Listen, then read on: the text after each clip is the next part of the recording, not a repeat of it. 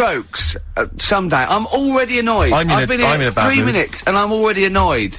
Yeah. I'll bring back Claire, I tell you. No, it's not his fault. It's the whole place. The library's shite. I tried to get. Oh God! I had to go to Capital Library. Fancy that. I had to go to Capital Library to get a couple of records I wanted. Right? Place is falling apart. The email's not working. It's so shoddy. He's had 2 weeks off on holiday. I mean, they might as well bulldoze this, honestly, because for all the, you know, it is ludicrous. And we get paid peanuts. You get paid, do you? Oh, and it really annoys me to have to fight. Oh, anyway. Anyway, just calm down. 104.9, I'm Ricky Gervais, with me, Steve Merchant and Karl Pilkington. Karl, you're back. Alright. How was it? What, the holiday? Yeah. Well, it wasn't all fun, was it? Because my dad was in hospital. Oh, but he wasn't during the holiday. Not during the holiday, though, was he? You came back from holiday and then found that out, didn't you? Yeah, but it happened when I was on holiday. Did you know that, though, when you're on holiday? No, because I didn't take my phone with me. Well, that's but the weird thing is, I got a feeling. When I was sat there, because it normally happens. What was the nudie speech, was it? When I first went away. You saw that old fellow with his packet out. When I went to Ibiza, right, I had a feeling, and I called home, my dad had punctured a lung. When you say you had a feeling, what do you mean, a feeling? Just like, oh, I should call home, there's something not right. But this time very specific feeling. How did that manifest itself? How did you get that? What kind of feeling? Is that tingling thing? I'm getting a bit of a lung feeling. Yeah. A bit of a dad lung feeling. That feels like a punctured lung. Hold on.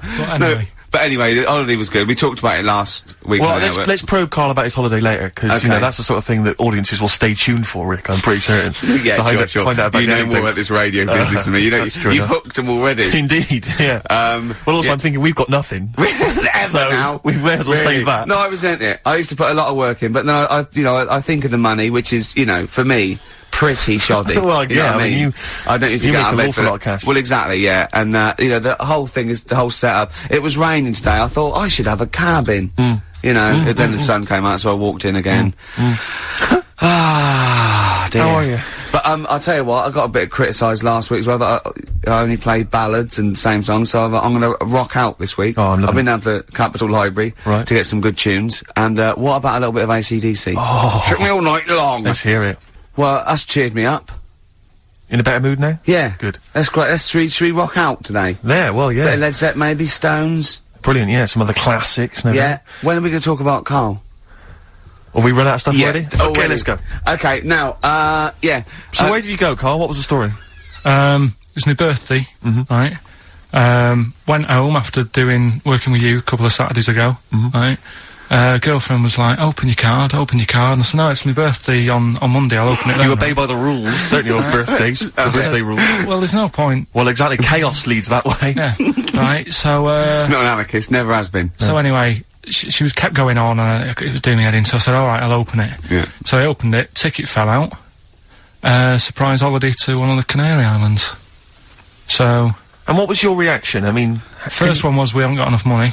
Right. For this, but I didn't want to ruin it, so no. So I didn't go on about that, and I said, "Oh, it'd be great." So I can't wait. So, did you say it in that tone of voice? Well, it was good timing because I was tired and everything, and I'm not a big holiday fan, but the timing was right.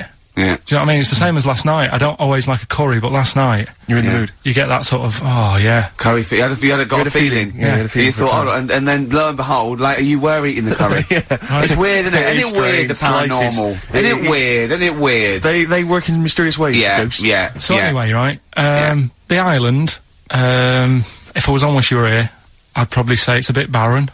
Okay. Not much there, but if you get a hotel, you're guaranteed good weather.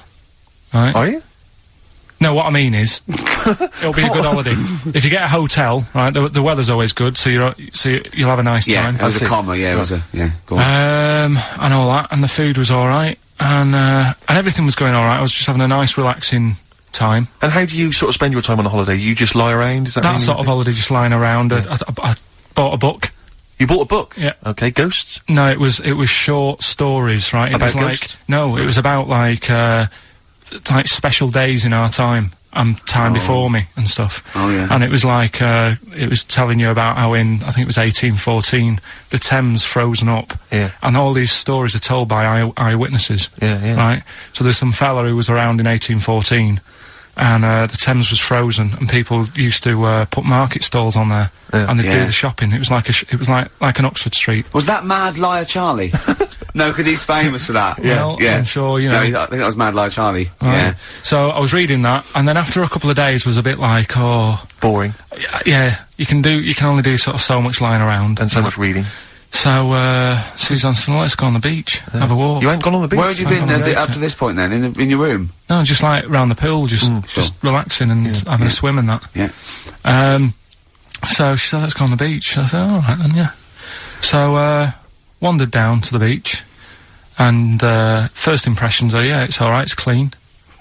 Your criteria is so basic, it's brilliant. Right. Hotel, yes. Roof, good. Food, adequate. Beach, clean. Next. So I'm walking along, and everything's good, and, you know, there's a woman, feeding fish bread, which I thought that's different.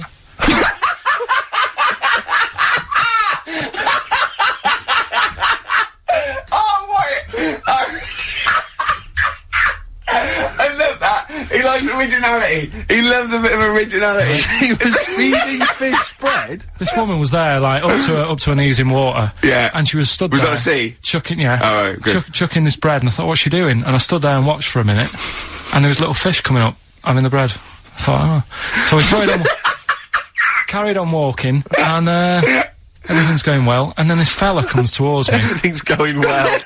Yeah, that's I haven't fallen over. Clean feeding bread. 2 points for originality.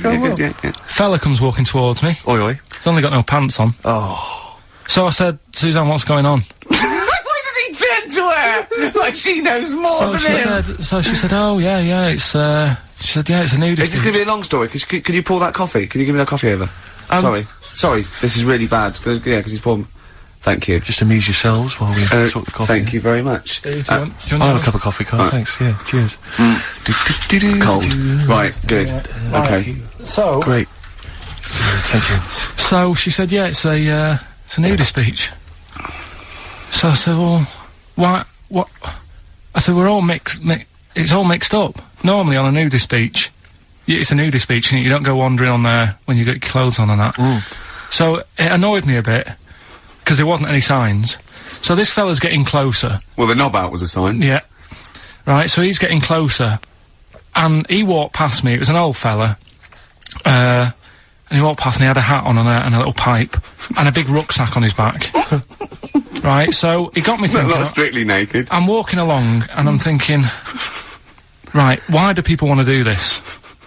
So straight away, I wasn't on holiday anymore, because most of the time when I'm on holiday I don't think about anything. Right? Your mind's a blank. I just switch off. Right?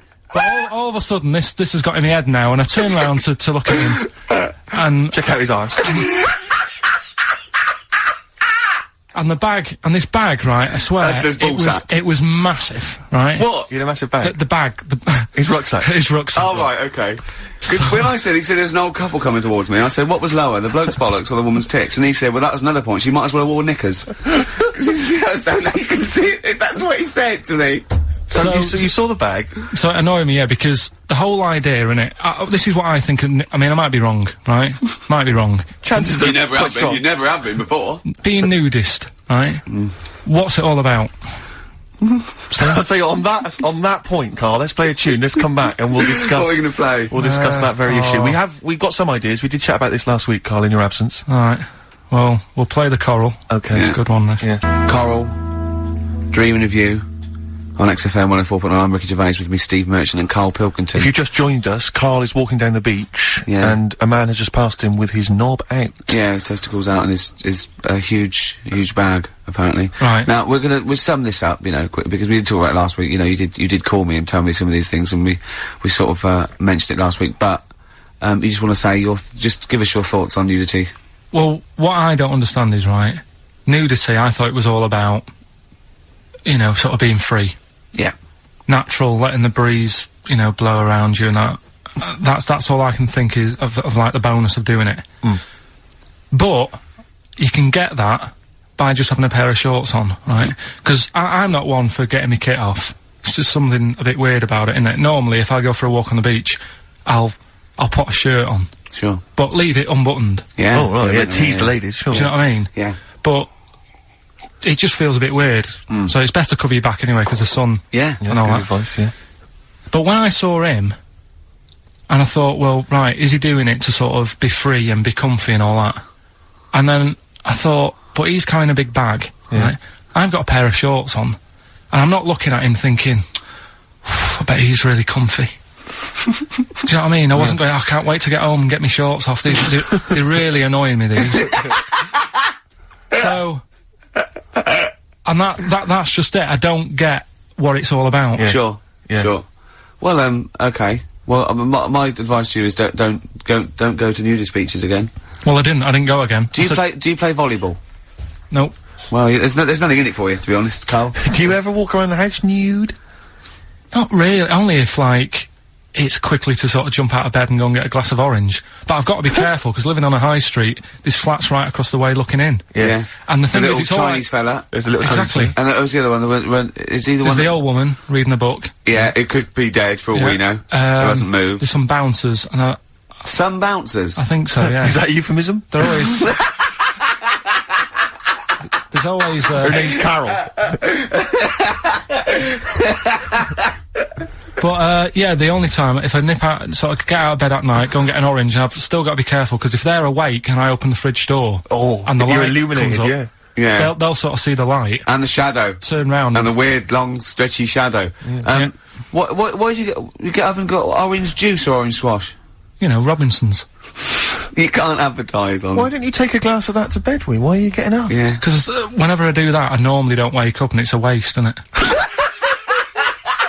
The man is a genius. And look, well, continuing our rocking out thing. Yeah, we're in a rock mood. Well, I think this sums up rock and roll, doesn't it? It's not called rock and roll, is it? Textbook. Coldplay, The Scientist. Do you think that's about you, Carl? What happened there with all that rubbish, pressing the wrong thing going out and that? Don't want to go. I've sorted it now. Doesn't matter. Right. You've come back. You're not focused, Carl. That's what concerns me. Your mind's on other things. I'm all right now, though. You We're ready to go. Yeah. You sure? Yeah. Okay. This is... I just... I'll tell you what, right? I'll tell you how focused I am. What? Got some new ideas for you. Go on. Well, they've all been blinders in the past. Go on. Did you do any competitions when I was away? Did we? I think we did, didn't we? Didn't we give away a DVD? Did we? Yeah, we did. Yeah, go on. Yeah, right. Go on. Anyway. Well, I've thought some, This isn't like radio, is it, as we know it? This is just people talking. If the mic's on, it's luck. Yeah. If anyone's listening, I've no idea what they think of this show. It's not a show. Not in the traditional sense. No. Okay, then you're going to change with that, Carl. Because a show suggests a certain form of presentation. Yeah. A certain pride. And when we do present dare I say it, some planning. Yeah, and when we do, it's ruined by him pressing the wrong button. Yeah, but I've got some planning here. Go on then. Quizzes. What I did was, when I was on holiday... Yeah. Right, you said, you know, come up with a new idea, right? So the best way of coming up with ideas is sort of, thinking. Sort of nicking a TV show name and then twisting it a bit. Yeah. So... Or just rip off Simon Mayo's idea completely. That's good advice for anyone out there. I didn't... Yeah. If you're interested in ideas. See, Carl is presently, running a course writing for TV. Yeah. And that's the lesson one, isn't it? Just rip something else off. Just do an idea and change the title slightly. Yeah, well, go on. This one I haven't really got... I don't know what to do on the game, but I'm thinking, Strike It Ricky. That's all you've got? That's what you've come up with. How long did that take? Through. What is that? I just thought it sounded a bit like Lucky. Forget that one then. Yeah, forget that one. Okay, yeah, well, no, good. No, we all have hits and misses. Even Spielberg's, not all his films, you know, can hit the. Go on. Right. No, okay, no, it's a good. Go on. Yeah. Do you remember Big Brother? Yeah. Do I remember Big Brother? No, go on. Big Mother, right? You call in. If your mum's ever, you win a CD. What do you mean? How can you prove that? All right, forget that. Right, ER. Here's one. Right, ER. Good one. No. Yeah, no. The Price is Right. Remember that? Yeah. Right. The Price is Ricky? No. The Rice is Right. And what I do, I read from an Indian menu and a Chinese menu. You tell me whether you have pilau or egg fried. He's a genius, isn't he? He really is a modern. That one. Go on then. Let's go into this one. Let's not cross this off right away. Go on then. What do you read from what? Well, I'll get a couple of menus from like an Indian and a Chinese takeaway. Yeah. And I'll go like, Right, chicken korma. Well, could I just suggest that, as it's an Indian, it'll be pilau, and anything you read out that is... Yeah, but you don't know which one I'm reading from. What, the chicken korma's Indian, isn't it? Yeah, so you go pilau. But then... well, then you might as well say Indian or Chinese! No, because then the name wouldn't work. The rice is right. Okay, yeah, I forgot you're working for the title backwards, aren't you? Okay, yeah, okay. I'm so confused. I don't know where I am or what day it is. A programme that they've been in on Channel 4, right? Can you cross that out? We're not doing The Rice is Right either. I don't understand The Rice is Right. No, go on. I'll tell you that later. We'll have a game in the office, right? A game that they've been in on Channel 4, but has got really big viewing figures. Well, obviously not. Right. Or they wouldn't be binning it. Go on. Do you know 15 to 1? Yeah. They're getting rid of that, right? Are they? I'm thinking 15 Taiwan. Get some items that are made in Taiwan, right? Get 15 items, and I say what they are, and then you go, oh, I bet it's the vase. Or something. That's one that's made in Taiwan. Yeah. Just explain that again very quickly. No, don't, Carl. Oh, Cross it out. Forget that. Cross it out. 15 Taiwan. Right. Go on. This is the one that I've prepared for, because I think this isn't daft, this is good. Let's play a tune and let's hear it after that. Oh, God. I'm very excited. Are we going to play it after that, or are we going to say... No, you can explain it after. I'm very excited. Could you hear that again? It's fantastic. Waiting on a Friend by the Rolling Stones.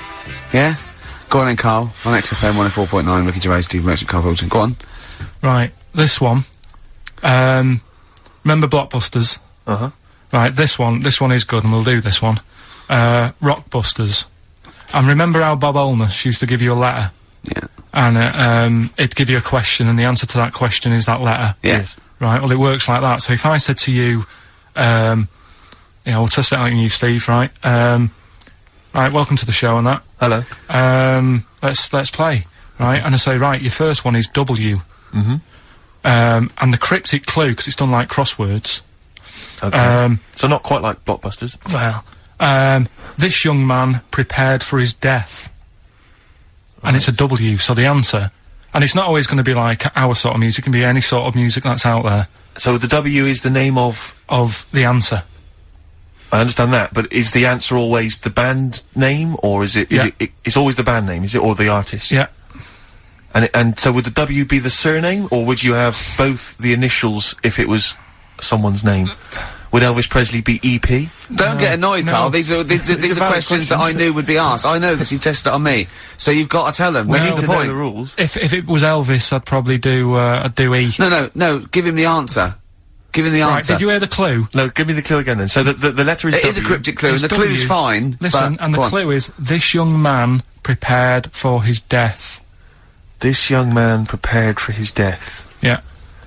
This young man prepared for his death. And it's a W. And it's his first name.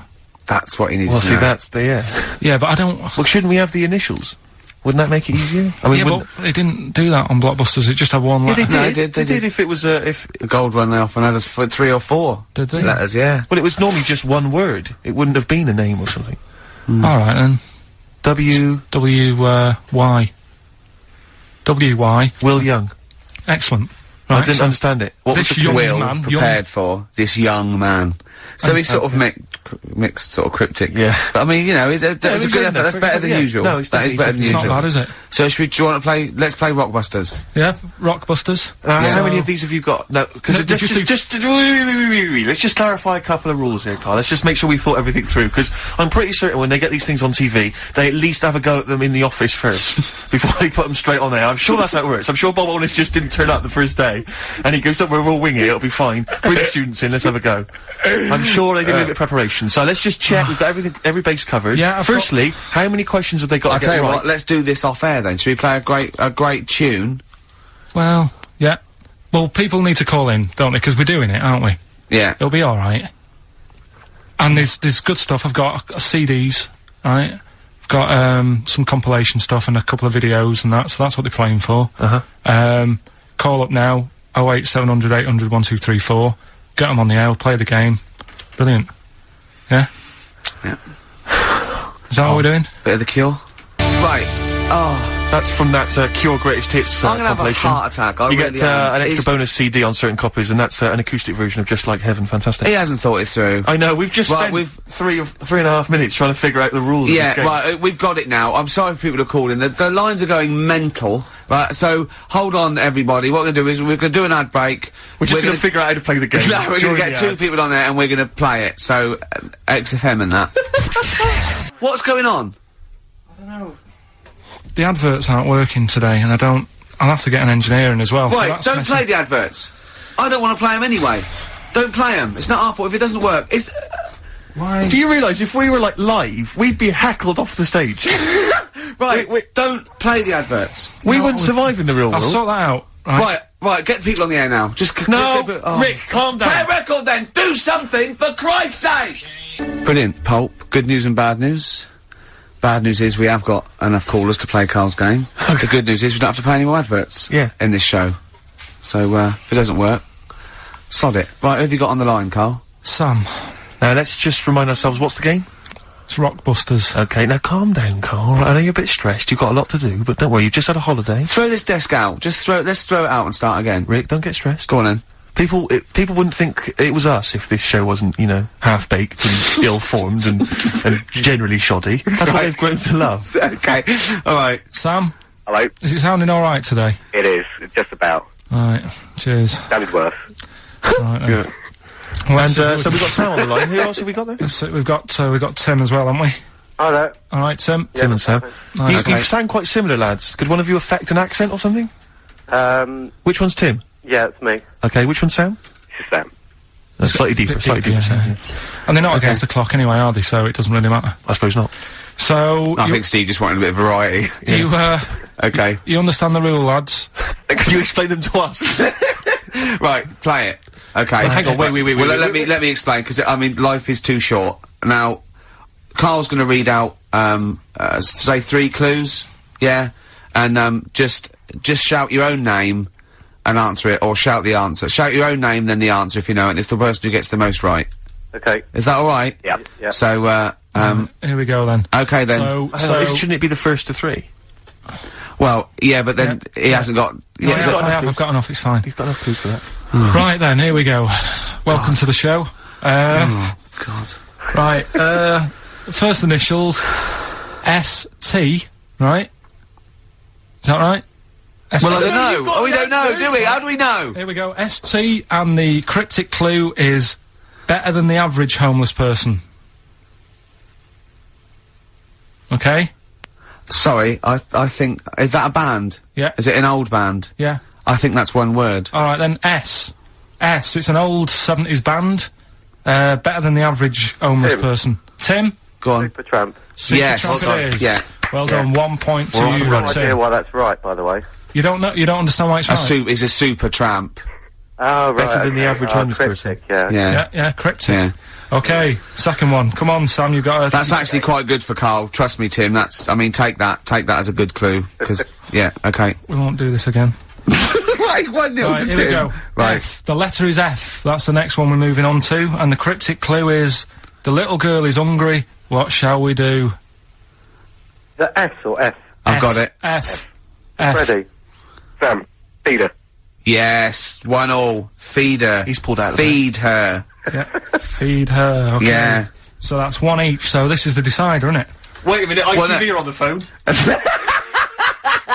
Well, you said first to 3, so no, it's not, is it?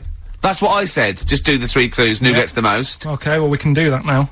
So, here we go. I love this. This is rubbish. Go on. So, here's the last one. The initials are AK, right? And the cryptic clue is exploding pet. Shout out your name if you know it. Last orders at the bar, please. Last orders at the bar. Exploding pet. AK. You're tuned to XFM 104.9, Karl Pilkington's quiz, Rockbusters. The format is still available. The highest bidder, please give us a call, or you can email ricky.gervais@xfm.co.uk. Is it a band or a singer? I'll give you a bit more of a clue. It's a pop band. Okay? We wouldn't play... Tommy Kitten. Yes! Oh, this is amazing radio. Oh. So who was that won? That was Sam who won. So it's 2-1 to Sam, so he wins... What does he win, Carl? He wins some CDs and some videos. No, he's got obviously now, Sam, if you're ready, take the spot, you're gonna do the gold run. Away you go, Carl. I haven't got any more. You're a fool. Right, stay on the line, we're giving both some presents. Play a record for... Rick, I'm gonna shoot off. Not come! Feeder, come back around, he's getting all stressed again. You know, we've only done an hour. I know, I'll tell you what, this seems there's like another 3. hour to go. I know, I don't know what it seems like to the, the listeners. I'll tell you this, I'm not trying to be disrespectful, Carl, but I think maybe someone else should come in and press the buttons. Because I'm not sure you're across it. I don't think you can concentrate on talking and working at the same time. I'm not sure you can... Walking and eating. For you, it seems as a bit like... don't say that. Look, he's gutted. No, there's a lot of gone wrong here. I say throw this desk out and get a real one.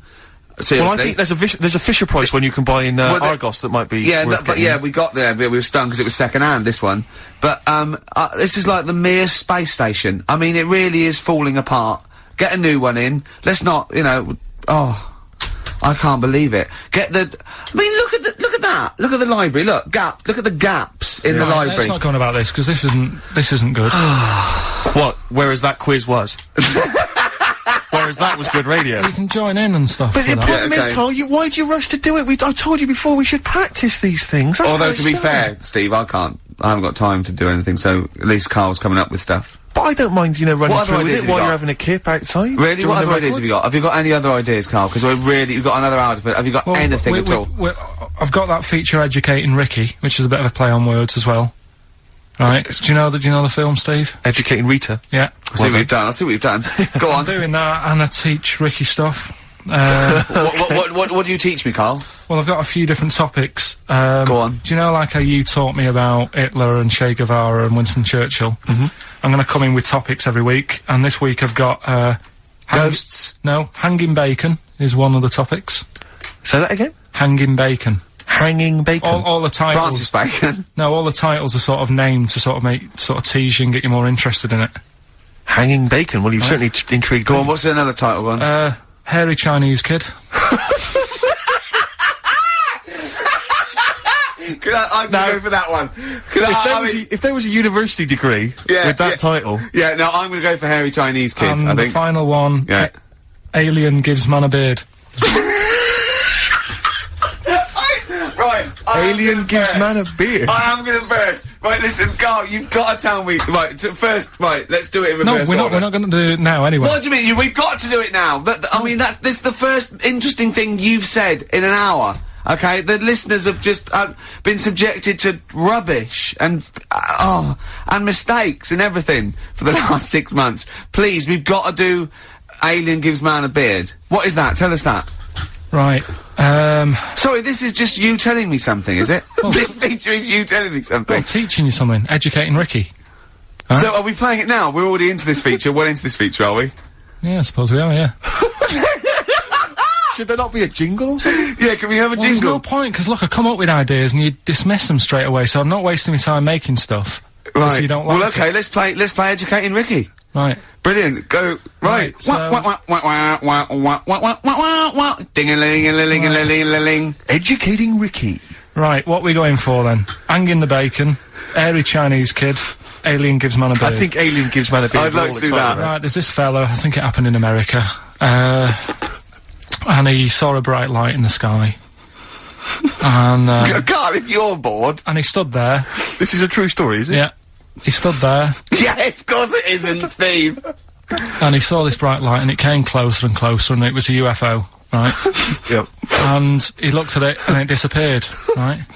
And he gets back in his car. He looks in the mirror. And he looks in the mirror. Yep. He's only got a beard. He has. You sure it wasn't someone else who got in the car, and he was still standing out there? No, right. What? And it turned out, he got home and said to his wife or his girlfriend, it's a bit weird.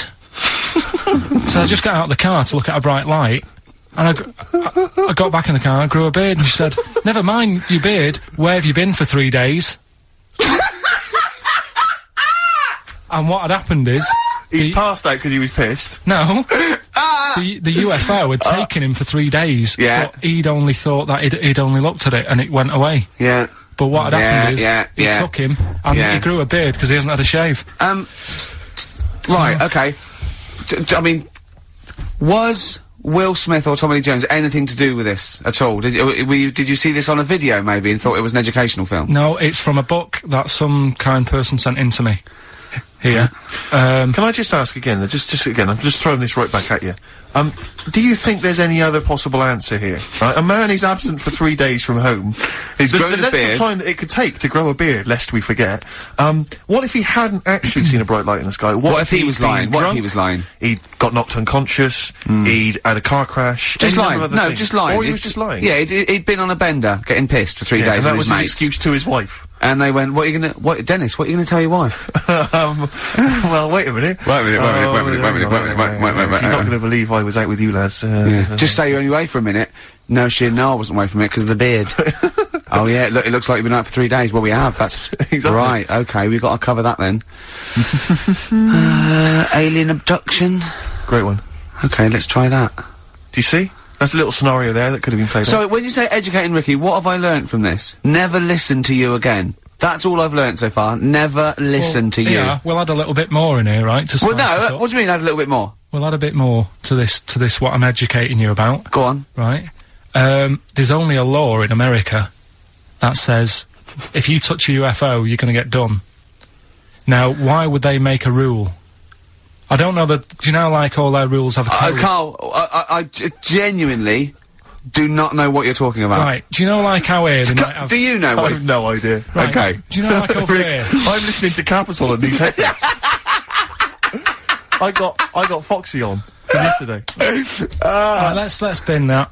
No way, it's great. No, I want to hear about Airy Chinese Kid. Let's play a tune. Okay, play a tune. Come back with Airy Chinese Kid, definitely. Some doors. Yeah, I just thought I'd go back, take it back to the 60s. This is a tune that a friend of mine sent me. If you touch a UFO, you get done. Soul Kitchen from the Doors.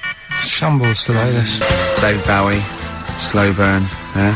Quite a Eno trilogy feel about it. Lodger and sort of low type, yeah. But, yeah. Enjoyable. Now, okay. That's stressful, isn't it? I think we've got things working now. We've had people coming in and out, just shaking their head going, shouldn't have bought that desk. But it's all sorted now, I think. And, you notice how it took, about 25 minutes for them to come down as well, though? Do you feel like we're maybe quite low in the pecking order in the building? Definitely. You know, it's like Capital First, Capital Gold. They can shoot off to other sort of pirate stations. People's car radios, then they come back here. Oh, dear. Oh, I had a job at Richard Sounds. Light fitting was buzzing. Now, but we've got, thanks for staying, listening. Right, okay, educating Ricky. What have we got? Airy Chinese Kid, go on. Right, yeah. This is the, I didn't want to do this. What do you didn't want to do it? Well, I wanted to give you 3 and I gave you one. It was like the alien man gets a beard or whatever. Yeah. Which was total rubbish, so this one should be better, maybe. Hairy Chinese Kid. Right, well, we've talked about airy people in the past. True enough. Haven't we? Yeah. You know, the little kids who grew up in woods and hung around with wolves and that. Yeah, again, you're confusing it. Yeah, they're not, there were some people that were born very hirsute. They were not the people who were brought up with wolves. You just put that together in your Homer Simpson type mind. Right, well, this is like a sort of close to that sort of story. Yeah. But the weird thing is, right, Chinese people aren't that hairy. As a nation. No, seriously. That's a well-known fact. They don't have that much body hair and stuff. Okay. So, this little kid who was born over there, he was, like, covered in stuff. Was he? And it was only his nose that wasn't hairy. The rest of his body was caked in hair, right? And his hair sort of What grew. sort of hair was it? Was thick, thick hair. No, what I mean is, was it sort of, like a pony's mane, so he just looked like an Ewok? You know what I mean? Just, like, hanging down sort of straight, dark hair. In the picture, it looked like, it grows from his eyebrow. It grows from his eyebrows quite thick. And then it just goes all the way over his head. You don't think it was just really long eyebrows that he'd done a comb over? No, it was all over his body. It had a picture of, like, his back and that. Yeah. And, had he styled it? Had he styled it at all? Did he have it in a quiff, or...? No, it was just hanging all over him. Yeah. And, and they were like, you know, this is a bit weird, happening in China, where we're not normally that airy. That was the scientist speaking there. Yeah. And the local press and that were getting him down, calling him monkey boy and all this. Oh. And, thinking Chinese press. But the doctor... Yeah. Oh. They're cruel, aren't they? It's like those game shows. Well, that's Japanese, isn't it? Yeah. That's what. Yeah. And the doctor said, I was Carl talking through all that time while we were just like talking to each other then. Because I turned round and I still saw he was talking. Go on. So anyway, the local press came in to see the hairy boy, the monkey boy. And they were like being tight, taking the mickey out of him, and the doctor said, throwing him nuts. Said he's only airy. Said, he's a healthy young kid. The only faults he's got is he's got a little bit of eczema and a boil. And he said everybody should just treat him the same, and I think he grew up a healthy kid. Yeah, so that's the end of the story. That's not a story. Why? But I've got nothing. I don't know what to say to that. So someone in China was born slightly hairier than the rest, and he was normal apart from eczema and a boil. That to me isn't a story. But if it is, I've got a million. I mean, it's sort of like bloke from Manchester went a bit bolder than the rest, got a job on radio. He was normal. I mean, that's not a story, is it? Do you know what I mean? All right then. Hang on. Oh God, he's got the big guns. You're not going to give us hanging bacon, are you? Yeah. Come on then. Right. Come on. This is it. No, this is a good one. This is the one. And this is a story, right? Do you know the saying, chewing the fat? Good one. It's one of my favourites. Yeah? Yeah. Do you know what it means? Talking. Right. Well, do you know where it came from? No. Right, what they used to do years ago, when people didn't have much money... Is this the same as throwing the baby out of the bathwater? No, it's not it's not the same saying, but it's... No, but I mean, is it as wrong as that was? Well, let me tell you, and we'll see. Okay. Like, people go out to work, and with the money, they'd buy food. Oh, yeah, go on. This is a good system. What, go on, what do you mean? People go out to work and with the system... And if you were quite well off, you might treat your family to some bacon, right? But do you know, like in these days, if people earn a lot of money, they might buy a nice suit or a car. Yeah. So what are you saying? You're saying wait. Let me get this straight. You're saying that you go out to work and get money to buy things to live, and if you get sort of enough money to live and you've got some left over, you might treat yourself on like a suit or a car or something. Is that what you're? Yeah. Oh, but back then, if you earned money, they'd say, "This is olden times." Yeah. Okay. Let's get some bacon in, right? And what they'd do, they'd hang it in the kitchen. What, to show it off? To show it off to all the neighbours and friends. Because if you had hanging bacon, it was like, he's doing alright for himself. Yeah. Some lovely bacon. So they had loads of bacon hanging up, and people would come round, right? And whilst they stood in the kitchen talking about whatever they're talking about... In olden times. They'd say, do you got a bit of rind? And they'd rip a little bit of rind off, and whilst they're having a chit-chat... Chewing the they'd fat. chew on the rind. Well, I think that's probably true. I haven't heard that, but that one to me sounds true. Do you see the difference between that one and... a man was abducted and grew a beard? Can you see the difference in why I accept that story? Different stories for different things. Different stories for different things. So, see, that's a nice story. If it's true, I don't know if it's true. I mean, but it seems totally possible, viable, quite interesting. I won't be quoting that myself until I've verified it.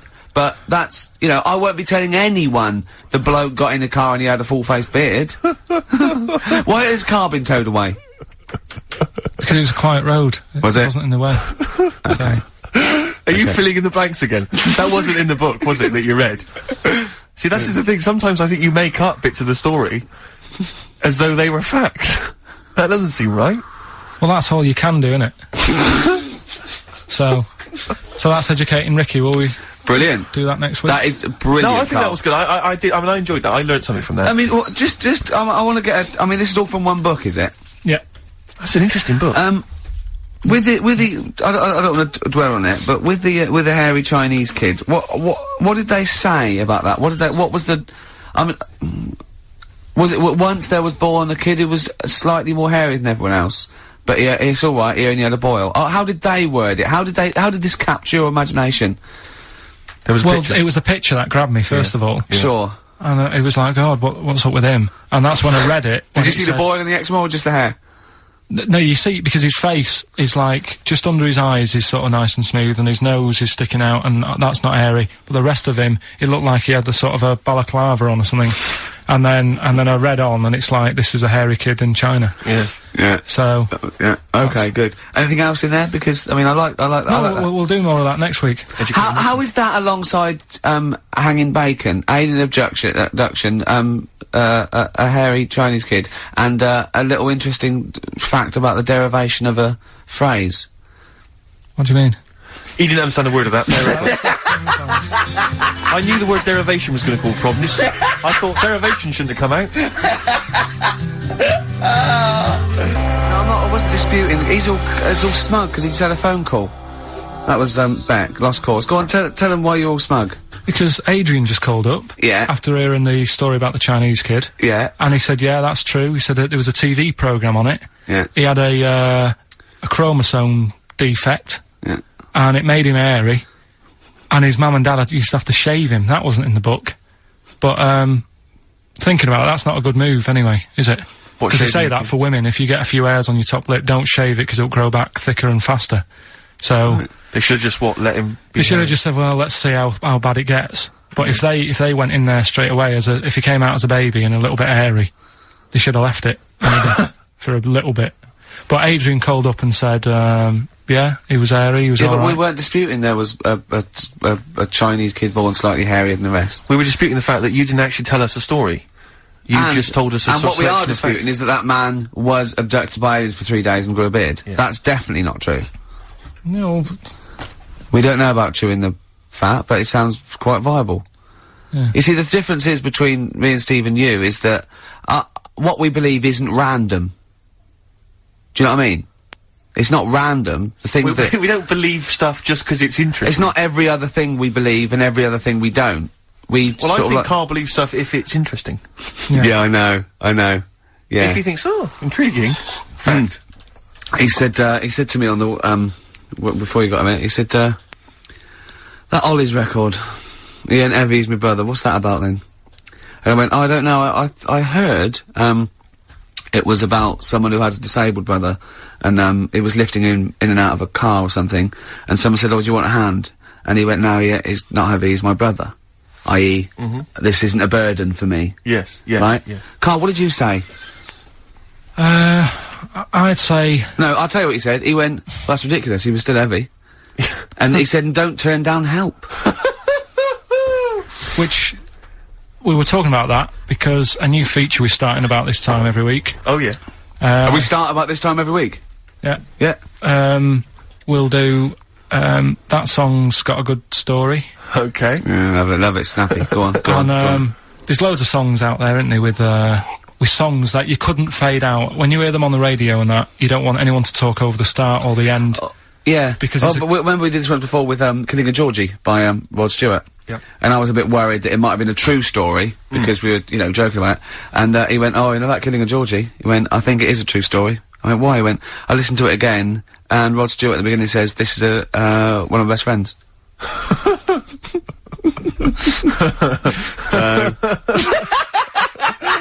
It's brilliant, isn't it? It's genius. So there's loads of songs out there, and what I want to do, we want to get the audience involved in this, so if you've got, like, a favourite song that's got a really good If you've got story, an audience. Well, yeah, go on. And they email in ricky.gervais@xfm.co.uk, and they say what the song is now. What would examples be, then? Examples, ones that jump to mind straight away for me, Elvis, In the Ghetto. Yeah, good one. Brilliant. Andrew Gold, Lonely Boy. Absolutely. Don't know that one. Eminem, Stan. Right. Yeah. Good one. You couldn't fade it out, could you? Because you go, well, what happened? Yeah. Yeah, no, absolutely. And that's what I'm saying. Not just any sort of pop song that keeps repeating itself, and, it's like, it doesn't matter. It doesn't matter if it skips or, you know what I mean, if you turn the radio off. Yeah. But I'm talking about Ernie, songs. the fastest milk resort. Yeah, that is a good story. That is a good story. Oh. Yeah. Do you know that one? Yeah. Yeah, it's a story, yeah. Ted from Teddington, he drove the baker's van. Well, so what have we got then? Have we got one? So we're going to kick it off today with Stevie Wonder, Living Just Enough for the City. Okay. And just briefly. Sum it up. Right. Yeah. If you are nipping out, maybe you're in the car and you're about to pull up somewhere and get out. What it's all about is a lad who's growing up in, like, America in some rough area, right? and he's trying his best to do well and get a job and everything, but because of where he's from, it's stopping him doing that, right? It's like how I grew up on an estate in Manchester. I had to leave there and come to London to do alright for myself, right? And it's his whole family, and it's a tale of, like, how his man works dead hard and works loads of hours, but the kids are always well dressed and cleaned. It doesn't mean just because you haven't got a good job, you let your house run down. Do you know what I mean? She's looking after it. The sister, you know, she hasn't got new clothes, but they're always clean, and her knees are clean, I think it says in one point. Good. Excellent. Clean knees, always important. So will we give it a listen? Brilliant, it's a great I don't track. think Stevie can do it justice. After that explanation. Right, so... I'm not sure he's going to top that. Like some sort of like backing tune to try and... try and pep it up a bit, because you have really knocked the socks off it. Brilliant. I'm looking forward to the clean knees. It's a new feature. What is it called again? The story in that song's really good. Here's Stevie Wonder. Go on then, Carl. Back announce that. It's your choice, that. Right, songs with good stories that you can't fade out. Yeah. Although you can heavily edit them. For I noticed you didn't play the full version, which has obviously got the complete story in. You've just played a. I haven't heard the other. That's all I know. Well, in the album version, he gets abducted. To jail. He gets abducted as well, and he comes back with a big beard. Yeah, and he's covered in hair. No, he gets arrested and goes to jail. But it's just, you know, it's just because he gets picked up because he's black and he hasn't done anything wrong. There's a whole other sort of section. Maybe we should change this section. No, what we'll do, right? Abridged versions of songs. Yeah. No, next week we'll play the second bit, and it'll be like Star Wars or something like that. Brilliant. Doves, Caught by the River on XFM 104.9. Well, it's been a good show, hasn't it? There's been sort of like quite a rock and roll 70s feel to it, mainly the equipment. But we got through it. Carl's been telling us some great insights into his mind, really. We've had a few laughs, a few tears. Bit stressful. What were you telling me in the week about when you went to visit your dad in hospital? Oh, we're talking about, when I got back off holiday, my dad was in hospital. I shot back to see him, see how he's getting on, and hospitals are depressing places, aren't they? Yeah. Really, like, God, you know, even if you're not that ill, it makes you feel worse. Yeah. Because it's really, like, drags you down, there's people walking around moaning, and, you know... You, mainly. Yeah. Nurses. And, my dad was political. Yeah. It's high five. Satire. Yeah. I wouldn't like to be the they don't get paid enough and all that, and they do, like... No, well, that's... Tony Blair, are you listening? I don't want to look like I'm moaning about the people working, because they all work really hard. Yeah, of course they do, yeah. But it's just the hard depressing places. High five. Nice one. Yeah. Right, so I'm sat there, and my dad's getting fed up. And, Is that because you're visiting? Just, he's quite an active bloke, and all of a sudden he's got to stay in bed, and, you know, it's like sit down, stop moving about, and all this. So he's sat there, and there's an old woman in the bed next door, right? And, she's in a bad way anyway. Yeah. Right? She must have been, I'd say she looked about 98 or something like that. Okay, good. Right. Now, I don't know what was wrong with her, but she was always constantly moaning, and you could see that the nurses were trying their best to keep her happy, and she wasn't having any of it. And, you know, she was moaning because her hands had gone blue. Well, that is a worry, to be honest. Well, it's not, because she's 98. Is that what happens? But why doesn't the doctor, if I was a doctor, and I'm not one, but... No, Carl, don't be modest. Are you a doctor, yes or no? But if I think he's let it slip. Carl, are you a doctor? No, listen. Look me in the eye. Right. Yeah. So this woman had blue hands. Had she seen a spacecraft? Right. So... Go on. She had blue hands. Now... She's 98. If I was a doctor, I'd be thinking... she's not 98. You said earlier on she looked about 98. So you're making that up. It's just shifted from speculation to fact. Absolute fact now. Yeah. Right, she's 98. It is fact now. There's a 100-year-old woman. Go on, yeah. If I was a doctor, I'd be thinking... You're not, are you? You honestly... How did I calm them? How did I get away with this? I'd be thinking... Right. She's 98. She hasn't got long left. Why not just let her be at home and be happy in her own space? Yeah.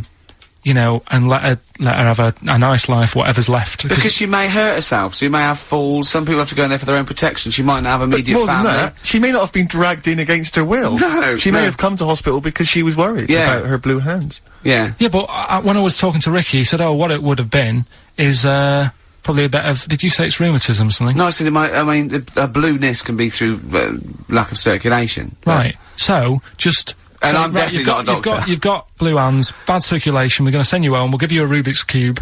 Play around with that with your hands. Get the blood. Rubik's cube. Get the blood pumping. Yeah. And don't worry. Don't say, "Oh, it's really bad." Just think she's 98. Let her have a nice rest of the life. Yeah. But instead, she was there, and the annoying thing was, and they do this with a lot of people in hospital. They pump you with drugs, try to sort it out. They don't, you know. There's probably a bit of guesswork going on. Maybe a little bit. Not as much as you, but go on. Right, and because of that, they sort of break wind a lot. So I'm sat there with my dad talking. Drugs do that, Steve. I'm sure if there's a doctor listening or a nurse, they will clarify that if they pump you with all sorts of stuff, it wants to come out. Right. So you're sat there having a serious chat. It's a quiet hospital. The woman next door with the blue hands suddenly starts seeping gas, right? Well, I start laughing. Because if there's one thing that makes you laugh, it's that. It's a 98-year-old woman with blue hands farting. So you try to hold it in because it's a really quiet hospital, and it'd be obvious that I was laughing at, and I didn't want to be mean, but it was funny. And then it got me talking about my auntie, because my auntie Nora, she same thing, pumped her with loads of drugs. She used to a cabinet next to the bed is like boots. She's got loads of stuff, right, for all sorts of stuff. And I mean, she's not that old, but she's on loads of stuff, right? She's a bit coked up, is she? She called up my mum once. And, yeah, you told us this. Go on, tell it again. And she said, "Oh, how are you doing?" And that. It's all right. Bit worried though. My mum said, "Why? What's up?" She said, "I've been breaking wind." So she goes, "Well, you know." She says, "No, but this one is going on and on and on." And she was like, she was like, what do you say? What's like passing wind, farting for 5 minutes. one thing, not like, you know, trumping and then nothing. Yeah. Continuous drone of a fart. Yeah. I don't think she had. How big was she? She must be the size of a barn. No, she's not that big. She's, you know, she's good for her age. No, Quite but I mean, quite slim. No, but fighting for 5 minutes. Where's all the gas? Was she circular breathing? Was she sucking it in with her mouth? It was just, I don't know that much about it. But she called up my mum. About 2.5 minutes in. Could you hear it in the background? 2.5 minutes in! 2.5 minutes in, she called my mum up, and it went on for a further 2.5 minutes. Oh. And she just stayed on the phone, did she? Where was... Going, can you hear that? Well... yeah. Did she hold the phone next to her arse? Listen to that. She was off the ground. I'm trying to work a tune down. she was actually hovering. She was 4 foot off the ground when they found her, the ambulance men. The cat's dead. Don't light a match! Don't light that cigarette! Yeah, it's like that advert. The kids come home from school, switch on the light. Yeah. There they see Granny hovering, turn the light on. Be careful if you have an elderly woman at home. Yeah. Drugs make you fart. So that's what I'm saying, you know, just let these people... What are you saying? No, wait a minute, what are you saying? I'm saying let people enjoy the life they've got left. No, you're not. You're saying don't put them in hospital, leave them at home to die. No, I'm not. Give them a Rubik's Cube and let them die. That's what you're saying. Yeah, I'll tell you something now, right? Steve, I'll tell you something. I didn't want to do it because it'd bring the show down. But she did die. Who, the blue-handed lady? Yeah. How do you know?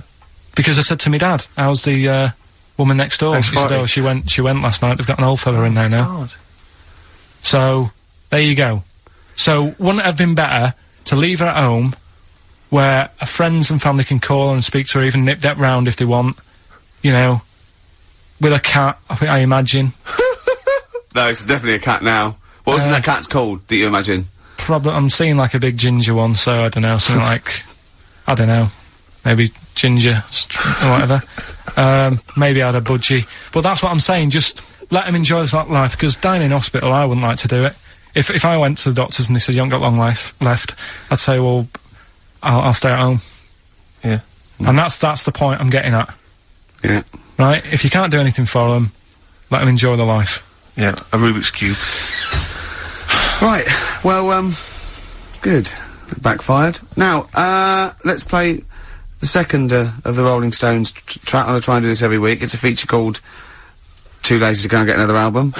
Yeah. What about a classic bit of rock and roll? Yeah? I'd love to hear Brown Sugar.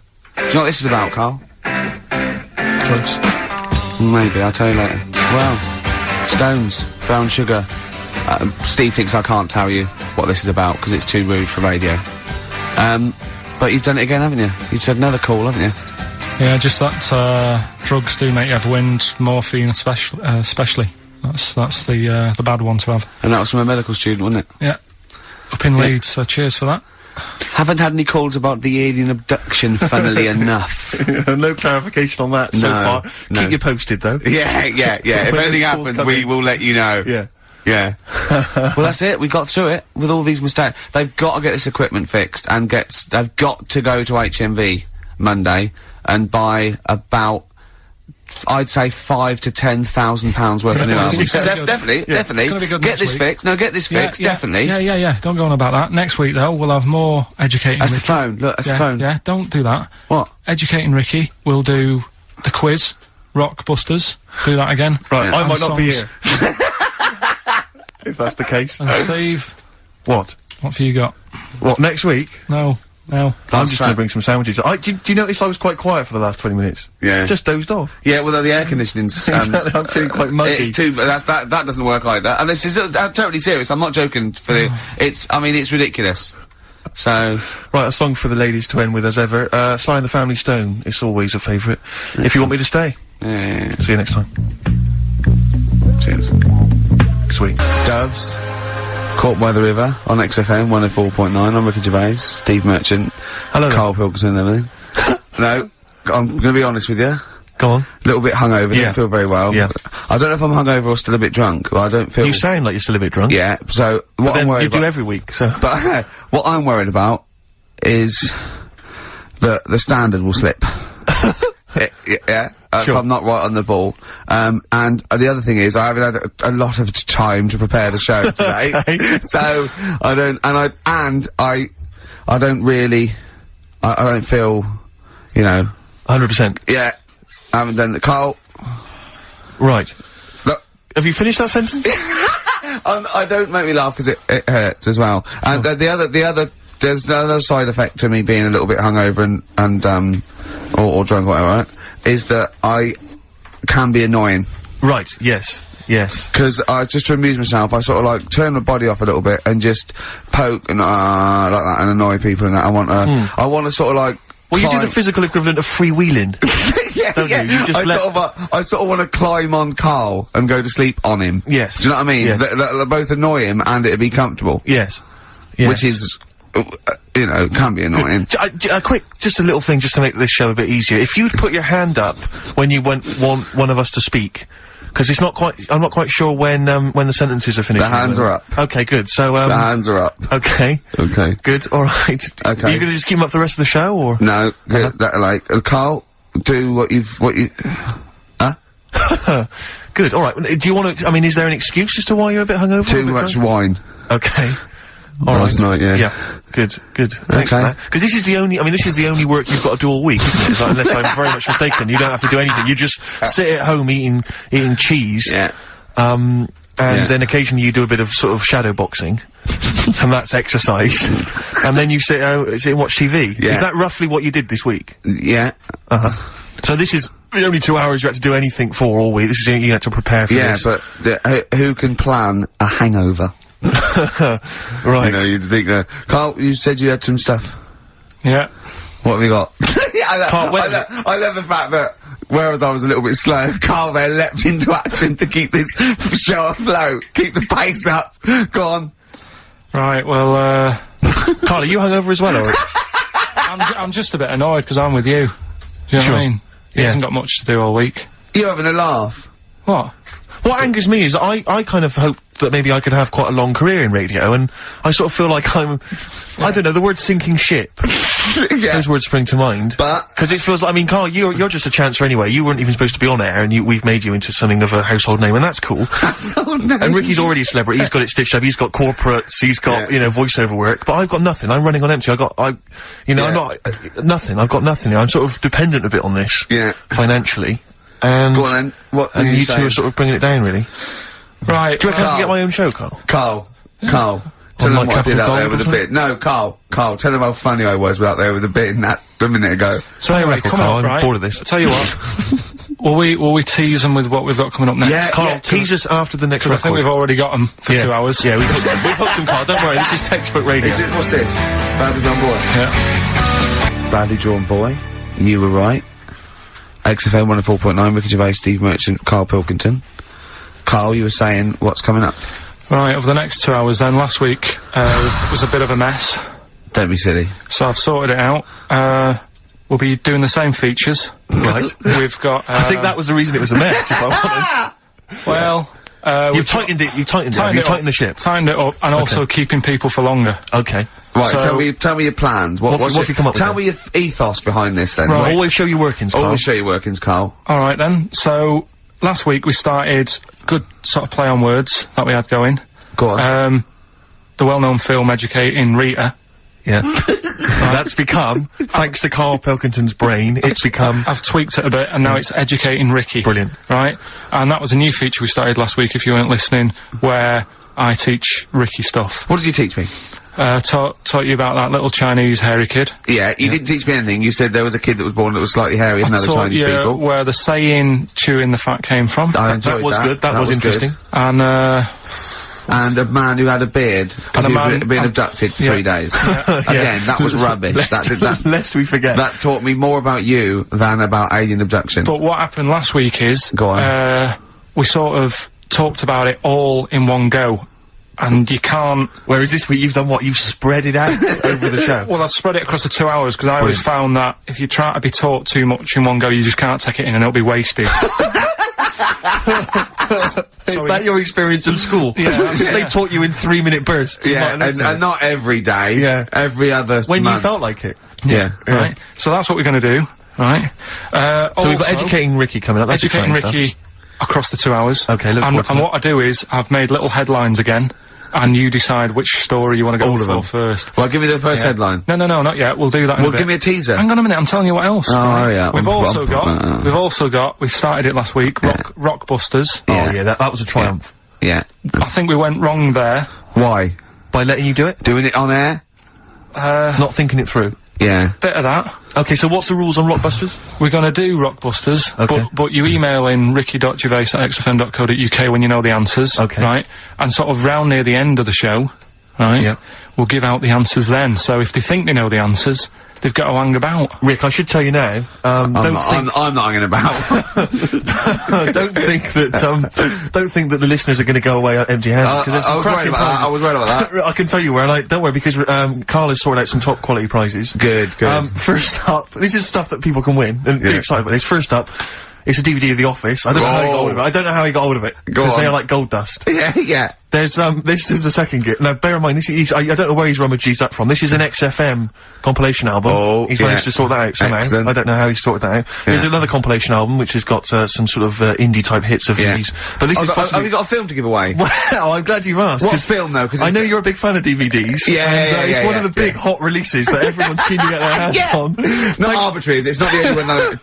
This film title won't be an arbitrary film, will it? It'll be a big... Rick, I don't want you thinking that the film that Karl has sorted out here is that he's sourced for us is just an arbitrary thing that you wouldn't get. You could buy for $3.99 in HMV. Yeah. Right, they're giving these away. One of those big baskets. Exactly. I don't know who is phoning up to try and win this, but you can be, if this is your favourite film, it's yours. Exactly. Okay. But this is the big star prize. This is the one you're all playing for. It's Children of the Corn. Stephen King's Children of the Corn. It's a widescreen presentation on DVD. Imagine getting that and going, excellent. We can watch this now. But Rick, I mean, let me just run through some of the cast. Peter Horton. Pete Horton's in it. And that's about it. I'll tell you what, I don't want to give it away if Hort is in it. Exactly. I'd love to see his performance again. Is in it. Also Linda Hamilton, I know you're all Linda Hamilton, big fans of she plays a piece of corn. Exactly. And I don't know I've not seen Children of the Corn, I could be wrong, but it says Carl, when you were around the office, why don't you start throwing like a mouse mat and a pair of scissors and a pencil? Because that is just arbitrary. That's an arbitrary selection. That's next week's stuff. But also, I should say, we also have some, this is a little bit more exciting, we've also got some tickets for, DJ Shadow, who's performing at the Brixton Academy this evening. Good, he's good at 9 DJing. o'clock. So he's very good at DJing and scratching in the plays all the records that you want. Exactly. Plays all the records that you want. Don't bring your own. He's got them all. He's got them all. I've seen him arrive. He's got 2 big bags of them. Yeah. So there's 3 pairs of DJ Shadow tickets. We'll give those away later as well. Don't just start phoning arbitrarily now. No. We'll give those away in our own time. Is there any time. lemonade? Sorry? I need some lemonade. Okay, well, while we sort out some lemonade, let's play a tune. Come on, Carl, what's wrong? Whoa, Carl! Ryan Adams from his new album Demolition. A track called Nuclear. Yeah. I've found a new way of making it more exciting. When you're talking about something, I'll go, yeah, brilliant, agreeing with you. Okay. Making it all interesting. Yeah, I can see that, yeah. Yeah. Well, it's a really good album, that. Yeah. And, it's apparently just a collection of sort of demos and songs he had lying around. Oh, I wish I had that. Yeah. You know, we're giving away those DVDs and Children of the Corn. Look forward to that, Children of the Corn. I've got an interesting anecdote about, the Office. Carl. Me and Carl went out, right? With, me and Jane, Carl and Johnny and Gigi, wasn't it? Carl, I'm talking to you. Wasn't it? No. Wasn't, Gigi was. Is it important to win? No. Okay. But we're walking down the street. Carl was there, though, and he can back me up on this. We had a curry. We were walking back, and, this little funny homeless fella, didn't he? He, I gotta tell it before I go, didn't he? Yes. he came up to me, right? And he recognised it. Talking's more difficult than you think. Right? And he came up to me and he went, oh! He said, I've just nicked 5 of your DVDs from HMV. And he shook my hand. He was so happy with it. And I went, right, excellent. He went, all I do is I just swing the bag over the top. Like that, when I'm going out. And he had a bag full of DVDs, didn't he? And he was so pleased to tell me that he'd stolen. That great. He said they're going like hotcakes. Yeah, he said they're going up, of course they are! Yeah, you're nicking them. I know. We get paid for them though, don't we? So not the stolen ones? Don't we? No. What do you mean? Did you sign them for him? you idiot. What, so, he just nicked 5... Yeah. Well, did you say he was homeless, was he? Well, dunno, maybe. No. Surely, how would he have seen the show? He'd just walked past Curry's one Dixon's. morning. Yeah, that's any idea. Seen a trailer for it, thought, interesting. I don't know if he was homeless. I didn't go into his home life. He shook his hand though, and... But he made Carl look smart, do you know what I mean? So, but he wasn't northern, was he? No, he was like, do you know in the Fast Show with Paul Whitehouse, when he did that character, that shady character? Yes. The spit of that, you know, like a ponytail, t-shirt on, a bit too big for him, and just the movement and everything, really like a cockney, little cheeky chap type person. A little cockney cheeky chap, And, he just said, it's you. He said, you got your DVDs, got 6 of them from HMV, going like hotcakes they are. And then off he went, whistling. Yeah. Well chuffed with himself. Yeah. Going like hotcakes. What was he gonna do with them then? Probably sell them. Yeah. How does he sell them? Where does he sell them? Does he go up to people and go, do you want an Office DVD? They're not nicked. Yeah. 4 quid. Yeah, exactly. Are they stolen? No. No. They've still got the tags on them. Well, it's like those people who, those cab drivers that you'll meet at sort of 3 in the morning who've just got a car. Yeah. And just went out with a car. Yeah. And just, I'll pick people up and charge them. Yeah. I got in one once, I said to him, the guy just pulled up, he said, I was in like, East London, going back to, North London. I said, going to, Swiss Cottage. He went, sure, hop in. We set off. He went, do you know the way? I said, well, not really, no. I thought you'd know the way. You're in a cabbie. And he went, no, don't really know the way there. I said, have you got an A to Z? He went, no. I thought, well, if you're gonna go out just on the, just winging it as a cab driver, 2 things, take a map and a torch. He didn't have either. He said, well, I'll probably get to Camden. I said, right, I'll direct you from there. Drove on for about 5 minutes, making conversation. About 5 minutes later, he went, do you know the way to Camden? I thought you knew the way to Camden. I don't really know the way. I thought you did. Oh. It was let me out. 4 quid. Exactly. And that's, I don't know who's got that sort of time on their hands that they just think, it's 3 in the morning, I'm at a loose end. I think I'll go out doing a bit of cabbing. Wow. Yeah. Because your dad was a cabbie, wasn't he? Yeah, he was, yeah. Couldn't stand it, but it's good money. He was he wasn't like a chancer though. What was he doing when he put that little Forrest Gump in a weedy bin? That was part of the cab company thing. They had to do like a charity event once a year, and he did it one year, never asked him again. Tell the story again. No, I'd rather not, because we got a few sort of, complaints about it. Why? Why do you get complaints about it? Because he put a kid in a bin, and it's not the thing to do. So. But we could use it as a sort of sobering lesson for people. Yeah, tell it like a, you know, you shouldn't do it. No, yeah, but that's how I did it last time, but people still didn't like it. All the stuff I tell you, we don't take the mickey out of people on purpose. No. It's real life, innit? And that goes on in life. Yeah. My dad was saying that in hospital, though. Do you know I was in hospital? Yeah. You know, he did some jokes about old people and that, and he said, at the end of the day, if something makes you laugh, it's funny. And if it makes you laugh, you can't help laughing, can you? Do you know what I mean? So, what are you meant to do? And laughing's good for you. Yeah. So, but being laughed at isn't as good for you, is it? No, but there's probably more people laughing at one person, so if you balance it out, there's only one person who's upset and there's a bunch of people laughing. So, it's Jesus, give me an example of that, give me an example. Oh, for instance, Karl Pilkington as he talks and the people listening. Yeah, no, give me an example of like, so, you know. I can't, because again, that's what I'm saying, I can't tell you the story, because there might be someone out there who, this person might even be listening and think, I forgot about that and you brought it all back to me. Yeah. So I prefer to leave it, but I think people know. Why did he put him in the bin in the first place? Because he was getting out of hand. What was he doing though? You see, I can't explain. You can't. Don't be silly. I prefer to leave it, honestly. What was he doing? Was he annoying him? He was annoying my dad and the other people in the cab. Right. And he thought, how can I deal with this before it gets too out of hand? Yeah. He pulled over and put the lad in a wheelie bin. I'm gonna burst. So we'll leave that. Yeah. Yeah. Right. How old was the kid? I'm not sure, but I mean, it was a trip to sort of Blackpool, so I'm guessing. Do you think it was one of the rides? 17. This is rubbish. 17? Yeah. Oh, he's quite an old lad then. So, a big lad. Yeah. But let's did he pick him up? He picked him up and put him in a wheelie bin. Every time he says it, and then on the way back, he got him back again. He said, right, you won't do that again. On the way back? Yeah, he left him there for a bit. He left him there, what, they went to Blackpool and he left the kid in the wheelie bin? Yeah. Did he? Yeah. What, was the kid in the wheelie bin when he drove back? Yeah. Did he not get out? No, because how do you get out? It's tricky, innit? And he wasn't a normal kid, was he? Let's leave it. He wasn't a normal kid. Right then. So, Is your father in prison?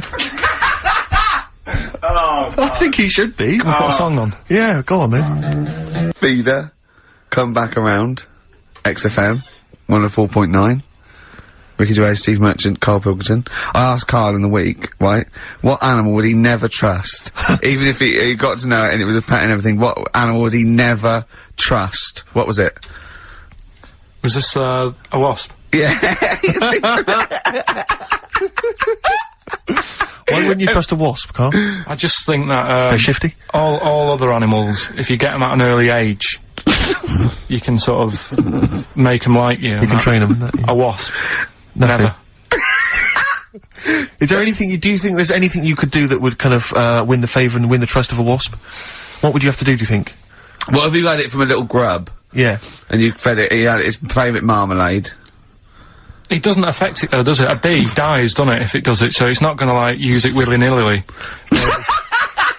That's easy for you to say. But a wasp, you think they sting arbitrarily? They just sting for the fun of it? They're like sort of like delinquent insects? Like delinquent I think so, because last night, right, I mean, this is part of educating Ricky in a way, but something I learned last night was that tarantulas only bite you if you annoy it. Right. They don't, do you know how people say, oh, if you're in a sleeping bag living in a jungle, a spider will get in there and it'll bite you? Yeah, apparently not, you've got to really annoy it. The thing that it really hates is having its leg sort of twisted. It hates having its leg twisted. Right. Yeah, but that's more for... Is that what they said in a documentary? No, actually said almost certainly not, Steve. Almost certainly Were you watching not. a documentary? No, I was reading it. Oh, you're reading it. And, it was this guy... Was it scrawled on the wall in like a public toilet? No, I'll tell you. I'll tell you more about that later. Oh, it's right, part of the, Educating. So, if you don't trust the evil wasp, what, animal do you trust? What's your favourite? Well, I also, I said to him, right, supposing your mind, right, your mind got put into any animal, right, and you've got to get from where you are now, right, to Glasgow, right, as an animal, right, but the authorities will be looking out for it. Okay. And it's shooting you, right? And, what you went through loads, didn't you? I was thinking about it it must have took me about an hour. So your mind has been put into an animal. Animal, yeah, so it's you in this animal thinking you've got to get to somewhere. But the authorities know you're in the animal? Yeah, maybe your body is in Glasgow or something, and you've got to get this animal to get to you so it can transfer its mind back into your body. But the government knows that I'm... Oh, we've all had that conversation. So the government's going, Karl can't have his own brain back. I only have it with Karl, don't I, these conversations? Go on, yeah. So you're on the way. So think about it, you think about it just for a second, so, let's recap. Your body's in Scotland. Right. He's the only one that takes my question seriously. Your brain is in London. Right? And there's like loads of security and stuff looking out in the sky for animals or looking on the field, seeing what's looking a bit suspicious. Trying to get to your body. And they're shooting the brain, and they're shooting everything and killing all the animals. What thing would you pick to get your brain to Scotland that wouldn't get caught? And I reckon I've got the answer. A wasp? No, because think about it, a lot of people get irritated if it sort of wanted to get a lift in a car going down the motorway. If someone's driving there's a wasp in the car, it's a nightmare. Yeah, sure. Cause a right accident. Yeah. So think of something that people wouldn't, you know. And the clock's ticking as well. You're taking this really very seriously, aren't you, Karl? You've only got a couple you've given this a lot of thought, haven't you? You have. Yeah. So, something with speed. Yeah, it's something that can travel quite speedily. Well, that's... Yeah. And something that's also inconspicuous. Yeah. Yeah. Is that the sort of thing that's what you're doing? Yeah. And is it a creature that's native to this country? Yeah. Right. Yeah, it is. I've got no idea, Karl. What are you thinking? Tell him. A flea. A flea? Tell him why. Think about it. Right, this flea, it's got my brain. It's dead small, the flea. Thanks for clearing that up. Yeah. And so it goes, right, I've got to get to Scotland. So it jumps on someone who's going to Euston Station. Right. They don't know it's there. No. The government can't see it. Government can't see it, Steve! Think of that statement! Think if you just tuned in. Yeah. Now, people get on the train, goes to Glasgow or Edinburgh, wherever in Scotland it is. It jumps off, it goes right, jumps on someone else who's going the way it needs to go, gets there, still no one's seen it, jumps on me, I get my brain back. Yeah. The government are like, phew. And you feel confident that your brain would fit in that of a flea's? Well, you said there was no problem with the size of it. You said you could... There certainly wouldn't be. So... No. Pretty much you could download everything you know into a flea. Yeah. So that's genius. Yeah. That's, what would you rather have, right? Roller skate feet, and there's little wheels, right? Chopstick hands. Yeah? Instead of hands. Chopsticks instead of hands. Wheels instead of feet. Yeah. Right? Or acne. How big are the wheels?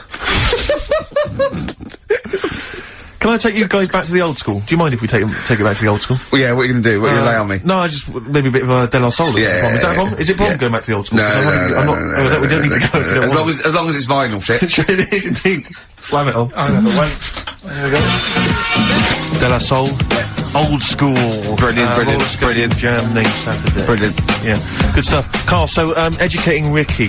You were going to tease us now with some of the big headlines you've got. Dancing. Improving. He really is in the groove. He really is dancing there. Yeah. Right. So. Okay. The way this works is. What would you rather be, Karl? I teach you... Superheroes. 3 things. A frog boy. Yeah, that you could leap onto a house, but you had to go first and leap onto a house. You're this frog boy. Right, and that could be useful, couldn't it? That's very useful, yeah. Right, amploid, where you've got your hands and microphones, and you can talk into your hand and your whole body. it's like 100 decibels. You can go, "Oi, come here!" And people can hear you from miles away. Amploid. Right? Right? Or sado, right? And that means that you can go up to anyone and go, alright, and they don't know why, they just get fed up for the whole day. Which of those would you prefer? Don't answer now, have a think about it. The frog thing, do I look like one, or... No, you're just you in your little Ben Sherman shirt and everything, and they go, and people walk along and they go, "Oh, look at that young child on that roof, he's gonna fall, I wish Frog Boy was here," and you go, and you go down, you go, and they go, here's him! And they don't recognise you when you're squatting, they go, "I don't know who you are." And you leap up there and say, and you come back and they go, "Where's Frog Boy?" And you're standing up and you go, "Dunno, he went that way." Yeah, I'll probably have that one. Would you go with Frog Boy? Yeah. Okay. That's pretty good. Okay, go on. Right, so, did that just go out? What? All that. Go on, I've got a bad... Hey, look, Rick, Carl's really planned this show. He's really worked out. He came in early, he was writing things down. And there's me just coming up with rubbish and like you're that. just talking rubbish. So, Carl, I know you've been thinking this through. What have you got? So, Educating Ricky, we did it last week. It's where I teach you some stuff. But rather than just teach you something, I tease you. So you want to know more, so you want to take in information. Right? So... if only people had taught you like that, Carl. So... And also, it's the name of a film, sort of. Nearly. Coming up soon, Henry VIII and his... Well, how many wives? Come back tomorrow, Carl, to find out. The little headlines I've got to sort of tease you with the story. Yeah, this is gonna hurt me and I'm not very well. Go on. Right, we've got, So this is what... Sorry, I've just got lost for a minute there. It's Educating Ricky. This is Educating Ricky, and these are the stories that these are the things you're gonna tell him. Yeah. But these are just headline versions. These are headlines. This is not the actual fact. Then I think people will remember things. Okay, alright, so sort of bullet points. Who can forget Hairy Chinese Boy? Indeed, I shall never forget that. Yeah. So, first headline, don't do that to it, you know it can't live without an head. I've got no idea. It could be about the French Revolution, it could be about anything. I know what it is! No, you think you do, but... No, it's something I taught you! Is it the fact that cockroaches can live for 9 days without a head? That's part of it, but it's something different as well, that's what I thought we'd bring up. Okay, brilliant. So that's something to next one, you won't work it out. If only it was raining. Brilliant. Okay. And the last one, what's tomato with you? What's tomato with you? Yeah. Look how pleased he is. You're obsessed with puns, aren't you, at the moment, Kay? It just works, I think it works. Yeah. You love puns. So, there you go. So which of those are you gonna choose, right? Oh, well, I'm gonna have to choose. Don't do that, you know it can't live without an head. Can we play a tune and we'll come back with that? Find out what that is. Yeah. Wow, what a history lesson that's gonna be. Dandy Warhols and Bohemian Like You on XFM 104.9. I'm Ricky Gervais, with me Steve Merchant and Karl Pilkington. Karl, what's the story then? Right, so what did you say you're going for? You've got your 3 titles, your 3 teasers. Well, I think I'm gonna go for Don't Do That to It, you know it can't live without an head. I'm looking forward to this. Right. So this is Educating Ricky, for those that have just tuned in. Now, something that Ricky told me about when he was educating me was that a cockroach, if you cut its head off, it lives for a week. Yeah. Right? And the only reason it dies is because it can't take on water. Sure. It doesn't have a great time in that week, though, does it? I mean, it doesn't get much done, I don't imagine. It just needs water, and because it can't find any, like its eyes, it eventually dies. Yeah. Right? No. So what? No, it's not, that's not, it's anyway. It can't drink. Anyway. So, have you heard that one about worms? Okay. I have, go on. If you cut a worm in half, a lot of people have said in the past that it'll turn into 2 worms. Right. But that isn't actually true. Okay. Who said that? No, it used to be like, you know, kids at school said it on, kids at school and stuff. So that, you know, a lot of people think that. Don't pick him up on stuff, Steve, it's bad enough. Sure. So, but what they can do, if you get a worm, right, and you find out which end its head's at. Right. If you you've got its head there at the left-hand side, right, and if you sort of cut it in half, right, but not in half, so there's more of its neck than the tail, if you know what I mean. Yeah. The bit that you've cut off will sort of die, and the rest of the worm will get better.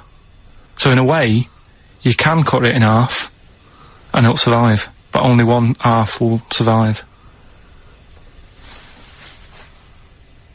Okay. Yeah? What have you learned there? I wish you hadn't chosen that one. I know, because it's not. There's nothing, is it? Yeah. You know that joke, how would you tell a worm's head from its eye?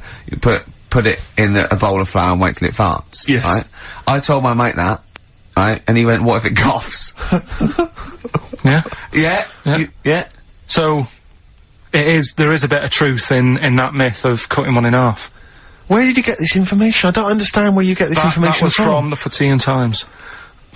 It was like the myth about worms. Yeah. That was the big article that week. Did it take you as long to read that article as it took you to tell us just then? I like the fact that it starts off debunking a myth that we have heard of anyway. Exactly. You know the big thing about cutting a worm in half and making 2 worms? No.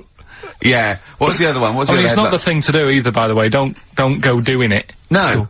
It's not very nice. But, it's cruel. But it can get by. And it's pointless.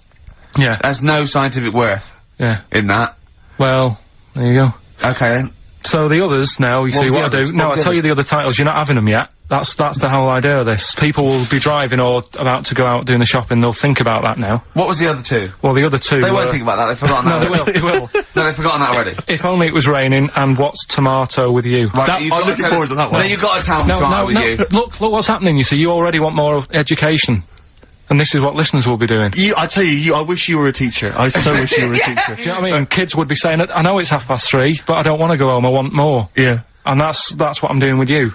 I'm teaching you. Why are you teaching me things about not to cut worms in half and what's tomato with you? Please tell me what's tomato with you, Carl. In a bit. Rick, what? I tell you, he's thought the show through, he's teasing the audience, you're excited, they're listening.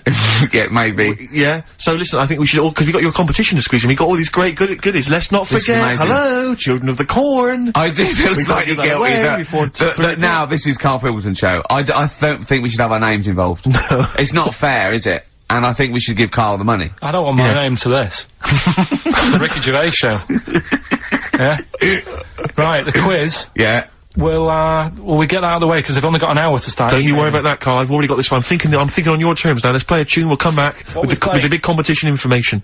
Alright? Money Mark. We've got a classic from Money Mark, from his album Push the Button. Play that, Carl. And afterwards... Are you excited? You got the competition? Look at his face. He's so excited now. He's thought this through. He's loving it. Rockbusters. Rockbusters. Yeah. Agreed?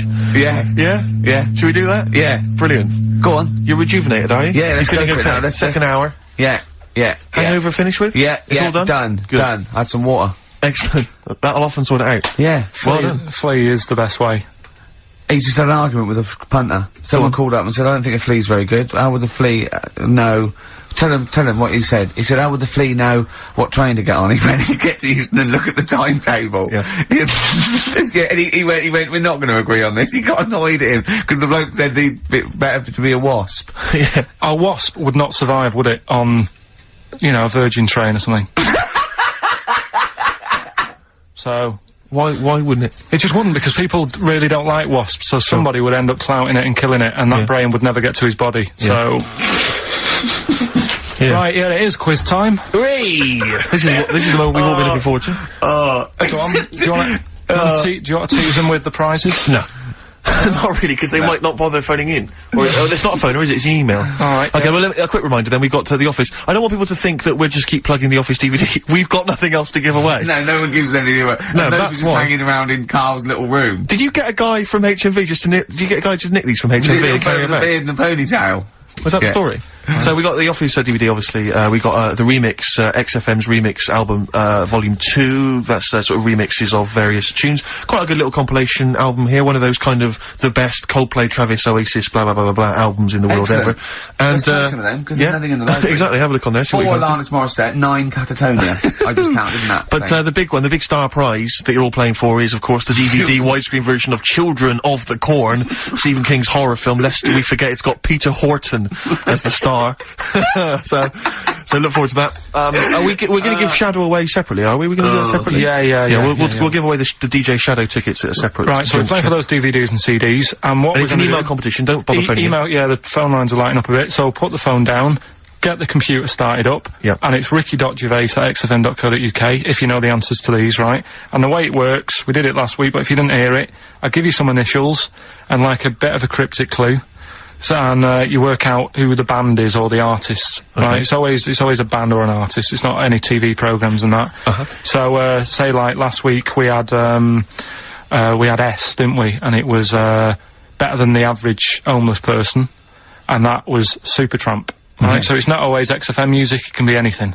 And there's 3 of them. They've got to get all 3 of them? They've got to get all 3 and email in. how long this intro so far has taken. Yeah, but here we go then, right? First initials, LR. LR. LR, okay. Right? Yeah. And the cryptic clue is, you should have thought it through. You should have thought it out before you came in. Yeah, cryptic clue. You got it? Yeah. I'll take that book to the toilet with me. I'll take that book to the toilet with me. Yeah. Yeah. LR. LR. I'll take that book to the toilet with me. And don't shout out if you know the answer, 'cause... No. No idea, Carl. No idea. Right, okay, so there's one. Right, the second one, FL. FL. This one's actually been emailed in as a suggestion. Okay. That person who's done that, don't email in, 'cause you're disqualified from the comp. So... I'd love him to be a teacher. So... It'd be great, wouldn't it? Just to see him one day. Can't we do that? Can't we get you a placement somewhere for you to teach history to sort of like, 14-year-olds? I think science, Rick. Science would be good, yeah. Right. I'll tell you what. You got a lot of, just quickly, for me, Carl, explain, say, what can we get him to explain that everyone learns as a kid? Science. Photosynthesis. Alright.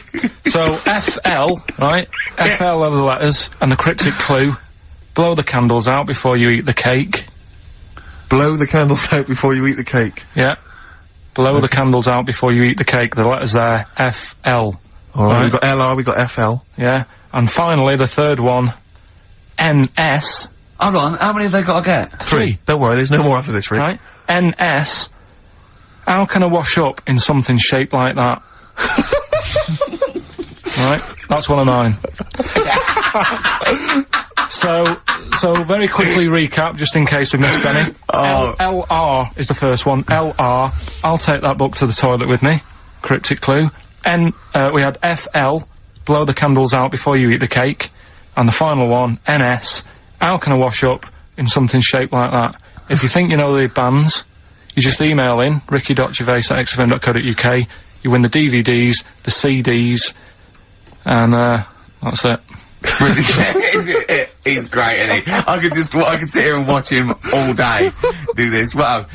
So ricky.gervais@xfm.co.uk. And we'll give the answers out just before, we finish, 'cause then we'll keep them upped. Alright. Carl, just briefly, this is, module, 4A, natural history. Yeah. Yep. Just briefly explain, evolution. So, natural selection, origin of the species, Darwin, just briefly describe. That's the monkey thing. It is, isn't it? Oh, well done. Yeah, go on. Tune, Carl. What do you fancy playing? Rick, I know you're always keen to rejuvenate the reputations of certain artists when you think maybe they've been kind of unfairly treated in the history of rock and roll. Yeah. I'll tell you a band I've always thought has been treated badly. Yeah. The Lemonheads. Go on. You with me? Yeah. Yeah. Lemonheads, if I could talk, I'd tell you. Yeah. He wrote some good little tunes, Evan Dando, before he went to the potty. What would you rather have, right? Carl, would you rather have a lemon for a head, a radio for a head, what other band is there with something head? Radiohead. Oh, you've done that. Yeah. Or a talking head. Right. Third one. No, but you don't know what, no, because you've got you, and then you've got someone else's head on top, and it doesn't shut up. It's my head. It's my talking head coming out of your head. Yeah, so a radio head, just a radio head, and you can tune in, right? You know you said, Carl, that wasps were one of the most irritating things on the planet. Can I offer another suggestion? Yeah. You with me on that? I am No, go on then. Okay. Educating Ricky, we got 2 left, haven't we? I'm looking forward to these. We've still got 2 more. We've still got, If Only It Was Raining, and, What's Tomato With You? I'll tell you what, I wish the listeners could see how happy he was when we started getting emails coming in. Oh yeah, people, they're flooding in, actually. Yeah, and he's so happy, he started dancing along, going, well, that proves it's a good competition, he said! Look at that, look at that! Look at that, mate. What? There's loads of people emailing there. Yeah. And I'll tell you what it is, Carl, it's not the competition, it's this, Children of the Corn! Widescreen DVD! Next week, some staples and pencils! I'll tell you what. A piece of carpet! Tell you what, right? What? now we've got them and they're staying, something we've still got to do. Yeah. Is, He is running the show now, he's doing well, isn't he? Because I've done nothing. I've done nothing towards this. I'm coming up my hangover a little bit, if you're worried. Remember last week we started a new feature called, That Song's Got a Good Story in It. Brilliant, I love your catchy titles, they're excellent! Right, and the idea was, it was a story in a song, which meant that if it was played on the radio, you couldn't just, like, fade it out, because you've got to have the full story. Yeah. Right, well last week we started the feature with Stevie Wonder, Living for the City. Yeah. Right? But you played the version where it fades out. Yeah, I didn't know there was more to it, so Steve told me what album it was on. Yeah. I've gone and got it. We've got the second half to that story. Yeah. This week.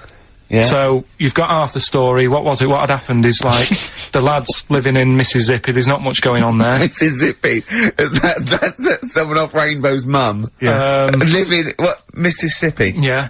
His dad's, his mum was a cleaner. Yeah. Trying to get by. They didn't have a great life, but they still looked after the kids and stuff. There's more to it than that. Have you got it ready? There's more to it than that! I should hope so! We'll probably do it at about 11:30. So look forward to that, the second half of Stevie Wonder's Living for the City, a week later. I love a show that's carefully planned. So listen, this isn't a show, this isn't a show. This isn't a radio show. This is. I don't know what this is. No, I don't know what it is. We might as well start banging tambourines and, it's ridiculous. This is rubbish. Right? But wait, like, some people emailed in, put him in a wheelie bin, went to Blackpool! Right? Some people emailed in the stories, songs with stories in it. One of them was Babushka, and he went, what's that? And I went to ask Katie Bush, what is it? I said, oh, it's about a woman who dresses up as another woman and seduces her husband. He went, they wouldn't work. Just dismissed it like that. Why do you think it would work?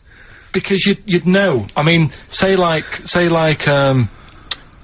right, Suzanne, right, who I go out with, right? She can see me from, say if I'm coming down the high street, she knows it's me by the way I walk. Right. So, just the fact that this woman went and put a wig on, there is no... You haven't even heard the song! I know, but you're saying that she put a disguise on and he's like, oh, I fancy her, and he takes her out, and he doesn't know it's his missus. You're not buying it. I mean, I'm controlling this Whereas the flea with your brain going to Glasgow, perfect sense. Yeah. Babushka, rubbish. Carl, can we have the tomato story after the next tune? Yeah. Bit of Coldplay? Yeah, love it. Yeah. Coldplay. Scientist on XFM 104.9. Right. Competition, isn't it? No, it's Educating Ricky Part 2. Oh, is it? Yep. I wasn't even listening. He's doing all the work, I wasn't even listening. Oh, and he spilled some water on that. Right, what's this one again then? Right, what's the teaser headline? Teaser headline is, What's Tomato with You? Brilliant. Yeah? Go on. How excited were you when you came up with that? You couldn't wait to come in and tell us, could you? I think it's a good one because you won't forget it now, will you? Okay. I mean, like the worm one. What's so special about the worm? You know, a lot of people think that if you cut a worm in half, two worms will grow, but no. What happens is if you cut the head end slightly nearer the tail than the tail will die, but the worm with the head will be okay. So, it's exploded a myth, and taught me something. Right, so, the second one, part 2 of Educating Ricky. What's Tomato with You? Yeah. What this one's about is, ages ago, This is scientific. There's never a date. There's never a country, a location. Okay, settle down, children. No, this is A-level history. Right. Once upon a time. Yeah. When a mental place with swords was a king. Forget his name, but he was a loony. So, and it was literally ages ago. Yeah. So, good luck in the exam. Yeah. Right. So, like, you know, alright, many years ago. Oh, yes, yeah, cleared that up. Go on. They thought tomatoes were poisonous. Right? Okay. Because what Hold on, are they going to be proved wrong at the end of this story? Well, because I don't want to give away the ending, but is it something to do with are they poisonous tomatoes? No. Oh, you're having a laugh. I don't believe it. Go on. They could have been eating tomatoes all this time. Oh, Steve, what's tomato with you anyway? Okay, so wait a minute. Let's just recap quickly. Many years ago, when people thought tomatoes were poisonous. Yeah. Go on, well, they didn't know they were poisonous then, because they were still eating them. But what was happening? Well, they're not. But they're not poisonous. Ah, but hang on a minute. Alright, it's not. I'm just gonna listen. I'm not even gonna talk. Okay, I'm not gonna tackle anymore. If you remember, years ago, they didn't have, like, pottery plates. they had lead plates, right? What are you talking? Just let him talk. Sorry, what year is this? Let him talk. Come on. Plates made out of lead, and what they'd end up doing, they'd say, right, do you want a tomato? And they'd go, yeah, alright. And they'd put the tomato on the lead plate and cut it. And because of the acid in the tomato, right, it would sort of make the lead runny, and the lead would go into the tomato, and they'd say, oh, it's lovely this, and they'd be eating it. They'd get food poisoning, lead poisoning, what have you, and they'd be really ill. So they thought tomatoes were poisonous, so they didn't eat them for many years. And when you say they, do you mean the people of Narnia? Yeah, this didn't happen. Where was this happening? Sort of in Britain and that. You put him on the spot there. Oh, I hope there's no uppity pupils at this school when they go, what do you mean, sir? Oh, if you're gonna... Oh, I'm fed up with you. Do you understand? No. So the acid... No, you've got... No, right, okay, first of all, Carl, where'd you get this information from? Where 14 did I get times that? as well? Do you know... You can't remember? I don't know where I got that from. I don't know where I got it from. But why don't you think that makes sense? But what? Someone once got lead poisoning from a tomato? Not just one, loads, and then all of a sudden... No. Why is this educating me? Because I'm telling you that tomatoes... I can't take anything away from this. Yeah, I don't know what to take away from this. What have I learned? What have I learned? Don't mix lead with tomatoes. Why is this educational in any shape or form? What are you telling me? A long time ago in the land of Glunk, right, where the ninnies did slib, right, they thought tomatoes were poisonous because they ate plates of lead. What are you talking about? Yeah, but we all know tomatoes aren't poisonous. Is that what we're taking from the story? Is that the moral of the story? Don't believe these people that I'd never heard of before. What are you talking about, Carl? I think it's a bit weird. It's a bit weird, yeah. Is this the same people that were spreading those malicious worm rumours? My hangover's coming back. I've got to get some water. Play a record that was rubbish. I'm eating. Eh? I'm eating. So am I. Carl, you have to carry on. Right, yeah. We're all eating. Those crisps, food crisps. So last week, yeah, you were playing your feature, that song I shouldn't switch off because I'm enjoying the story. Yeah. And we played Living for the City, only you played the single mix, which doesn't have the entire second act, if you will. Yeah. So, Carl, you've not heard it before. You're excited. You're excited to hear the second act because, as far as you're aware, there was a young guy. He's living with his family. They're fairly impoverished in Mississippi, but you know they're happy. They're getting on all right. But you're not even aware that he's moving to the big city. No, it just fades out. Well, that's the city in question. I mean, I've liked this song for must be, 3 or 4 years, and I've always listened to the single version. I had no idea that I didn't know the full story. So, yeah. It's not, I mean, and I know your attention to detail, you like to know the full story, like, where everything was. Well, the whole idea of the feature is to say, you've got to listen to the song. Where was the lead plate thing? Where was the lead plate thing? Where was the lead plate thing? That was like a few years back. Where was it? Where was it? In Britain and Scotland. Yeah. It was a problem all over the world. They had to deal with it. You're making it up now. Is it something you saw in Lord of the Rings? Yeah. Right. So anyway. Yeah. So the Lion and the Witch, go on. Go on. So far then, what did we learn in this story from Stevie? We learned so far from Stevie that there's a young lad, as I say, he's got a family, he's fairly happy, except they're very poor, and they struggle to get by, but they're happy, they're doing it anyway. He's moving to the big city. Carl, this is the bit you didn't realise. Just play the track. Okay, here we go. So this is halfway through. This is halfway through the tune now. This is, you've not heard this before, have you? Let's go. Sorry, we accidentally played an episode of Kojak. By mistake. We were going to play a song. Carl, what did you make of that then? Yeah, what's happening there then? Eh? He was living with his family, he was fairly impoverished. He's moved to the new bus he was on, was it? Right, so what's your take on it, Carl? After hearing that, what I've worked out by it, the first part that we heard last week, everything's alright, but it's not that great living in Mississippi, right? So he goes, I'm gonna go to New York. There's plenty of work there. Yeah. They'll sort of accept me as, and everything. So he goes there, and, the weird thing is, he's hardly, been in New York for a second. He gets on a bus, all of a sudden some cop is arresting him. He's like, what's going on? And then he's got 10 years. I mean, what you can't hear, because the levels are quite bad. I mean, I work with sound. I can't really hear what's going on. You're criticising Stevie Wonder, I'm sort of guessing that he didn't pay his bus fare or something. And, 10 years! He got 10 years for that. I really don't know what was going on. Right. Oh. But you're not happy, because obviously it's quite do you think Stevie Wonder left out some vital ingredients in the story, in your education? Like where it was, or... At least he got where it was. You can tell what year it is. It's, right in the mid-70s there, that funky New York 70s sound. Alright. Yeah. You're pretty disappointed, aren't you? You're pretty worried, because... So what went on? Yeah. You're aware, Carl, because that shows quite a bad image of New York. It's quite an intolerant city, by all accounts. They arrested a guy. But it is quite seemingly bad, for being black. That's one song where you shouldn't go to New York. Killing a Georgie Rod Stewart. That lad, he was doing alright in Scotland and said, I'm gonna go to the big city. He got done in. Yeah. Seems to me it's that you don't go there if you've got like problems. Don't think New York's the answer. Right. Oh. Hold on. Yeah. So what you're saying that if you're a bit fed up with your life, but you live with your mum and she's like really nice and you got friends and life's not that bad. Yeah. Don't go and be murdered, or what? What are you saying? Don't go and be murdered. Well, don't go and leave home. What? Go on. Leave home, but don't go to New York. Right. There's other places. Where would you go? Sheffield?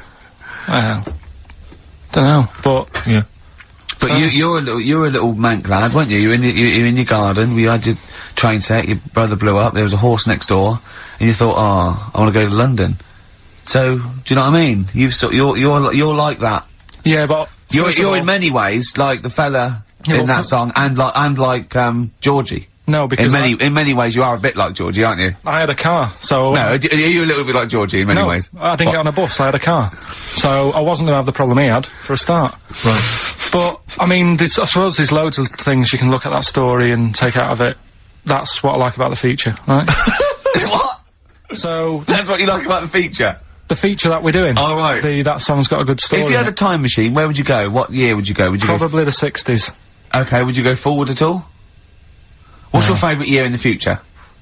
No, I don't know. If someone could tell your future to you, if someone could, you wouldn't want to know. No. You straight away, you knew that. Straight away, there's no hesitation. Yeah. You've thought about this, haven't you? No. You've thought to yourself, if someone can reveal my future, Carl, you've got to do one of these things, right? You know, like Quantum Leap, like a fella in Quantum Leap, what's his name? I forget his name, but yeah. Yeah, and you've got a little fella with Hal, and he's telling you, right?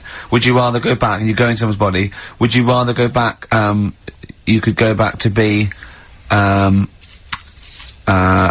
donkey that's carrying Mary to Bethlehem. You could, be a Saigon prostitute in 1975. All those GIs queuing up. Think about it. Or, you could be, Moby Dick. Which of those would you be, Carl? Think about it. Probably Moby Dick's the best option, isn't it? Okay. What work have we got? Play a tune, Carl. After this, we need to educate Ricky for the final time. Final time educating Ricky. We've still got to give away these tickets to DJ Shadow, and we've got to give the answers to your magnificent we've only got a quarter of an hour. It's not enough time in this show. It's packed. Race for the prize from the Flaming Lips. Competition answer time, is it, Carl?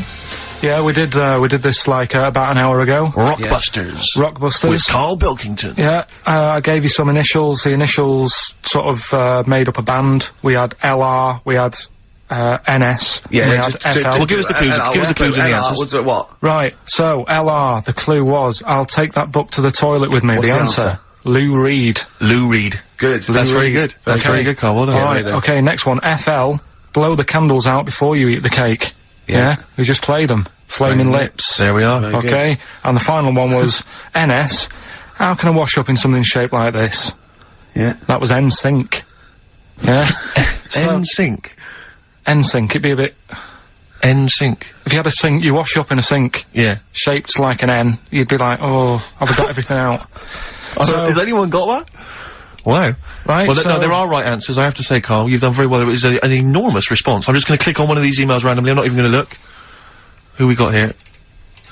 We've got Kath Turner is the winner. Kath Turner gets those great DVDs and CDs, including watching Children of the Corn tonight. Children of the Corn. She was going out, but I imagine she's going to phone a few friends and say, I can't come out, I'm ill. Exactly. They go, you're not watching Children of the Corn. I go, no, And we've learnt as well that there are about 5 other sequels to Children of the Corn, so maybe we'll give those away in consecutive weeks. What else have we got to do? Have we got anything else to do? Quick, Carl, what would you rather be, a tree frog or a tree crab? Quick.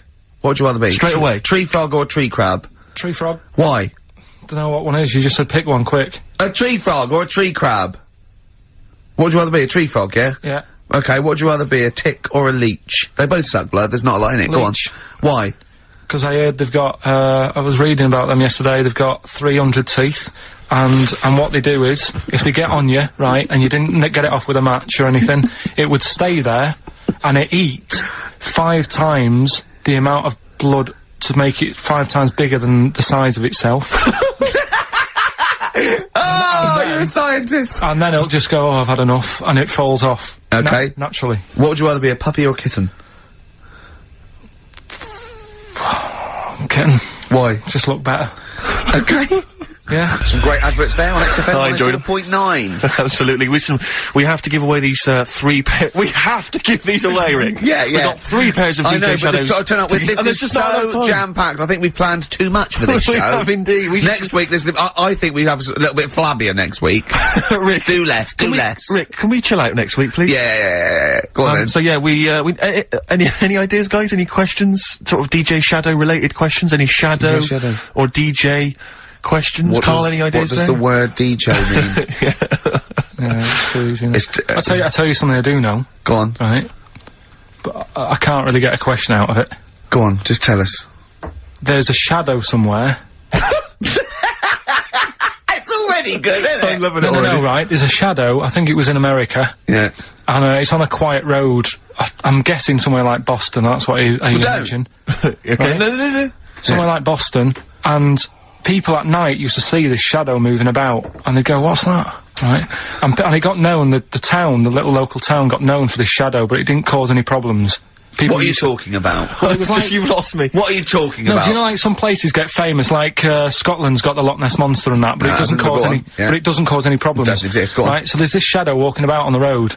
What do you mean? No, what, see, again, rubbish. Right, so it's nonsense. Walking about, where did you read this? Where did you see this? Walking about, this was on the internet, and I'm sure... sorry! Sorry! Right. I thought it was shite. I didn't know it was on the internet. Right, so this shadow is moving about, and, independently of an object. Yeah, and the local mayor and that is like, yeah, it's a bit weird, but it's not harming anyone. The mayor involved! Was he elected to that post? Hey, mayor, we got a problem down here, seems like a shadow. Well, it's not causing any no, it's just causing any problems. Yeah, but that's the thing, it was left for years, and then it did start causing problems. I see, that's it. If you leave these shadows to go unchecked, Rick, they go crazy. Yeah. You let them run amok in the city. Yeah. You've got to stand down on Roman shadows. What did the shadow do?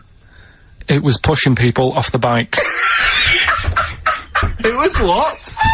It was pushing people off the bikes. I'll find out more for that next week. Right, that'll tease them. Oh, you're a maniac! We'll do more on that. We haven't had time for educating. Please never have children. Right, listen. Just promise me now you'll never have kids. We haven't got time now. Okay, listen, alright, DJ Shadow, have we got time for to give these tickets away? Yeah, if they just call up, we'll... No, I'll tell you what, I've got a question, right? Go on. Where does Carl think this may have taken place? If you've been listening to the show, where do you think this evil shadow has been running amok? Let us know. The number, Carl? Good question. 08700 800 1234. So, but that's it. We are actually out of time. We are indeed. Now. Have I got time for a song for ladies? It's a bit tight. I was told to finish now. I know, but we've got to get finished early today, so... Why? Just because we have, and we're wasting more time talking about why we have to. Oh, this is pathetic. So, they call up... where did they see the ghost? Yeah. And you've got to pick the tickets up from reception. You can go tonight, see DJ Shadow. Shoddy, this is shoddy. Right, see you then. Doves, Caught by the River on XFM 104.9. I'm Ricky Gervais, with me Steve Merchant and Karl Pilkington, doing the button stuff. Actually becoming a little bit of a producer. Carl, he's put a bit of work in, hasn't he? He's come up with a few games, and we made him... He's getting a bit stressed when we shout at him because the mics don't work or it's hanging off. It was too hot in here. He couldn't get the thing working last week. I mean, I really would throw this studio away and get a real one. Yeah. Well, I'd get one of those ones you can buy for like tenner from Argos. Argos, yeah, like Bon Tempe. My first studio. my first with a little picture of Karl on it. Yeah. Exactly. That'd be great product placement. What have you got this week for us, Karl? Because again, we've put I said I would put. I'm not hungover, but I put nothing into Rick, have you done any work for this week's show? No. None whatsoever? No. Okay, Karl, what have you got? Quick. Keep them, it's 5 past, they're turning over already, they're finding other things. There's melon stew, there's everything. Well, go on. We've got, after the success of last week, Rockbusters. Okay. We're doing that again. Sorry, were you on the same show as us? I thought it went alright last week. Yeah, okay. Good. Right, so we'll be doing that, got some nice prizes, which, what prize, what arbitrary films have you got? Have you got, don't tell them yet, don't tell them. I'll tell you what, if it's Children of the Corn 2, then can I enter this competition? There you go. What is that? He's got some different prizes. Maybe I should just tease the audience with those a bit later, Rick, because there's some exciting stuff there. It's going to be amazing. Yeah. Right, so I don't want to give too much away, Rick, but one of them is a copy of The Office on DVD. Is anything like maybe Burt Reynolds' straight-to-video film? Are there any of those in there? Sadly, nothing quite as classy. Fist. Yeah. Right. So we've got that lot to give away. Yeah. We've got Go on. educating Ricky. Well, teachers stuff. Because you taught me that people used to eat tomatoes off lead plates in the land of Narnia last week, which was good. Yeah. No, is it only tomatoes they ate off the lead plates, by the way? Why didn't they think other fruits and vegetables were poisonous? No, it wasn't. It was because tomatoes had acid in them. That was the problem. You see, you don't listen, right? Well, lots of fruits have acid in them. Yeah, but they didn't eat them back then. they didn't have bloody kiwi fruit and stuff to do back then. Bloody. You're a producer. You'll start saying shit and cock and stuff. You start saying bloody tits. Play the.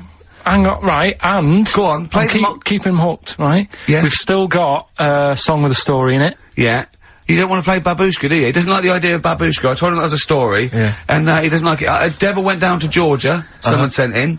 You know, he's looking for a soul to steal. Yeah. Doesn't like it. Why don't you like that? Do you know the song? Not particularly. Right, it's a song about a lad who goes into a pub on a normal night. And it's in sort of the deep south of America, New Orleans, something like that. It's you know, it's not the old Kent Road. Right. Okay. Go on. Goes into a pub. There's a devil in there who's getting a bit cocky. He's had a bit to drink, and he's saying, "Do you want to sort of gamble your soul away with me, and we'll see who's best at playing the violin?" Yeah. And I think the lad wins in the end, but it's not real enough. Whereas the one. What? Not like the Shadow that got fed up and started pushing kids off bikes? Rick, I think you're referring to stuff that no one made sense of last week. Yeah, exactly. I don't think we should refer to last week. Let's play Mock Turtles, Can You Dig It? And then we'll come back and we'll talk about that. I've come to the conclusion, Rick, we should never refer to stuff Karl said in the past, because it would just take too long to explain. Okay, alright, that's fair enough.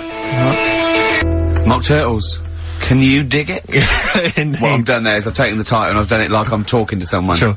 XFM 104.9, I'm Ricky Gervais with me, Steve Merchant. Hello and Karl Pilkington. So, Karl, how excited are you about Ricky's celebrity boxing match? Are you going to be there? Are you going to come along? Are you aware of this? You're aware of all this, aren't you? Yeah, I've heard about it. We can't name the opponent, because that should be a surprise, but anyway, it's for a charity, it's a charity, boxing match. Yeah. And, I've always wanted to beat someone up for charity. Yeah, exactly. Yeah, it's a good cause. But, the thing about Ricky is, I don't know if you're aware of this, Karl, but Ricky's one of these men who, you know, he doesn't mind sort of, you know, making a fool of himself on the telly and being funny and stuff, but if people said to him, right, you can either be Britain's funniest man, universally agreed that you're the funniest man in Britain, or you could, like, beat some gangsters up in a pub, he would go that, oh, please, just let me beat people up in a pub, and maybe like an old man's being hassled, like, by some street youths, and you come in and, like, smash some bottles over their heads and sort of sort it out. Against the odds, though? Against the odds, yeah, there's about 5 of them against you. Sure. So, because he's got this kind of... Get to the point, come on. Well, the point is, he quite likes the idea of being sort of macho, and you know what I mean, and kind of a tough guy, you know, because he grew up in a rough... like boxing. Yeah, but you'd love the idea of people going, don't mess with Ricky Gervais. If someone said, don't mess with Ricky Gervais, that would be exciting, wouldn't it? Never mess with Ricky Gervais, he will destroy you. That's what you'd love. Go on. Because you used to do karate, didn't you? You were a karate. Oh, I used to go, yeah. Didn't you get all the way up to white belt? No, I was one away from black, and then I stopped, because I started working nights. Oh, yeah, one step away from black. Oh, was it? Really? Yeah. Okay. So anyway, I was chatting to him last night in the pub, because, obviously the boxing match is in about 5 weeks' time, I think, isn't it? Yeah, and, anyway... He was sat there, Carl. I don't know if you know this about Ricky, but he's taken to smoking cigars. No, I do. Are you aware of this? I had the occasional one. He got a cigar. He got like a Monte Cristo out of his pocket. It was ludicrous. He looked like George Papard for the A2 was. It was pathetic, and he was drinking Guinness. And I was saying to him, "But aren't you doing a boxing match soon?" And I haven't started training yet. I'm starting training next week. You're not concerned that it's gonna have an impact? Well, I mean, what I'm saying is, you know, like, the boxers, they normally put in some effort and stuff. Like years of training. Yeah, I mean, what, you know what I mean? Getting up at 5:30. Yeah. Yeah. Because you reminded me of Frank Bruno when he was preparing for Panto.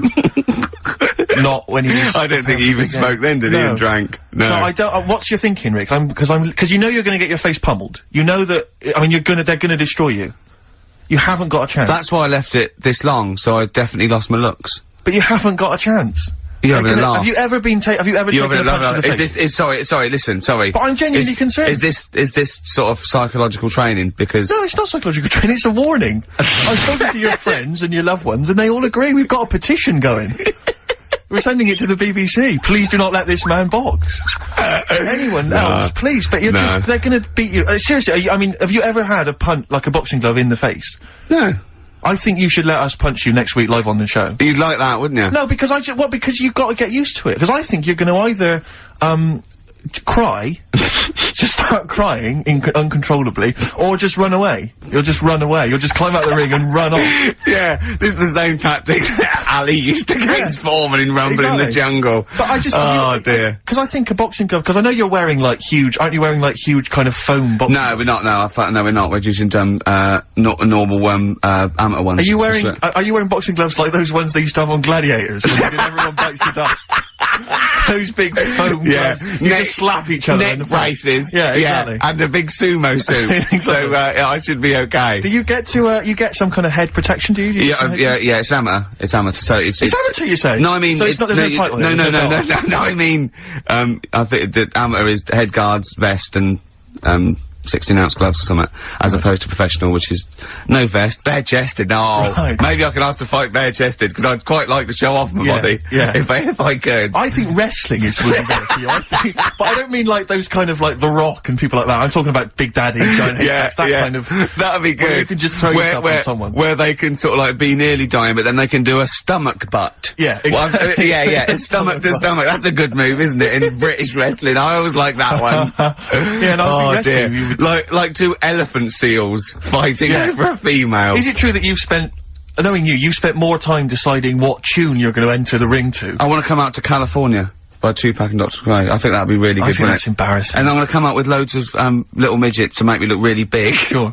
I mean, I don't know what the BBC think of that, but it might be a... I don't know.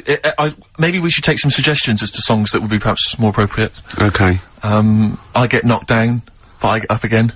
A fatty bum bum. Yeah. Play a record, Carl. It is gonna be... He's dissed me. It's gonna be He's dissed me. Next week, you take a punch to the jaw next week, on air. Turing Breaks, long distance, on XFM 104.9. On the way in, right, you know those little cars? They look like a little bubble car. They're modern ones. They look like half a car. Is that like a smart car? Is that what called? They look like, they just look like a toy car, and you can park them sideways. Is there only room for two people? Yeah, it's just like the half of the front of a Volkswagen just cut in half, right? And, I saw one going on Oxford Street, and it's a police car. A real police car, right? Really? Yeah. And, I mean, I thought, well, what happens if they have to chase someone? They couldn't, but I don't think that's the point. Because it was written on the side, it said something like, cleaner, something, more efficient. So I think they're making the point that we're cruising round in this car like we're on the beat, and it's using less energy and stuff. Yeah. But the first thing I thought of, right, was that those two policemen, they must have been going, oh, Sarge, don't let us have that one. Can't we have the Granada? Yeah. I mean... It's so embarrassing. I know, you know, police, they're doing, you know... But you've got to respect them. Yeah, of course, street toughs have got to respect exactly. them. I just don't know if you have to... Well, the only thing more embarrassing... What if you're really tall and you have to climb out of one and you're a copper? Are there any policemen out there who have been... asked to drive one of these cars? If you're listening, do you think police listen to this? The only thing that would be more embarrassing is if you had to patrol on one of those bikes the goodies used to ride. That's the only thing I think that would be more pathetic. A pogo stick? Yeah, it's so embarrassing. Or on roller skates. Yeah. But not like roller blades. Roller skates, those really old roller skates. Have you seen that you tie on your socks? Yeah, have you seen those little bikes that look like clown bikes that the couriers use now? They're about a foot high. They're little. I saw one the other day on it. My head turned. Yeah, they're really bizarre. Just think they're the ones that they fold up. Yeah, but think of policemen chasing you on that. Well, I always remember even in America when I started seeing policemen riding bikes. It didn't seem to me. It seemed. Oh, they're quite cool. They're the ones that go through Central Park on the mountain bikes. Yeah, but that's really cool, isn't it? They, you know, they. It looks like they should be delivering whiz along at about 30 miles an hour, and they can just deliver Do you know what I mean? Because like on motorbikes, on a Harley Davidson or whatever, I'm not messing with a cop. Chips. Now that's cool. Coppers. Yeah. But people in a smart car or you know, it is a bit embarrassing. But I suppose it is that, or it's better than walking. You see, next we'll see them in those. If you really want to be kind of worried about the environment, you know those little taxis you see that people pedal. They pedal around Soho. Yeah, and when it's like a riot squad, there's 4 in the back. Exactly, yeah, exactly. But that's the thing, right? If they need to arrest someone. Yeah, here we go. Go on. No, well, what do they do? Because they do only sit 2, so do they have to flag a cab down or something for the criminal? We'll give you the money. Get a receipt. You definitely will go there. Yeah. You definitely will, because we've been caught this way before. Exactly. The last bloke, he just ran off. No, I won't run off. Okay. Well, I'll tell you what, Mr. Policeman, I'll take your car. Then okay, go on then. Yeah, you definitely bring it back though. I will. Well, isn't there something in America where when they arrest someone in America, they don't take them back to the station and fill out all the forms. They just take them back to the station, and then they go and fill the forms out in a cafe or something, so they're still looking out. Yeah.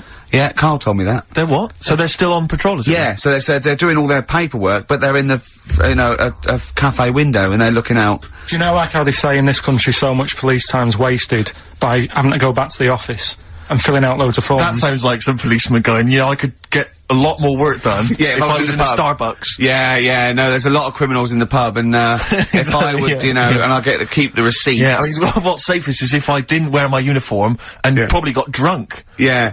With some mates. Or a lot happens in, you know, looking out my bedroom window, so if I was just like snoozing, snoozing, and when I heard a noise, I just popped, look out, oi, come here. Yeah, apparently there's a lot of crime, in Marbella over the next 2 weeks. You want to pay me to shoot over there. Listening who has to drive one of those cars, were you annoyed when your sergeant It is the most embarrassing. Yeah. Definitely. Yeah. Definitely. No, I think the pogo stick. Pogo stick, well, not the pogo stick. The triple tandem. That's great. Tandem. We should get that. We should get when we do our road show. Carl does all the pedalling. Yeah. I'm in the basket in the front. Hello, Western Superman! Play a record, Carl. What have you got? What do you want? Mott the Hoople? Oh, Mott the Hoople, yeah. Dug it out of the library. Yeah. It had greatest hits, which was enough, wasn't it? What have you got for us, Rick? Roll Away the Stone, I think. Coldplay, The Scientist. Have you seen the video for that? No, but absolutely magnificent. Is it? It's brilliant. I was always walking backwards in the woods. Oh, yes, I have, absolutely extraordinary. I like all their videos. I think they're great. Yeah. I still haven't worked out how to do that one with whether it's a filter, they just turn up the light, because it gets light through the duration of the video. Along, yeah. Impressive, yeah. And it's slow as well, so he must have... I'd like them to win an award. I'd like them to win awards. I like Coldplay. Yeah, no, good luck to them. Rick, can I just... Sorry, I don't mean to abuse our position again, but...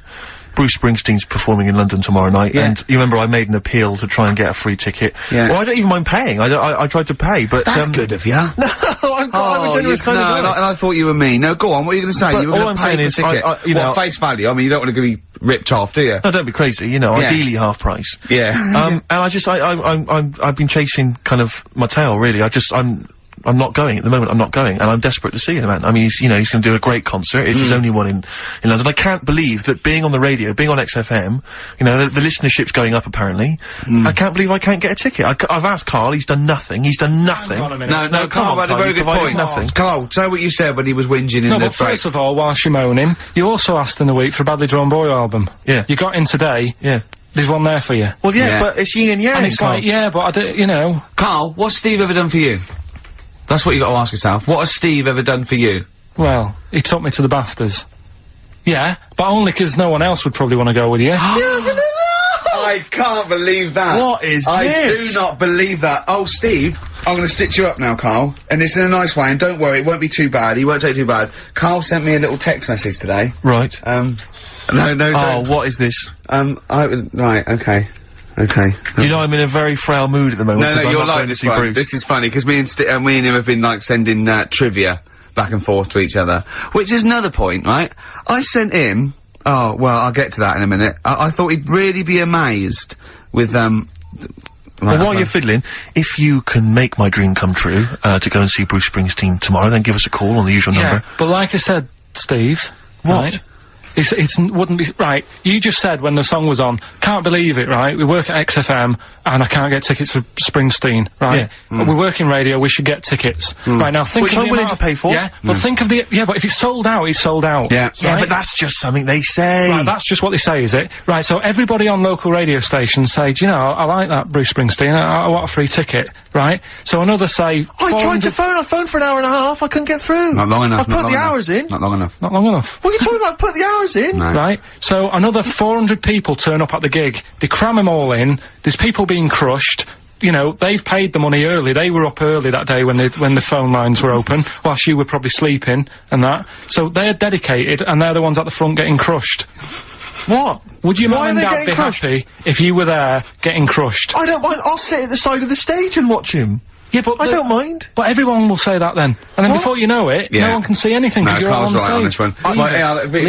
Right, I'm gonna give you this here. I'm handing over my mobile phone to Steve to read the... You can see it's from Carl at the top, but just read it out as you scroll down. Just read it out loud. Is this a text message from... Yeah, this is a text message to me from Carl. Read it out.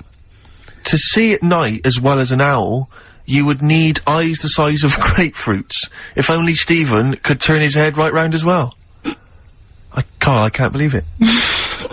What upsets me most, Carl, right, is not the fact that you've been slagging me off behind my back.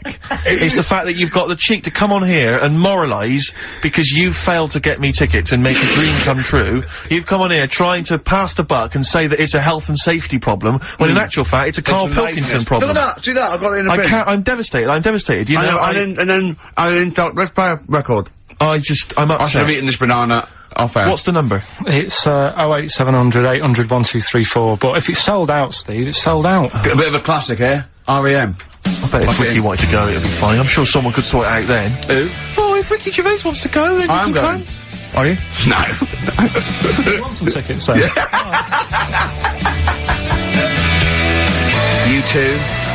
Electrical Storm, that's great. That's great, I love that. I'm XFM, 104.9, I'm Ricky Gervais with me, Steve Merchant, and Karl Pilkington. Carl, I want you to tell Steve what you told me in the week. About the snake, about the anaconda, how to... Right, this is Carl's method. He's not scared of the anaconda, the 30-foot long, biggest, scariest snake. No, you were talking about stuff, weren't you, about in jungles and that, and animals. That's what we do. Yeah. Right. And I remember reading about, say if you're in the jungle, and you get tired and you go to sleep, right, and you sort of wake up and you feel something on your leg, and you look down, and it's an anaconda, right? Yes. And it's swallowing your feet. Because apparently they always go from the feet up. They never eat you from the head. So, okay. Shall I save these points to the end? Cause make a list of the points. Cause they always eat head first, cause the way the fur goes, where they have to take a capybara or even a rat, they take it from the head first. Make a point. Okay, make some notes. Okay, so that's wrong. We'll come back to next, later. go on. So they always eat you from the feet, go on. So they're swallowing your feet, and it said on the website, if you wake up and you see this anaconda doing that, sort of eating away at your feet, don't panic. Don't panic. I'm just writing this down. Don't panic. Hold on. Okay, go on. Don't try and kick it off. Okay. Just let it sort of swallow you. But only up to your knees. Okay. Why not kick it off straight away? Cause I think it sort of gets a bit angry, it starts thrashing about, and it can swallow faster, I think. I'm guessing that bit. Okay. Just put a question mark by that. Okay, there, pop a question mark next to eat. So knees. yeah, so it's up eat knees. So eat it up to your knees. It's up to your knees, and then what you do is you get a knife. Yeah. Okay. And you cut. And how do you get a knife? Do you walk over to the kitchen? I was gonna pop over, get knife. Where's that coming from? Get well, knife. You always have a knife. Okay. Always have a knife, of course you do. Otherwise you're a fool. Always have a knife, okay? Well, come on. Yeah. If you're gonna go into a jungle. Always have a knife, okay. Always have a knife, yeah. Simple. Could I just a minute? You know, suppose you're wearing combat trousers, and the knife is actually in the trousers by the knee, the sort of pocket by the knee. What happens then? I suppose you could still reach in into the mouth, couldn't you? So anyway, you've got a knife. Let's say you've got a knife. Let's say you've fallen asleep, the anaconda's chewing your feet, you let it eat up to the knees, you've got a knife. What do you do then, Karl? Right. So it's up to your knees, and what you do, you get your knife that you got out of your pocket earlier, and you cut it at the mouth, right? Do you know, like, either side of the lips? Right. So you're sort of cutting it in half. Right, like a Chelsea smile. And it can't, yeah, that's right. Yeah. It can't do anything. It wasn't ready for that. It can't move about because it's got, like, your legs in its mouth. And peel it off and walk away. Okay. My main point, really, is this, Karl. Never will an anaconda or any constrictor, python, boa constrictor, just start eating a sleeping man. He will crush you to death first. That's why they're called constrictors. They're not called gobblers, are they? Or holy swallowers. They're called constrictors. Why would he start eating something? Is that how they take down antelope? Just start chewing their leg? Oh, it's gone off. I'll tell you what, lads. They get together. This next one, they said, I'll tell you what, we're losing a lot of prey by just living at their ankles. They're running away. Let's crush them to death first so they can't move, then we can swallow them. You're a fool. So anyway, right, so I was telling him this bit of information because we started a feature last week. Well, week before. Sorry, Karl, can we just go back to the crushing you to death first? Yeah, but, well, I read it. He's won there. He's beating you there, Rick. Okay. Did it say what to do if it starts crushing you to death first? No. Did it say what to do? Supposing it had this meeting, and it started crushing you, and you woke up and it was actually round your chest. And every time you tried to take a breath and breathed out a little bit, it just tightened its grip, because it can feel that. What'd you do then? You sort of tighten yourself up anyway, because I've read about that. Yeah. If one does start wrapping around you, you sort of make yourself into a ball, first of all, and it'll wrap around you, but it's alright because you're protecting your lungs, so it can't crush you, and then you just sort of shout for help. And you shout help with this 30-foot snake. Do you know how it works?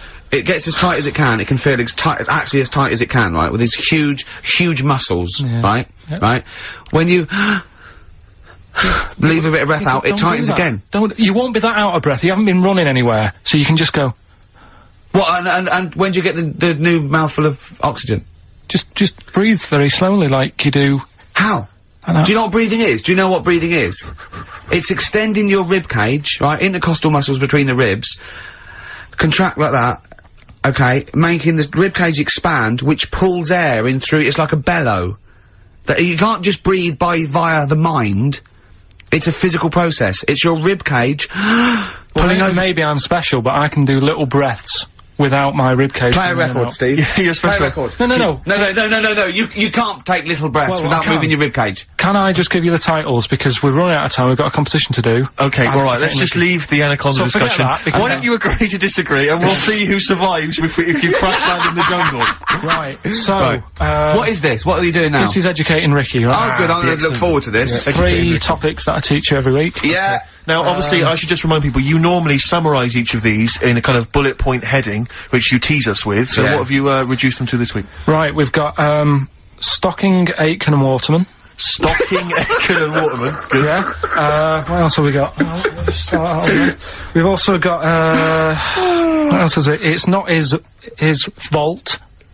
Yeah? It's not what? It's not his vault. Okay. Yeah? And we've also got, get a lobe of this. Get a lobe of this? Yeah. Karl, they're genius. Rick will be choosing one of these after New Order. Foo Fighters and All My Life on XFM 104.9. I'm Ricky Gervais, with me Stephen Merchant and Karl Pilkington. Just before we do educating Ricky, this is where Karl thinks he can give me something of interest and teach me something to take away. Last week I found out that somewhere in a strange land people thought tomatoes were poisonous because they ate them with lead. Things like that. What was the other one you told me? What else was it last week? Bit of worms. Cut me off. Yeah.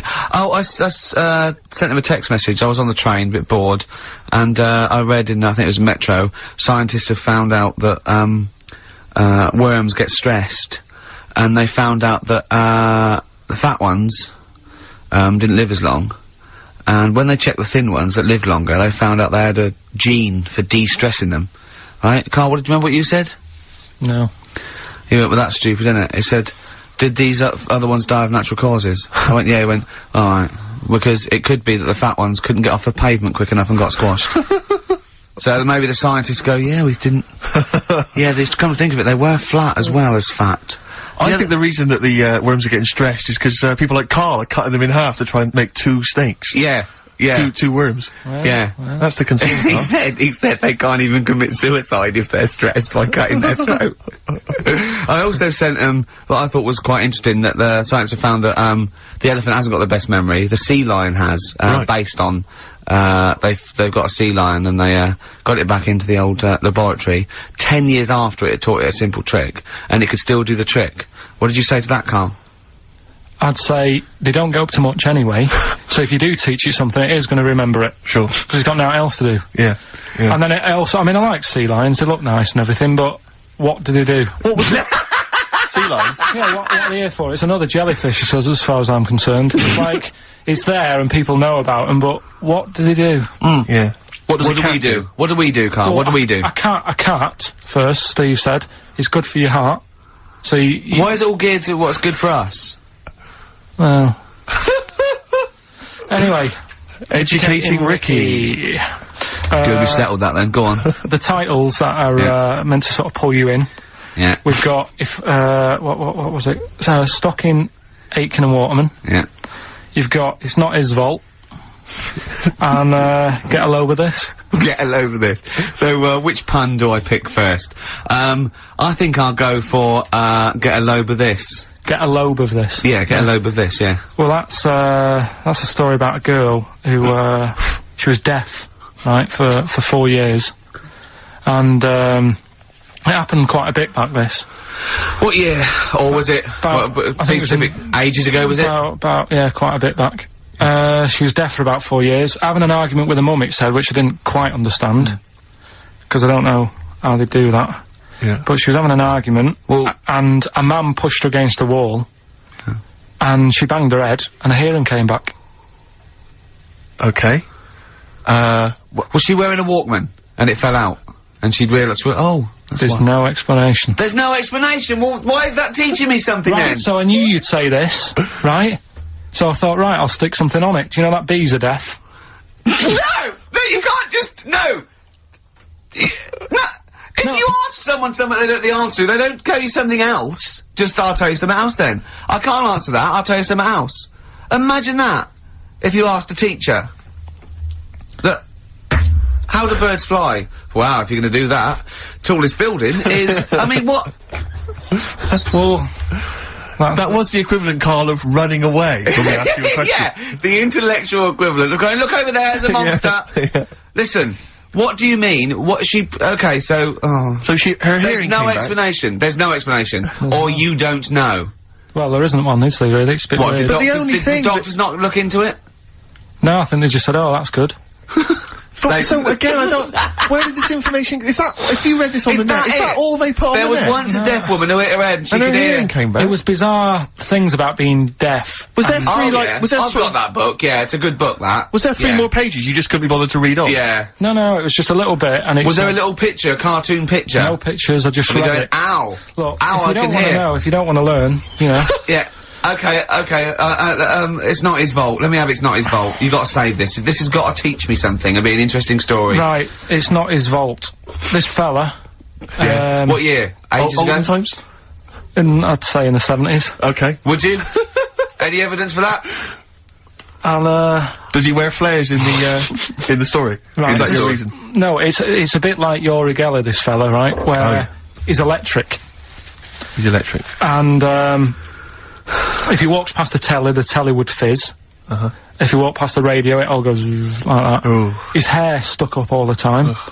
And he'd be having a bath and everything would be alright, and then the power would sort of switch on in his body, and the electric in his body made him jump out of the bath. So... What do you mean, so? What is that so? What does that so mean? You've given us nothing. You've given us nothing. You'd have to at least give us the scientific explanation. Yeah. Electric eels have 400 volts in them. Oh, is this the running away again? What was that one called? Yeah, but but it's not his fault. But there's a reason that not his fault. It's not his fault. I thought it was going to be something about. I think we should do these the other way round. I think you should tell us the story and then we'll hear the pun. It's not his fault. It's not his fault. Right, let's leave it. Play a tune. Educating Ricky. Doing it. We're not doing it. No, we are. Oh. What? Don't look at me like that. Oh, Carl, you're in a bad mood. Carl, I'm dreaming of you. Right, do the last one. Do the last one. Carl's saying we're never doing this again because we don't appreciate it. Yeah, Carl, you don't know how good this feature is, mate. Right, last one. Yeah. Stocking, Aitken and Waterman. Go on then, tell me about that one. What's that? What am I going to learn from this? Right, well, do you know the saying, pot a sock in it? I like it already. Do you know the saying? Yeah. Right, well, do you know where it comes from? I assume it's shut up, so I'll stuff your mouth with a sock to shut you up. Years ago. Yeah. Sorry, am I right? No, not really. Ages ago. 1970s? 50s, okay. I'd say. Do you know the old, I'd say. Do you know the old gramophone? Yeah. With the big horn on it? Yep. Yeah. Right, well, those stereos didn't have a volume control on them. Right? So they'd be listening to so you the put a album, sock in the and you'd mute. put something like a sock.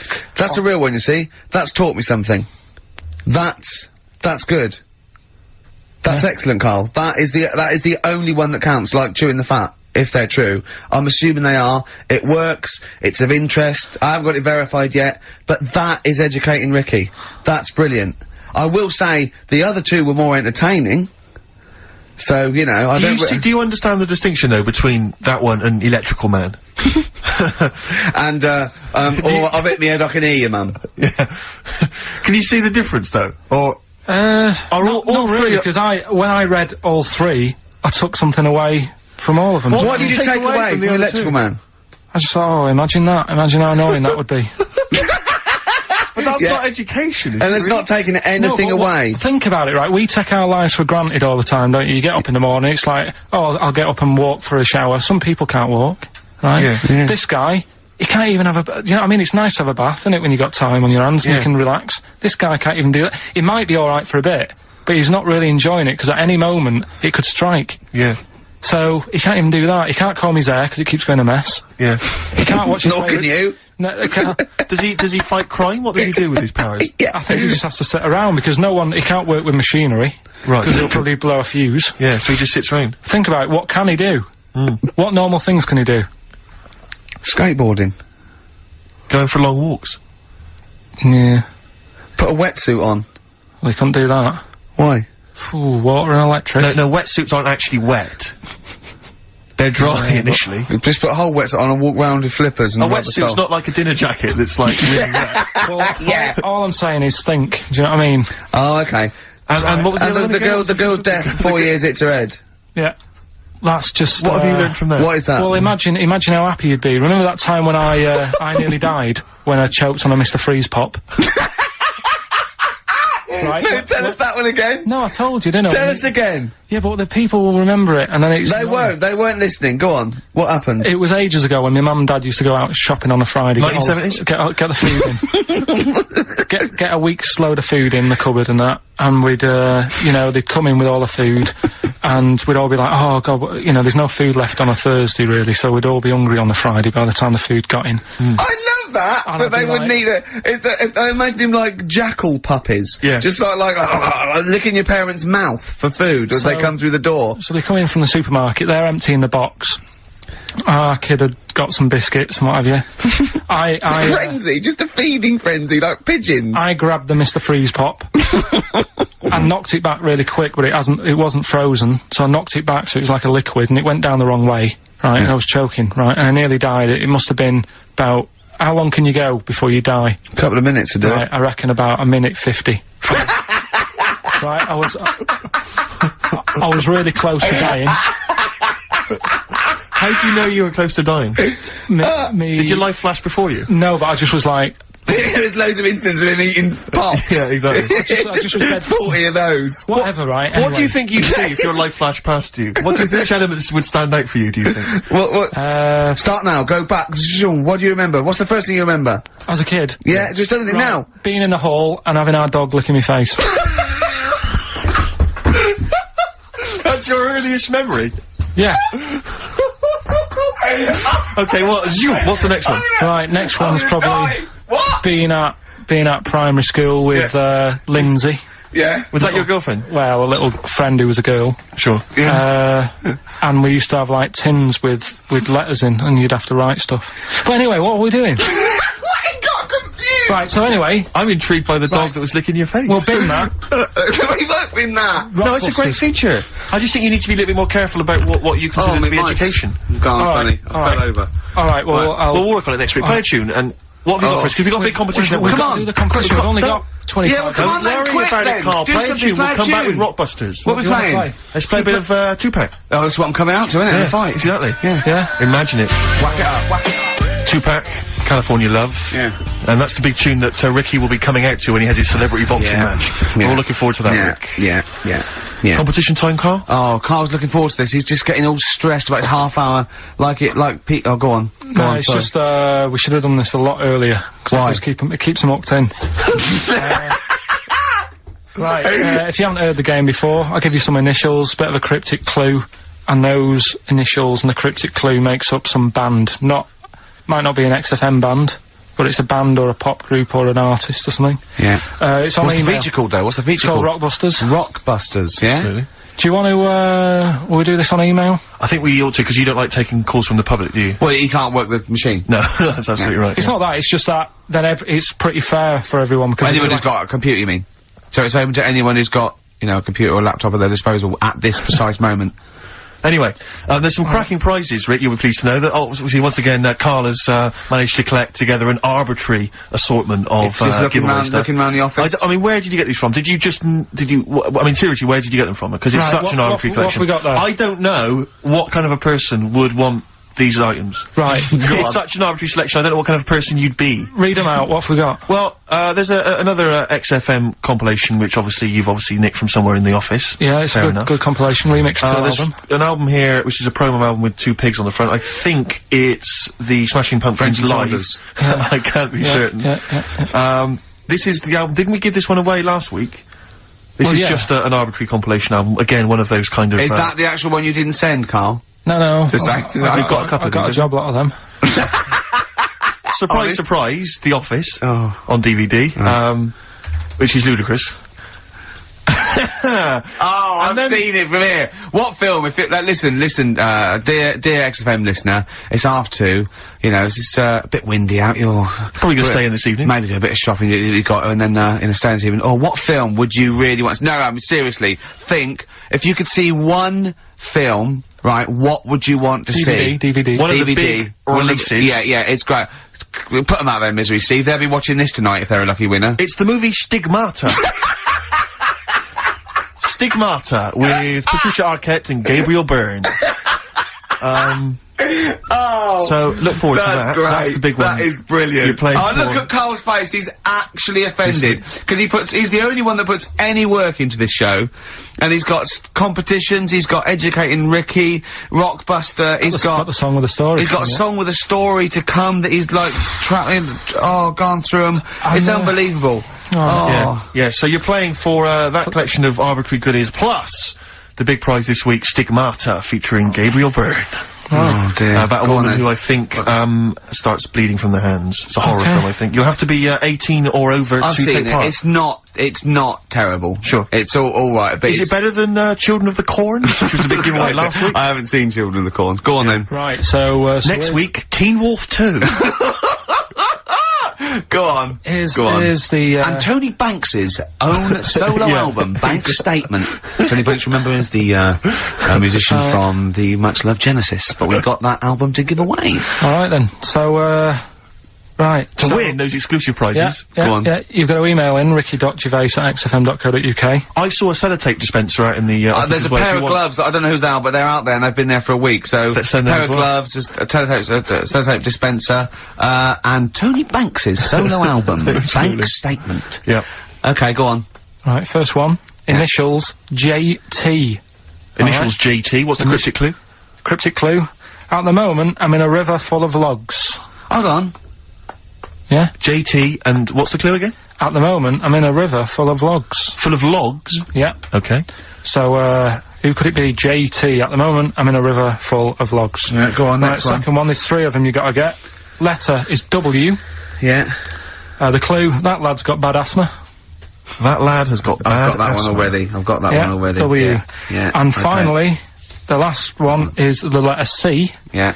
And, the cryptic clue Is Karl is one of these. Mousetrap is that musical, isn't it? This isn't a clue, by the way. It is called Mousetrap, isn't it? There's not a musical. It's not a musical, but it's a whodunit sort of thing, yeah. Yeah, that's fine. Right, here's a clue. I saw that, Imagine that. Imagine that on the real Blockbusters. Yeah, mate. Bob Owen is going, oh, can we stop a minute? Oi, you with the 9 teddy bears there. Mousetrap, that's a show, isn't it, in London, isn't it? I think so, Bob, yeah. Right, okay, here we go. Yeah, carry on. So the camera's back on? Yeah. So, the letter is C, and the cryptic clue. I saw that Mousetrap the other night, but the heating in the theatre was knackered. What? The heating in the theatre was knackered, right? Ruined it. Well, I've got that one already as well. Yeah? I mean, these are, the first one's hard, but those two So are just a quick ridiculous. reminder, JT was the first one. At the moment, I'm in a river full of logs. Full of logs. Yeah. Okay. Second one, W, that lad's got bad asthma. Uh-huh. Yeah. And the last one, C, I saw that Mousetrap the other night, but the heating in the theatre was knackered, and it ruined the whole thing. Okay. And ricky.gervais@xfm.co.uk is the email address. You can win I'm confused with various treats, including I'm in a Stigmata. I'm in with a Gabriel river Byrne. full of logs. Yeah. I'm in a river full of logs. Well, we'll do it in about 20 minutes. Yeah, you've 20 got to minutes stay think tuned about for the it. answers. It's not the quickest, so don't go rushing and sort of messing it up. Think about it, and it's random email anyway, so there's no rush, alright? And if you want to email, you're welcome to say, please do not send me the prizes even if I win. Welcome to put that on there if you don't want that junk in your house. Right. The reason we usually sort of play a record out of an ad break, don't we? Yeah. Carl is so concerned with his little competition, he hasn't got a record ready. Sure. Got one. Okay. Sorry, Larry. Yeah. Do you want to do a quick recap, quick recap? Yeah, I can't yeah, bother yeah. to even just say it. I'm not interested. I'm just not interested. Yeah, go on, Recap, quick. Still send your emails in. JT, it's some initials of a band, just in case you didn't hear it last week. If I said AK and an exploding pet, that would be Atomic Kitten. Yeah. Right? They know what a clue is. So JT, at the moment, I'm in a river full of logs. Yeah. W, that lad's got bad asthma. And C, I saw that Mousetrap the other night. The heating wasn't working, it ruined the night. And, yeah, that's it. Ricky.gervais@xfm.co.uk. Some stuff. Stigmata. With Gabriel Byrne. Richard Ashcroft. Check the meaning. Oh, I love that. That's brilliant. On XFM 104.9. Ricky Gervais with me, Steve Merchant. Karl Pilkington, who's our producer. A proper producer now. No, but he's getting it. But it's more like it now, isn't it? Before he was someone who pressed the buttons. Then he was someone who pressed the buttons who we just made talk like a performing monkey. I hear he's going to be lured away by the Today programme on Radio 4. Because they've lost their news editor, I think. Educating Ricky, quite topical. Absolutely. It is, isn't it? Yeah. Well, it? so when you say topical, What do you mean topical? this is topical. Well, this happened ages ago. Yeah. Your words, not mine. Have they got a Ricky who works there? We can look into that.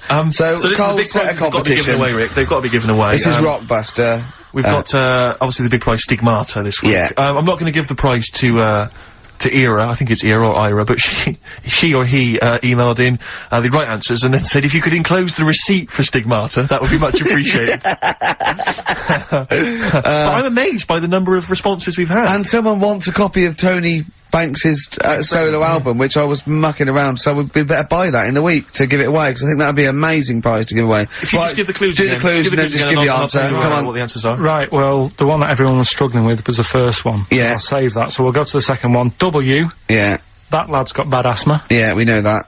That was Weezer. Yeah. Yeah. Good work, well done. The last one, C, the clue was, I saw that Mousetrap the other day, the heating was knackered in the restaurant. Yeah. In the restaurant? In the theatre. Yeah. And it ruined the night. Yeah, so it was a cold play, wasn't it? Yeah, that's a cold play. Yeah. And, JT, at the moment, I'm No, in I a can't think of this one. At the moment, I'm in a river full of logs. Well, I had to say there were some wrong answers. What was it again? It was Justin Timberlake. Justin Timberlake. We had some wrong answers that included Jethro Tull and James Taylor. I don't know how that relates to it at all. I'm annoyed at lake when he clearly said river. I mean, that's the first thing that cropped up. Not I'm in some water full of logs at the moment. Yeah, I'm in some water full of logs. But he actually had to say river, so not lake. That annoys me. I mean, I didn't get it. Fair enough. I should have worked it out. I should have tried to think like you.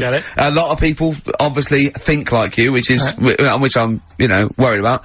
But yeah, James Taylor is great. James Taylor. Just someone guessing. Yeah, James Taylor works. Have we got a winner, Steve? He's just going to randomly pick one. I did have a winner. I've just lost them. Oh. Needless to say, that lucky person won't be watching Stigmata tonight. Just randomly get it's a draw, by the way. It's not the first one. Okay, I said to Carl in the break, I said, "Is the first one in?" He went, "No, I don't want a competition that relies on speed because I don't want to be rushed." Okay. So randomly click on someone. I'm just going to randomly click on one. Go on. They've not put an address. Well, what we can do, we can email back and say, send us your address. Well, of course you can. I think if they haven't put an address. Well, no, let's read it out. All right. Yeah. Chris Beaumont. Lucky Chris Beaumont as Chris Beaumont will be watching Stigmata tonight with a club of Hagen-Dazs, if I'm not much mistaken. So he'll be loving it. Well done to Chris. Need his address. Right then. That's the end of that competition. Right. Can we play a record or something? Well, we're on to another feature. Oh, what is this? This one is... Rick, were you not at the planning meeting? What is this?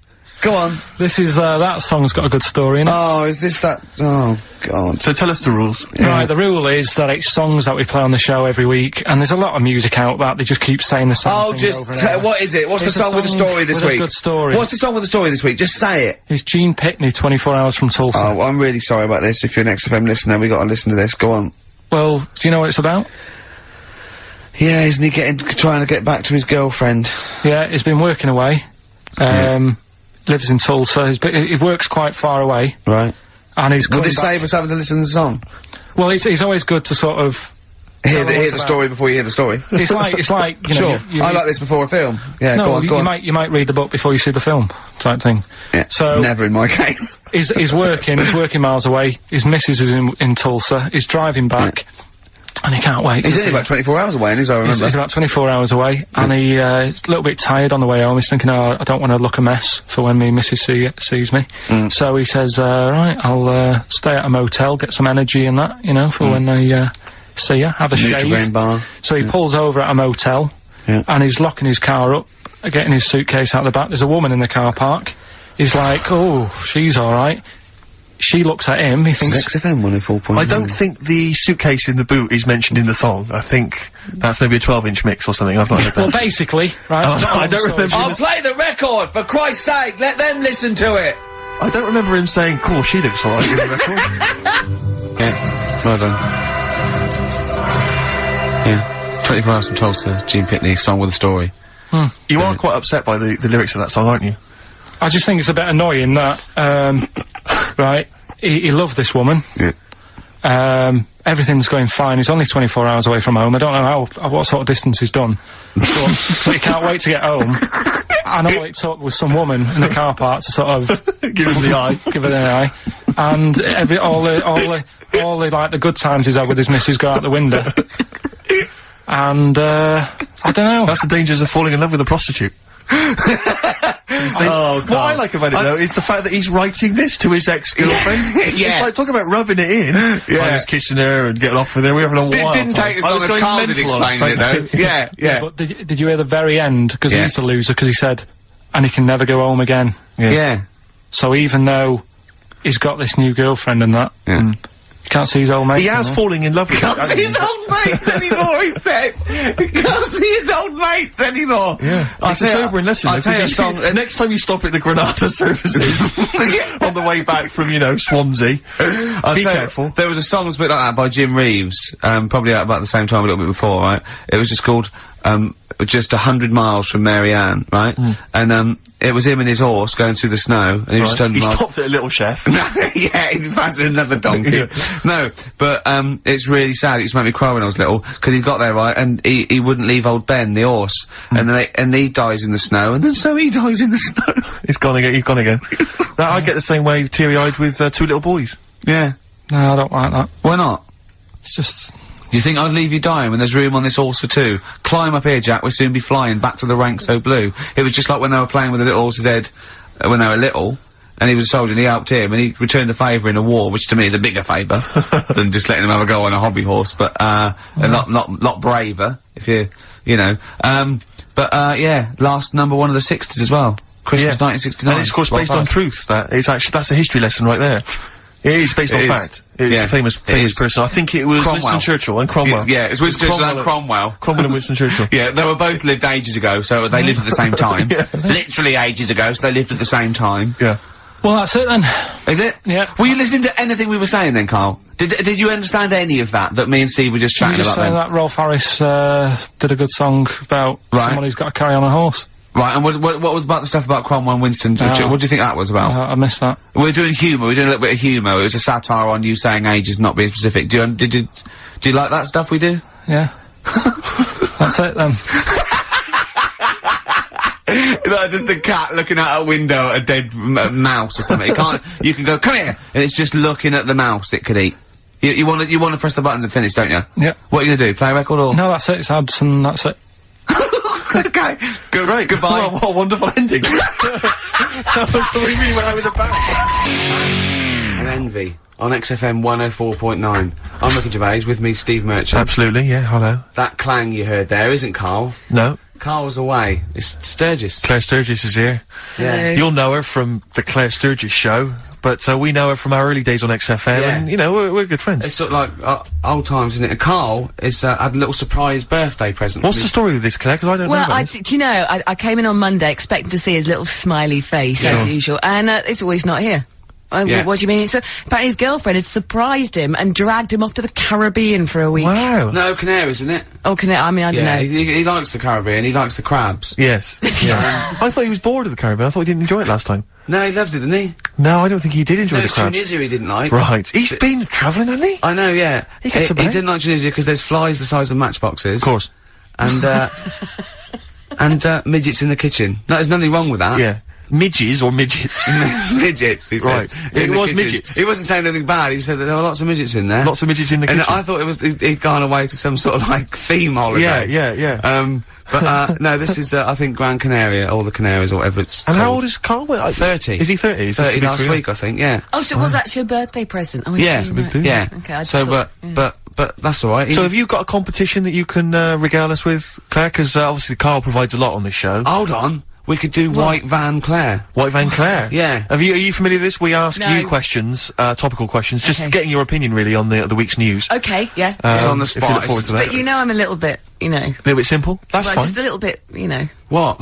I always sit on the fence. Don't I? Well, don't sit on the fence. You see, the worst thing there was she was saying I'm a little bit like, you know, liberal or undecided. You went simple. Yeah. You assumed. I didn't know. I thought I'm a little bit, coked up? I don't know. Who knows? It's Sturgis. Anything could be possible. But the other thing is with Carl, we didn't know how good value Carl was until we asked him sort of intelligent questions. True enough. Yeah. Because he looks quite intelligent. Well, this is it. I mean, so the thing with you, Claire, is I don't think we've probed you enough. We don't know what, you know, your views are on a lot of things. Enough, but we don't know what your views are, you know, this is what I'm saying. We don't know where you stand. I mean, don't sit on the fence. This is the new Claire Sturgis. Okay. Yeah. Okay. Alright, we're gonna delve deep, find a personality in there, Claire. Let's go back to the old days.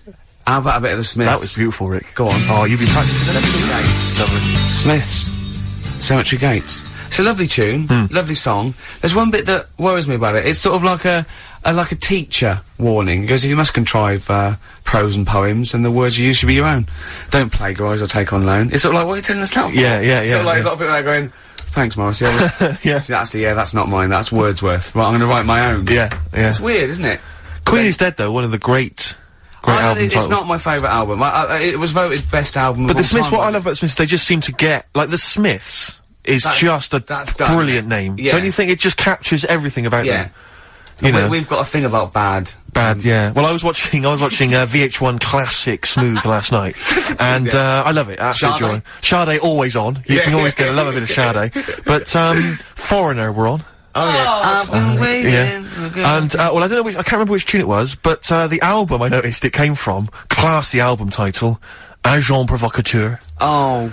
It makes my skin crawl. But I also, from the album Agent Provocateur. I imagine there's a band called Agent Provocateur, and they're from Wigan. It's a girl singer. She's 35 in a tight dress, and it's 4 blokes with ponytails. Yeah, exactly. Yeah. Doing covers. Yeah, exactly. Yeah. Here's what you may remember. Then they play a wedding. They go, "We're not doing a wedding again." There was people. There was cake being trodden in. There was kids. Children were just sliding across the parquet floor. They weren't listening to the music. Well, we've got a gig at the Marquee coming up soon. Yeah. It's endless guest list, £5 in. Agent Provocateur. If your band's Agent Provocateur or Agent Provocateur, have you ever been in a band called Agent? Yeah, but that's got to be one of them, because it's not. I don't know what that title says. I don't imagine Foreigner. I've got that sense of intrigue and one of the worst names. Right, okay. To Pal. Right, it's the worst. Let's start worst album titles. Okay, I'll kick off with To Pal. Bridge of Spies. Oh, Bridge of Spies. Is that the one that featured China in Your Hand? I assume so. I don't think I did too many. Bridge of Spies? Who did this album? Who did this album? Beggar on a Beach of Gold. Beggar on a Beach of Gold. It's got the likes of Collins written all over it, but I know it's not Collins. Very close. Mechanics. Mike and the Mechanics, of course. I don't know what that means. Good old Mike. He's a beggar on the beach of gold. Just look around, there's some money. He's saying, don't be a tramp, there's some money there, mate. I don't know what it means. I think he means that everyone else is rich, but he's still poor. Yeah. I like it. Yeah. Oh, it's a bit deep for me, Steve. Maybe you just need a little asterisk at the corner and then a little explanation at the bottom of the record cover. I'm thinking about this, I'm not quite sure what it means. Oh! He's very poor emotionally. Chumbawamba. Well, you know, what can I... Uneasy Listening. Yes! I bet it was, from the Chumbas. Are they still cracking on? Are they? Because they used to live in a squat. They've done about, 400 albums, them and the Levellers. Yeah. Who's the best, Chumbawamba or the Levellers? So, good question, thanks for asking that. Yeah. What's the telephone number, Claire? It's 08700 800 1234. Or you can email ricky.gervais@xfm.co.uk. Worst album titles ever. It's like real radio, It's just like Chris Moyles. It is, isn't it? Exactly. Oh. You've got the big fat guys on the telly. Yeah. In here. You know. And his well. kind of cheeky sidekick. And my, Comedy Dave. You're almost as funny as Moyles. Fingers crossed one day. Right, Sturgis, you've brought in a record, haven't you? What are you going to play? Well, What's this all about? Do you know what, like, a bootleg is, Ricky? Oh, what are you talking about? Oh, I've snapped a lot of them up on white label. Yeah, go on. Okay. Well, no, this is quite a good one that Ian Baker bought in the other day. Sure. It's a bit of Dre, a bit of Snoop Dogg, mixed in with Crowded House. I thought you'd love it. Hold on. The juxtaposition there is exciting in itself. That's true enough, play it. The weather episode, Snoop Dogg, Dr. Dre, Crowded House, I love that. Enjoyable. That works for me, Steve. Yeah, what do you think? No, it was nice. Well, she started off alright. Should we give her one more go? I think a round of applause for Claire. Yeah, that's brilliant. No, that's excellent, that. I love that. Rick, the phone... Oh, it's just gone. No, I tell you, the phone board had lit up there, Really? There was a call buzzing through on call. A call came through? A call came through on line 1, and Sturgis missed it. Carl would never have missed that. He knows how valuable they are. I'm sorry. Yeah. That was probably someone with an amusing album title. No, I did get one, Steve. I did get one. Do you want to hear it? Yeah, go on. Okay, this is from Al, who says, what about this? H to H-E, who am the only one. Sorry, H to H-E. H-E. Who am the only one. I don't know what it means. No. Van de Graaff generator. Oh, well, no wonder. That's the thing that one of those things at the museum that you wind up and you touch and it makes your hair stand on end. Yeah. That's the scientific thing, isn't it? Sure. I've given up, Steve. Yeah, no, do you know, that didn't really make me laugh either. I'll be honest, I'm thinking that the whole kind of amusing album titles thing we should abandon. I thought that as I said it. To be honest with you, I thought it was easier than this. I mean, Chris Moyles makes it work, that kind of crazy comedy, let's try radio magic, but obviously and I don't think our listeners are into that stuff. I just don't think they can be bothered to get to the phone. I don't think a lot of them are able. I think a lot of them are, you know, do you remember when we spent about 3 hours trying to get to through to the Chris Moyles show?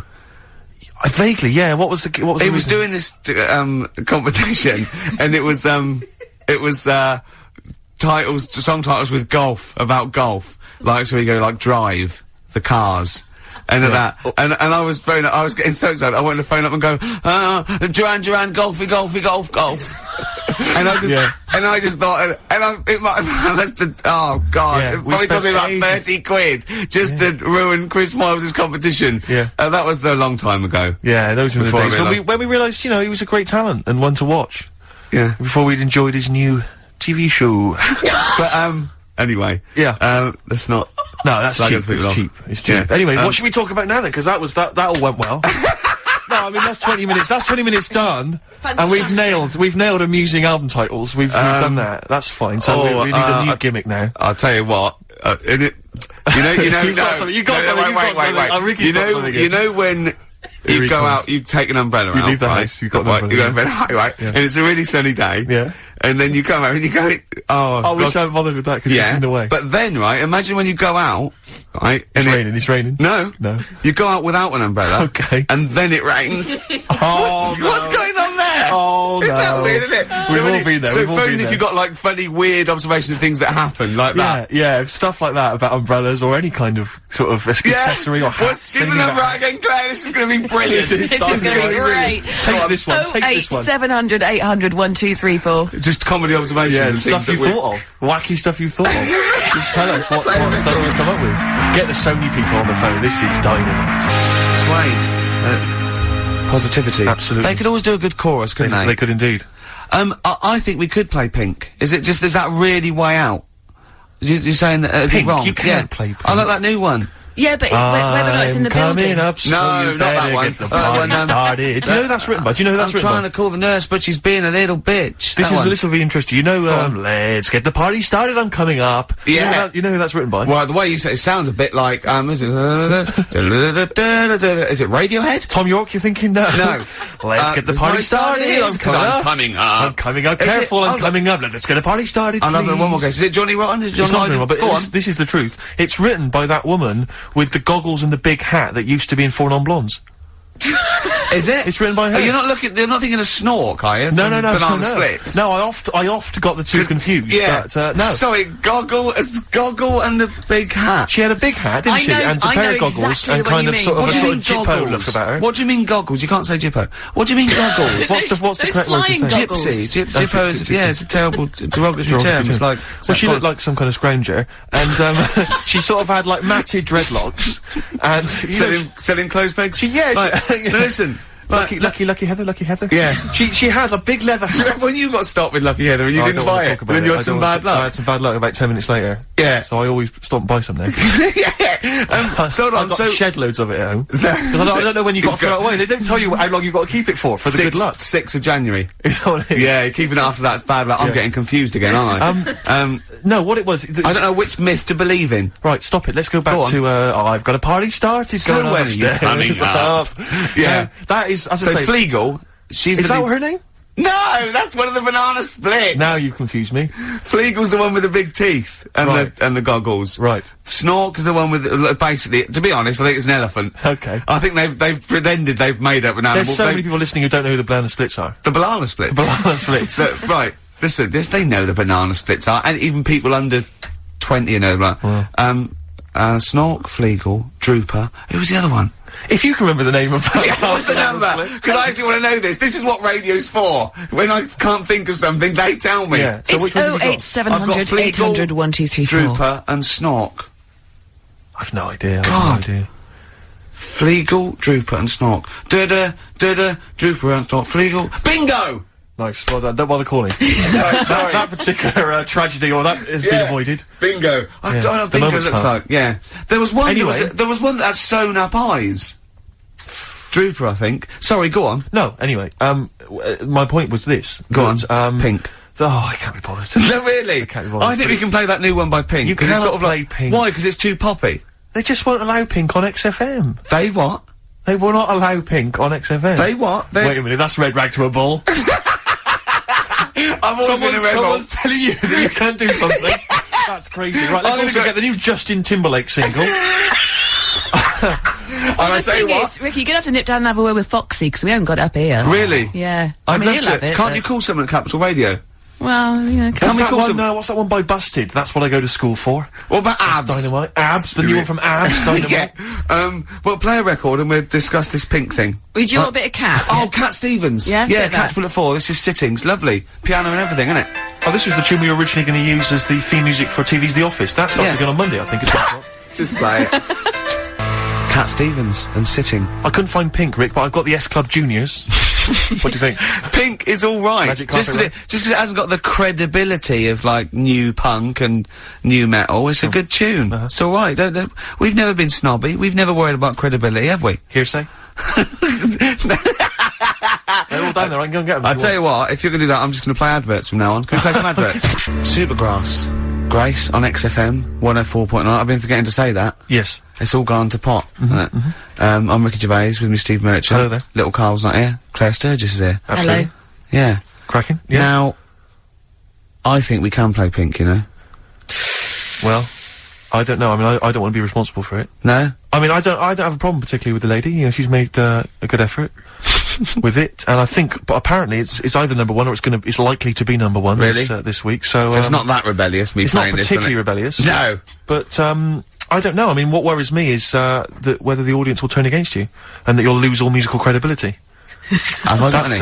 No, very little. Really? I had an email just now, and I think maybe this answers why we didn't get very many calls about the give us a crazy band name or an album title. Think about the number? No. They think maybe they're all at the march, the big march, which makes a lot of sense because I would imagine a lot of the sort of losers that listen to our show. What's the march? Probably also agree that they should go and protest about a war. Oh, it's the anti-war march, yeah. It's against the war. So, well, I don't really know the ins and outs of this whole thing, really. I mean, it sounds like it's a long way away. I suppose it's like, they were asked if they wanted a war, and they said no. Is that so bad, Steve? Yeah. No, I mean, good luck to them. I don't think it's going to have much effect, to be honest. You don't think? No, I don't really believe in that. I don't think he's worried in the slightest. A couple of sort of dropouts and some sort of junkies are in the streets, you know. Well, you say that, but what's their names? Specials, Free Nelson Mandela. 8 years later, he was out. That's true enough. So that's absolute. I forgot about that. I think they were. Yeah, and Live Aid sorted out world hunger. Yeah, that was done. So that was. But I see the difference there is Ebony and Ivory, no more racism now. But musicians... That was done. Rick, you see musicians were involved there. Yeah. I don't think any musicians are involved this time. I think David Albarn's there. They've probably taken their bongos and their didgeridoos. You can see they're walking down now, loads of ponchos. Yeah. You were going to wear a poncho once, because you thought it'd make you more of a hit with the ladies, weren't you? Oh, but they're so now, ponchos. In Topshop, they are so now. So you'd have been ahead of your time. As ever. You see, I think if you wait a couple of years, those clogs will be in. Exactly. This is what I'm hoping. What about this pipe?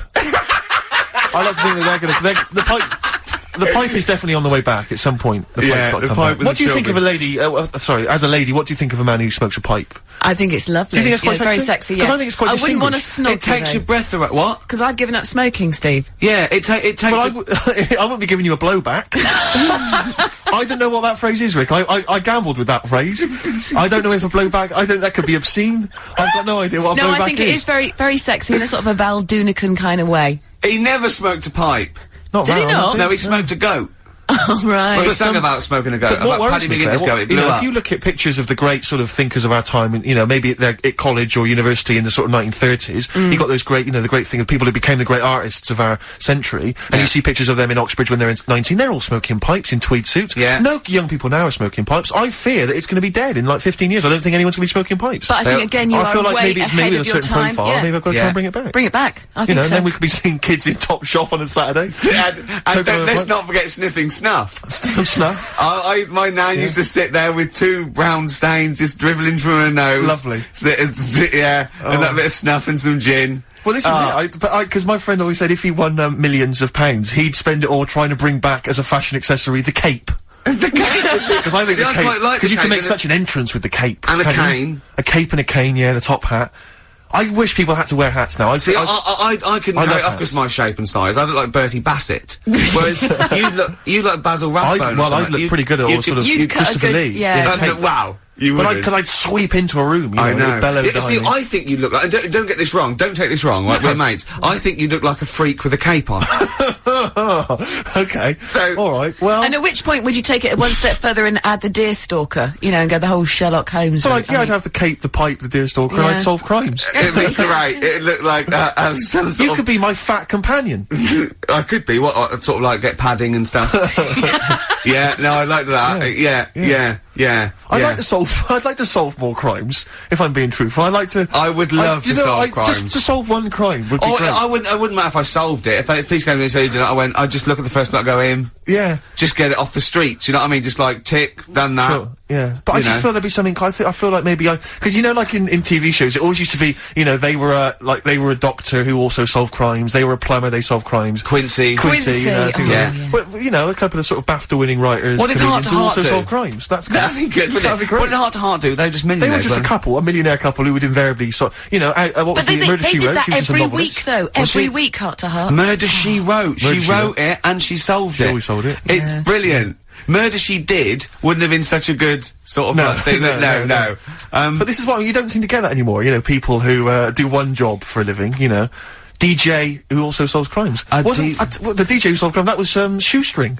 Was he a DJ? Yeah. He was a private ear, wasn't he? He was a private ear on the radio. Is that what was the thing they did? Not private eye, private ear. Is that what they said? Yeah. And how did he solve it? He worked out clues for call-ins and stuff. Yeah. No, he used to leave the building. He didn't just sit there and play records and then try and guess. That's great! Give us a call on the usual number if you've got any idea who murdered. No, it's Snitch Hour. Got a letter here. Who reckons she knows? I know a lot of my friends are big fans of Midnight Caller. Do you remember Midnight Caller? Was he a DJ who solved crimes? Yeah, it was one of those late night things in America, wasn't it? But was he a DJ? He solved crimes, didn't he? I don't know if he'd solved crimes or just solved... If you've ever solved a crime, email us. Puzzles. he had one of those puzzler books. Weren't you on the front cover of Puzzler once? One of those things you get. Weren't you? Puzzler. Were you? Was I? No, I don't think so. Oh, it was your other friend who was a DJ, it was Puzzler magazine. That's it, yeah. So was Puzzler a rude thing? No, it's one of those things that those puzzle books you can buy. Actually, it's a puzzler. You do for coach journeys, and they just put people's pictures on without permission. Yeah. I don't think they're just like, well, I didn't give permission. They just find like celebrities, and they just get their picture and they stick them on the front. Well, they would have used me then, would they? Well, I forgot. I didn't. Hey, Pink. Should we play Pink? Yeah. Oh man, I don't live by the rules. Be on your head. Here we go. That was the Strokes, and kids are mental. Yeah. No, you're all right. No, shut up. No, the thing is, I think if we'd introduced that as just, and we didn't mention who it was, and we just said this is the new one from one of those trendy new bands, you know, the Boomtown Rats. then I'm sure these listeners would have happily accepted it. As it was, they knew it was Pink, and the phone lines have gone crazy. We had upwards of 2 calls. I'll tell you this, we had between 2 and 4 calls. And they've not enjoyed it. Why do we do this show? We don't need to do this show. Because you love us. We could be on Radio 1. Oh man, we could be on Radio 2, probably. Yeah. I don't know. Virgin, I think, called once. Yeah. Someone just emailed, they just said, Pink sounds like Run for the Sun by Bucks Fizz. I can see what they're thinking. I can see what they're thinking. What do they want then? Well, yes. Okay, what's the phone number again? You know what people like, I never understand who phones a radio, who tries, it took us like 2 hours to fail to get through to Chris Moyles. People will phone radio stations, can you please play the new one by The Strokes? You just buy it, or you'll have the album. Why have you got to hear it on the radio? What difference does that make? Some guy talks at the end and the beginning of it. Yeah. Partially ruins the song. I can't understand who phones up for a request. We're really alienating our listeners now, aren't we? Nice we don't care what you think, go and buy it. We're going to play what we want and we don't care. Yeah. I mean, we're not being particularly funny or interesting. We haven't even got that to fall back on. I'll tell you what it is, Rick, arrogance. Laziness. When you've got a hit TV show on your hand and you've won the awards and you're making the kind of money that you are at those massive corporate gigs. Yeah. Where they're paying you thousands of pounds to turn up for 10 minutes. You don't need this. I mean, Steve, don't you get that then? I'm afraid I don't, Claire. We carved it up early on that Steve would not be making the sort of money that I would. Yes. And he shook on that. That was written contractually. Yeah. So I think. So you did shake on that. Oh yeah. It would be horrible to go back. I don't think he realised quite the difference. Yeah. But the huge success. I don't think he'd want me to Welsh on it. Right. I don't think he'd be happy with himself if I gave him any. I couldn't live with myself if you gave me some of that cash. Well, what should we play then? Should we play some Should we play the Strokes or something? By playing the Strokes. Go on then. That's stuff. Oh, thank God for that. Electric Soft Parade. Same way every day. Is that what you want? Is that what you want? Do you mean me or the listener? The listener. Sure. Is it what? So they didn't like? So they want good music, they see? Apparently, Rick. They would prefer good music to. They want good music, do they? Are you sure they want good music? They appear to want good music, Rick. Why? Hang on, wait a minute, what are you thinking? I'm gonna thinking of playing a really good record next. Oh, wait a minute. Wait. No. They've wound me up now. They want good music. They don't want, right. So I will do a little deal with them. Okay. I will play them a fantastic piece of music, as long as they promise to turn the stereo up to number 10. Wee. What about the neighbours, Rick? Think about the neighbours. What, you think they'll annoy the neighbours? They may Steve, maybe I want them to annoy the neighbours. Wait a minute. Rick, you know what that was? What? It's the sound of the rule book being torn up. Yes! Yeah. Rick. Yeah, you think I'm playing with fire? It sounds like it. Maybe I like getting burned. Oh, careful, Rick, careful. Because you could scold your hands, but what about your elbows? I wish I knew what that meant. I wish I knew what I meant. I didn't really think that through. This is a great piece of music by one of the greatest bands ever. Okay, it's one of their best songs. Yeah, that's true enough. It is long. It's a long tune. Well, you know, what? What, you can't handle it? You don't want 8 minutes of you don't want 8 minutes of cracking music? Yeah, listen to this. Switch off your radio. No, seriously, turn the radio up. Crank it up, go. Rock it up. That makes up for Pink, doesn't it? Oh, man alive. Oh, that's an amazing track. It's incredible. It is, I mean, incredible. It's textbook rock and roll. But when I was growing up, I had 2 favourite lyrics all time, and one of them's in there. Meet the new boss, same as the old boss. Yeah, it sends a shiver down your spine. It's fantastic. And the other one was, it's on America's tortured brow that Mickey Mouse has grown up a cow. Nice. You know that is? Nice. Ooh. Got to phone in, this would be a competition. What should we give away? Office. We haven't got any, have we? Why don't you just sign your signature on a piece of paper or something? That's gotta be worth something in a couple of years. 4 quid. Yeah. £4 you can get on eBay. It would cheapen the piece of paper. Yeah, not if it's a rubbish bit of paper. I've had an which email I probably would sign. There's an email here from Davey Look, Monroe. it's lit up. No, wait a minute. Look at that. Oh my God! They've gone mad. They answer it. Put them live. Oh. They might know the answer. Hang on. We'll give them some. We'll give them some CDs. How do you put it live? While you figure that out, let me just read this email. Go on. If you're having to play, it says here, if you're having to play extra ad breaks and 8-minute-long songs, it just goes to show who provides all the material for that radio show of yours. Did Karl secretly write The Office as well? And I think to myself, it's like, what do you want from us? Just see if someone's on the One of the most incredible rock and roll tunes ever laid down on vinyl, and you're whinging? I know. Because you'd rather have our inane banter. What kind of a person are you? No, they'd rather have Karl's inane banter. Clearly. Don't big your roll up. They don't want us at all, Steve. I've just had a phone call from a very nice girl saying, "Where's Karl?" I said, "Well, you know, he's back next week. What's wrong with me?" She went, "No, you're lovely, Claire." She said, "But Karl calms the other 2 down." Sure. Really? Sure. Can we just see if someone's on the phone? Is Yeah, go on anyone then. there? Right, what are we going to give him? We're going to give him some CDs or something. Well, take the name. Right. Anyone there? Hello? Hello? Oh, God, there's someone there! Oh, I've got to put my headphones on. Oh, hang on. Oh, what was the lyric again? Stay there, please. Alright. It's on America's tortured brow that Mickey Mouse has grown up a cow. Life on Mars, David. Life on Mars, David Bowie. It's easy as that. He. What's your name? It's John Ball. John Ball. John, I'll be honest with you, we got nothing. We got nothing to give you. It's not good enough. No, we'll get him some. We'll give him an office CD. He doesn't. We can't keep doing that, Rick. It's We've got pathetic. nothing Yes, else. They don't give us anything, do they? They don't. It's no wonder we get into the building. No one's around on Saturdays. No one cares. Office DVD. Yeah, What would you really like, though, if you could have anything? Yeah, Office DVD. See? There you Fair go. enough, fair Brilliant. Okay. Stay on the line, mate, and I'll get you details, okay? Excellent. That was a competition. That was like real radio. Well done. It was like real radio. Now we've got to play David Bowie, haven't we? That's what they Calm do. down, Rick, you are- I can see what you mean. No, but Foxy would have it Well, lined up. Rick, you're gonna have a heart attack. Am I? Live on air. I mean, Yeah. it'll be dramatic radio, and that's Sony Award winning. I know that. Any kind of. I seem to remember when Tony Blackburn had his breakdown on there. I think did he win awards for that? I mean, it was pretty impressive stuff. It was pretty intense. Yeah, what breakdown award? Have a breakdown. Yeah, Excellent. This year's best breakdown on radio. Totally Blackburn. Yeah, but For Tessa, marry me. yeah, it was something like that, wasn't it? Yeah. He played the same song again and again and again. Must Did be he? fascinating radio. That sounds like Capital Now. Oh, that's satire. High five. Nice We've one. done there. Oh, well done. Well Are done. we owned by Capital? You've We are, got, aren't we? Remember what happened last time? Sure. And now Richard Park, who owned Capital, is the Grandmaster. What? The Grandmaster? He's the grandfather. No, he's a headmaster of Fame Academy. Oh, is he? Yeah. Okay, let's play a record now, because you have to lie down, because you're just getting so worked up and now. I can tell when there's an excitement and enthusiasm, and sweat, beads of sweat run down Well, your it brow. started off so badly, we had nothing, but then I did a competition, gave away some things. You've got an email that really annoyed you, haven't you? Well, we can talk about that later. Yeah. But yeah, whenever I see beads of sweat, I know, because that's not the Jeez. Ricky Gervais I know. Okay. It worries me. You never work yourself up into any kind of sweat. Okay, so you need to let's just chill play. out, calm down. We're going so well now, aren't we? What about a bit of Beck? Would Let's that have a lovely bit of Beck, just to chill everything out, just calm everything down. Yeah. Alright. Yeah. Alright, relax. Yeah. Okay, Yeah. there you are, Yeah. you see, he's gone. Yeah. Yeah. Beck. Beautiful, that. Good tune. Brilliant. Good tune. Yeah, I enjoyed it. Lost Cause. XFM 104.9. It's going well, isn't it? Oh, I'm loving it. Right, let's do something else then. Adverts. Yeah. Adverts, I'd love to hear some adverts. Yeah. Oh, please. There it is. Life on Mars. With that great lyric by David Bowie. Indeed. Yeah. Although, it's not quite as good as, what was the one, was it Jeff Lynne?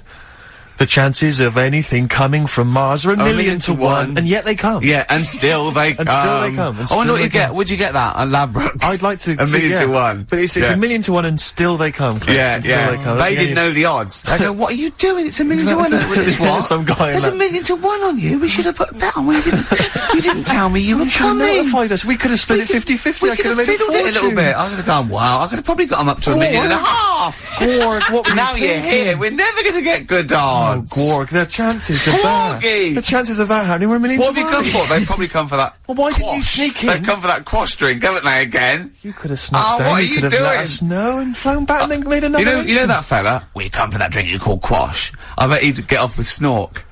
Wouldn't he? Are you thinking of weird stuff again? You're thinking of crazy ideas again. What about those smash aliens? What, you got something on them, have you? Yeah. You know, they went out, right, without an umbrella. Poured down. It rained, I knew it would. Yeah. I knew it would. Anyway, David Bowie, no, this is spiralling. Can I just mention Lynn, who's just phoned, because she was queuing up all night outside the Apollo for Bowie tickets, and she got a pair, so she's dead happy. Can you dedicate that to everyone who's queuing up? So yeah. Best of luck to them. Jeez. And I wanted to tell you about the time Bowie came into XFM to talk to Zoe Ball. David came in, did he? Was this recently? Yeah. Oh, yeah, I remember. Yeah. I'm not going to mention her name. She works in the office, Charlotte. When he walked by her desk, which you have to do when you come to the studio, she didn't actually meet him, shake his hands, or make eye contact, but she actually cried because he was in her vicinity. Really? And she actually burst into tears when he walked by. Isn't Rick, that? I've made women do that. So, you know. You've got something in common. Well, a little something in common with David Bowie. But they whimper and weep when you're in. You know what I mean? It's sort of like... There's a lot more screeching as well. Yeah. A lot of screaming. Tell them about that email you just got. Right, I got to tell I nearly said the fans! People who happen to be listening to XFM waiting for the person after us. Who's on next? Natasha. With the football show. Right, Steve was genuinely annoyed. I laughed, right? Steve was genuinely annoyed. He doesn't like rudeness or people insulting him from a distance. I'm not sure I can find it. Oh, what was it? Oh, you gotta find it. Well, hang on, let me, Oh, hang on. This is good radio as well, the sound of a mouse clicking in the distance. Well, I'll just keep talking. I'll just keep talking. You can come up with some magic. What was Scooby-Doo on about? A talking dog? That's a bit weird, isn't it? What is that? And then, right, what was that? Wacky Races? I don't know, wait a minute. So why did they run, the cavemen, if they had the car? I've got it. Right. Okay, this is an email. This is an email that was sent through. Right. And this is my feeling. I think if you're going to email an insult, you've got to at least be clear what the insult is. You can't make me do the work. You can't make me try and guess or figure out. No, it's like sending someone hate mail and they have to pay postage. Yeah, exactly. You go, well, if you're gonna, exactly. Or making an obscene phone call, but the postman asks you 25p before he hands you a letter bomb. Yeah. Go on. It says, merchant. It opens with merchant. Who are you, call sad! ! At least my mother still don't cut my hair. Merchant. Who are you, call sad? At least my mother still don't cut my hair. Is it an anagram? I don't know. I feel like it's been translated from the French. Yeah. It's a Japanese fella who hates you. Exactly. And he's got a Japanese English dictionary. It's just literal. So, how does he know your mum cuts your hair then? You've never said that on there, have you? It's not true, Gervais. Can I just say, I think your hair looks really nice, Lynn. I've known you for about 5 years now. It looks lovely. I laughed at you needing someone to say it looks fine. Yeah, it looks good. What do you mean it looks fine? It does look good. It looks good. He's got a little bit of product on it, hasn't he? Yes. Maybe I have. A little bit of hair gel. Maybe Gavin had his fingers all over it yesterday.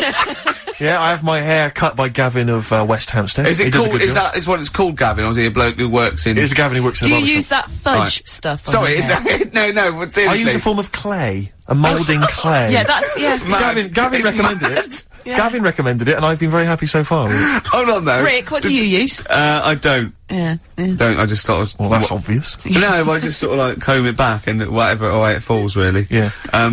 But you had more questions about Gavin? Yeah, no. I was up seeing Gavin yesterday, just having a haircut. There's nothing untoward. and I thought I popped past Habitat. There's a Habitat, and it's quite a trendy kind of, designer furniture shop or whatever. Sure. And after I popped in there, I thought I'll pick up the sort of brochure, the catalogue. There was a big stack of the new catalogue. You were stunned by the prices you're going to tell me, aren't you? No, I'll tell you what, I was about walking out with the guy went, hey, where are you going with the hair? It's a great looking haircut, but where are you going with that catalogue? I went, what do you mean? He went, it's £2. You've got to pay £2 for a catalogue from Habitat. And I said, well, I could go down to Argos. I can get as many as I want for free. I can go crazy in Argos. I can get them Littlewoods through the mail order people. They'll send it to my home. Yeah. I got to pay there's lingerie in that one. You know, you've just got like some furniture and stuff. And I'm paying £2 from it. If there were some ladies draped over the kind of filing cabinets, I'd be interested. I'd pay £2. The fact that then what did you say though? You didn't say I can go down to Argos and get as many as I like. What did you say? Yeah, I did. I said, well, what are you talking about? This is, why am I paying Isn't it weird charging for a catalogue? But this is a catalogue just to tell me what I might want to buy. It's sort of their calling card. It's like paying for a poster or a sticker. Exactly. It's almost like paying an entrance fee to go into the shop. Yeah. That's a good idea. It's a good idea. Because it's good to just walk around and browse. So, I mean, I'd pay £1 to walk around a really good shop. Yeah, but I'll tell you this, if Habitat maybe had some kind of, like, sort of centrefold. Why don't you do this? I'd be interested. I'll tell you what, in a great shop like Habitat, you pay £1, right? If you buy anything, that comes off the thing. If you don't buy anything, you've paid £1 to stop wasting their time. It's an incentive to buy. I wouldn't like it. Sure. I wouldn't go in there. I think it's a terrible idea. Well, anyway, that's what should we play? That was a sideways look at the world of high street shops. I think you should play the award-winning Ms. Dynamite. Yeah, go on. She's cracking. Yeah. Ms. Dynamite. Good, that, innit? It's cracking. Yeah, it's very good. Yeah. Mercury award-winning. Absolutely. Well done. Yeah, good luck to her. I must admit, I wanted the Streets, but she's a very good second choice, and, you know, wish her all the luck in the world. All the luck in the world. I'm looking at your hair. It's not bad, is it? And you have bigged it up, so you're quite. So I assume you didn't go to a barber. You've gone. This is a hairdresser's. This is Gavin of West. Okay, I'm going to ask you now, right? And I'm not going to take the mickey, even if it's £100. I'd think you're a fool, and I know you wouldn't pay that much. But it's obviously more than the £5 then, isn't it? How much did you pay? Ricky Gervais, for this haircut, I paid the princely sum, and I was proud of it. 22 notes. But that's all right. But I went up to 24 because I was pleased with what I had. Little tip for him. £2 tip. £2 tip. I could have just given him one of those Habitat catalogues. He'd have been pleased with that. I love just slap that on the desk. Yeah, and he'd have gone, thanks very much. And you'd have to go, I'm going to be honest, Gavin. That is not free. Exactly. If that had been an Argos catalogue, then throw me out of it. It'd be an insult. Exactly. Look at the price. Go £2. Yeah. That £2 is yours. That's yours. You're taking that home. Would you prefer the money? What should we do? Yeah. We'll usually play a new one around this time. What new adverts have we got? Plenty here. Oh, come on, let's come on. Are you in any? No. Badly Drawn Boy. I imagine that's starting a British film. Do you know what I mean? They're jumping on a London bus and they're going around London. Well, of course, the film about a boy, he did the soundtrack for. So if you were a little bit more up on films and stuff, you'd have already known that idea's been done, and you wouldn't have embarrassed yourself, and there wouldn't be egg on all our faces. Oh, but thanks very much. Sorry about that, I'm eating. I'm very messy, aren't I? Yeah. What have you got, Steve? What have you got for me? Rick, I'm glad you've asked. Thanks for asking. This is a Stevie Wonder track. Now, I hope people aren't as offended by Stevie as they were by Pink. I'm sure they won't be. I mean, for goodness sake, he's one of 20th century's greatest artists. Yeah. This is from an album, not one of his more famous, Fulfillingness's first finale. Yeah. And this is a track called You Haven't Done Nothing. But Rick, here's a little quiz for you, a little pop quiz for you. Oh. There is a very famous backing vocal group here. I mean, they were famous in their own right, but here they're doing backing vocals. I'd like you to identify them. And there's an Office DVD wigging its way to you, Ricky, if you can spot who it is. Right, okay, the pressure's on. Oh, magnificent. Do you not enjoy that? Excellent, Yeah, fantastic. Stevie Wonder, You Haven't Done Nothing from Fulfillingness's first finale. It's quite tricky, that, the backing vocals. Well, they're not particularly prominent, are they? And it could be anywhere, so I'll just go for someone that's a vocal group with, I don't know, is it obvious, or is It's very obvious. What, that it would be, that they would back him? It's not obvious that they would back him, but it's obvious that, I mean, they are huge stars, or they were huge stars. And what is, what, mid-70s? Early 70s? Talking mid-70s. 1974 is the album. There's an Office DVD winging its way. Not the Jackson 5, It's the Jackson 5. Is it really? There they are, well done. Well, there you go. Are, yeah. Well I mean, that's how done. big Stevie was, that you could ask the Jackson 5 just to stroll in. There you go. With some fairly nondescript backing vocals. First album I ever got, Jackson 5. Was it? Which one? It was the one with Rockin' Robin on it. Nice. Did you rock to that? I imagine you did. I walked around to that. How old were you? What 18? I was about, I suppose, I don't know, 11 or 12, and I had one of those little, cassette players, when you had to press down play and what's it, and it had a little handle that came out. They're brilliant, yeah. And I had one CD with it. Well, one tape. One tape, yeah. Sure. And you bought it yourself, did you? Or No, that was a Christmas present. Lovely. Yeah. And that was the only one you had for, like, I imagine, like a year or something. Just that one tape. Endlessly played. What was your first, record purchase? It was a Disco Fever compilation. Well, actually called Disco Fever, and I got it because I loved Yes Sir, I Can What, are you Boogie. embarrassed about having your mobile on, or what? Something's vibrating, and I'm assuming it's a mobile. Oh, so it's my boyfriend. Oh. I did turn the ringer off. Oh, sorry. So what, is a Disco Fever compilation? Yeah, featuring Baccarat, Yes Sir, I Can Boogie. Cracking. Yeah. And, Space Float On, I think, which is what I want, Float On, that one? That's one, yeah. That's the Floaters, isn't it? The Floaters, yeah. Always made me laugh. Larry, Yeah. my name's... Yeah. I don't know. Magic Fly by Space. Oh, right. Do you remember that no, one? I don't. No, yeah. No. I don't know if my first purchase is cool or not, really, because I suppose it seems like it was. It was the greatest hits of the Stranglers.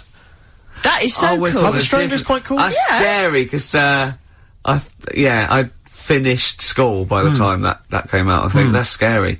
The Greatest of the Stranglers. No, I was I never think a that's more to Stranglers do with the fan. fact that my parents didn't have any records in the house. They had, I think they had the Jeff Love Orchestra plays big war theme tunes. I don't think everyone. They had one of those Top of the Pops albums with a woman wearing a neckerchief on the cover. Yeah. And that was pretty much it. And the 1812 Overture, you know, played on the fiddle or something. I had one of those with Mozart's 40th on it, because that was released at the time. Oh, that wasn't obviously Mozart's 40th birthday. That'd have been a wild swing. If he'd made it that far, that'd have been a wild. That'd have been great. I'd love to hear that on record. How old was he when he died? He was quite young, wasn't he? I didn't live long. 18 or something. He was a genius. No. He was a boy wonder. Yeah, he was a boy wonder. What people don't realise. It was like Alan Jones. It was all over by the time he was 11. What a lot of people don't realise about Mozart was that he also, in his spare time, used to solve crimes. Yeah, that was why he was so. That was what musical crimes. He was plagiarism issues, things like that. We have indeed. We've brought that right back. We should. Actually, I hate to interrupt you, boys, but we have got to squeeze one more song in before. Well, what should we do?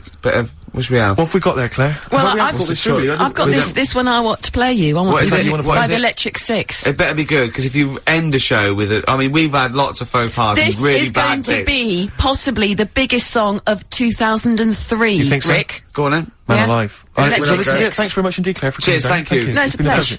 Is Karl back next week? Yeah. Yeah. Oh, just he doesn't care, does he? Can we just quickly say, so you're on Parkinson tonight then, Ricky, yeah? Oh, yeah. Okay. And the office starts, what is it, Monday? This is easier, this, isn't it? And there's a DVD winging its way. Yay! I guess I do want one. See you next week. Richard Ashcroft. Check the meaning on XFM 104.9. We're back, Steve. It's Saturday. That's true enough. Steve Merchant, that is. Hello there. I'm Ricky Gervais, obviously. Hello there. Carl's still away. Claire Sturgis is back. That's absolutely true. Yeah. Hello there, Claire. Nice to see you. So, I think a lot of people were hoping that Carl will be back this week, but we're pleased to have you. No, they were actually. I did get some emails during the week. Really? Saying what? Just saying it's really nice to, hear you again on the Saturday afternoon. It's nice, and but you're not really very funny. And when's Carl coming back? You know? So it's sort of being sure nice it wasn't to us. No, it was definitely because they think that as well. But no one can compete with Carl. They can't. Well, we used to sort of like come in and when we discovered Carl early on, we just thought this is comedy gold. Just let him speak his mind. But then we started thinking, oh, we can't follow him though. So I remember Steve going, look, we've got to come up with some stuff. We need to chat. If anything we've got to say to each other, we've got to say that in the first 20 minutes, and then you just unleash Carl. Yeah, because it's just you can't follow him, and he's off on one. And they have stories of upbringings with bizarre creatures that lived in Manchester that were half human, half bat and frog and things. I'd love to take him back to Manchester in some kind of TV documentary. You know, when Carl went home. And just wander back, maybe try and find the amphibian twins or whatever those people were. So there was two boys, both had big heads and webbed feet. They weren't related. They didn't hang around with each other. That was all the information we had. I went, why not? He went, that would have been too obvious. Yeah. Like they look at each other across a room and go, you think if I'm coming to see you just because we're a similar species? Yeah. You're mistaken, mate. You make your own friends. One starts to walk over, the other one shakes his head and just mouths too obvious. Yeah, Don't do it. Too obvious. Out of one of his mouths. Yeah, that's what they're expecting. Yeah, don't do it. Don't do it. Don't do it, Webby. Yeah, but anyway, he'll be back shortly, I'm sure. He phoned me. His dad's ill. His dad's in hospital, so Karl went back to sort of look after his mum. And he was so sweet. He said, "I'm back here, just driving my mum around." He said, so unbegrudgingly, he just went, "It's like old times." And I said, "Oh, sorry to hear that." And he went, "That's all right, yeah." I think it's going to be fine. And I said, "How was your holiday?" He went, "Yeah, we're good. Except it were a nudist beach, so didn't tell me." I went, of course it was. I went, "What do you mean?" He went, "Well, sitting on the... I don't know why they have to do it. I don't know why they have to do it. Why do they have to do it?" He went, "Suzanne said they think there's nothing wrong with it, like being a transvestite." Right? I went, "I love the fact that your girlfriend has to tell you what's wrong and right in the world." And he went, "Well, we're walking along the beach, fella coming towards us with knob out." I went, "Oh, what's going on here?" Right? And he said, and 'cause it wasn't all nude, he's walking round, he's stark naked, and he wants the freedom of that, but he's got a big rucksack on his back with his clothes on, so he has to get changed. He went, "So what's the point in that?" Right? And I went, "He should just carry the book." He went, "What, and covered it up?" When he went, "Oh yeah, good idea." See?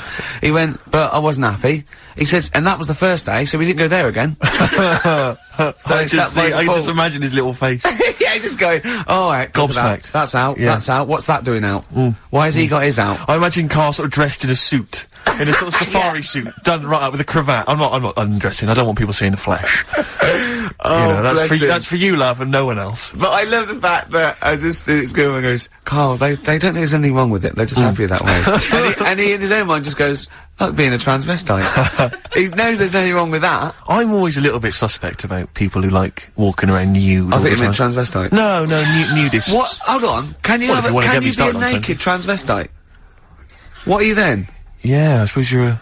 When Eddie Izzard's naked, is he a naked transvestite? That's an interesting metaphysical question. Yeah. Yeah. On XFM 104.9. If you know the answer to that metaphysical question, or indeed any of the famous ones, if a tree falls in a forest and no one hears it, has it fallen over? Any of those. Excellent. That's brilliant. Yeah, if you leave the room, Rick, does it get quieter? Yeah, what's the sound of one leg hopping? Exactly. What we got there, Claire? Do you want some music or I'd love to hear it. What you got? Yeah. I've got the Vines actually. Oh, play it. Hey Claire, out of the way.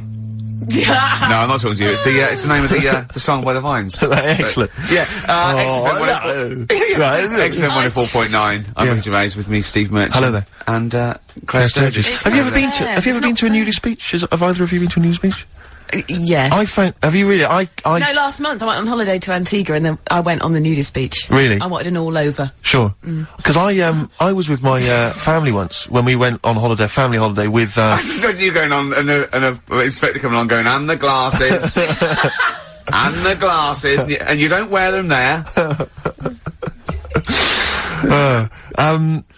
No, I went there with, it was some friends of my like family friends, you know, like kids, so it was kids my age and my sister's age who, and parents, were all friends, you know, go on holiday to this, end up on this nudist beach. Not a nudist beach, but where people sunbathe topless or whatever. Or maybe, maybe it was just because it was France.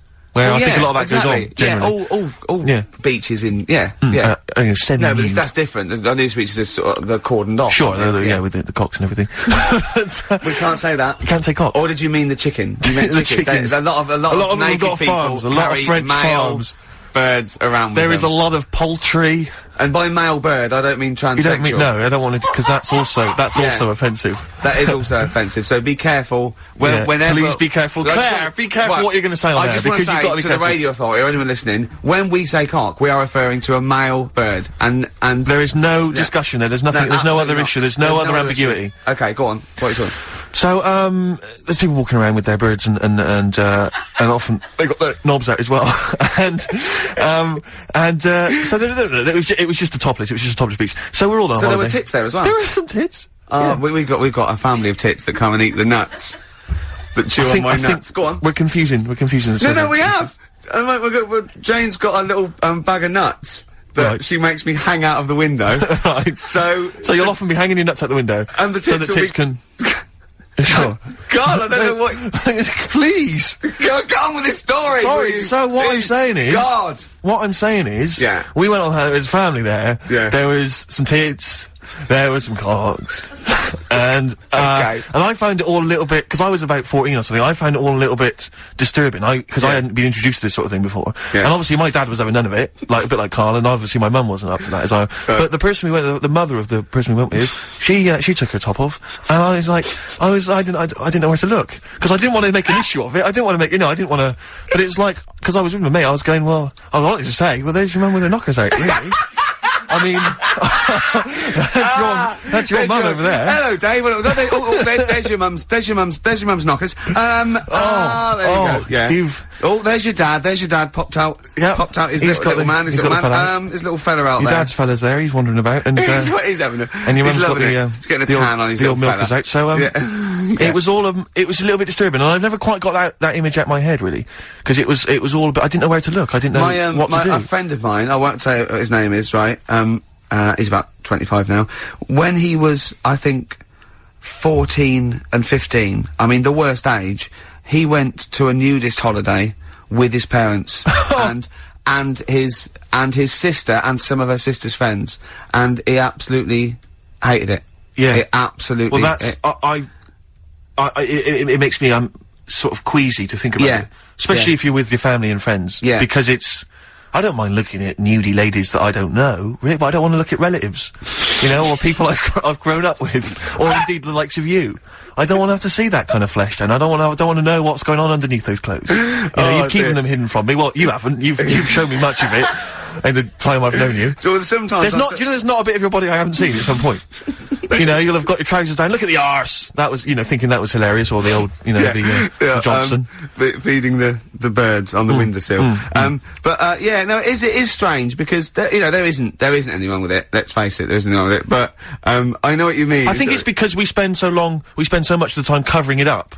You know, it's like in the summer months when girls start wearing kind of short sleeve t-shirts or short skirts. You'll have blokes just going mental, just And I think it's because women spend most of the year, because it's so cold here, covered up, that men forget what's under there. You know, and then when summer comes around, they can't believe it. Do actually just hang out of a car window or hang over scaffolding and say, "Get your tits out." I want to go. Has that ever worked? Has it ever worked? What's your success rate with that? I was off to my big job in the city, but I got 20 minutes. Why not? Shall I come up there, or are you going to come down?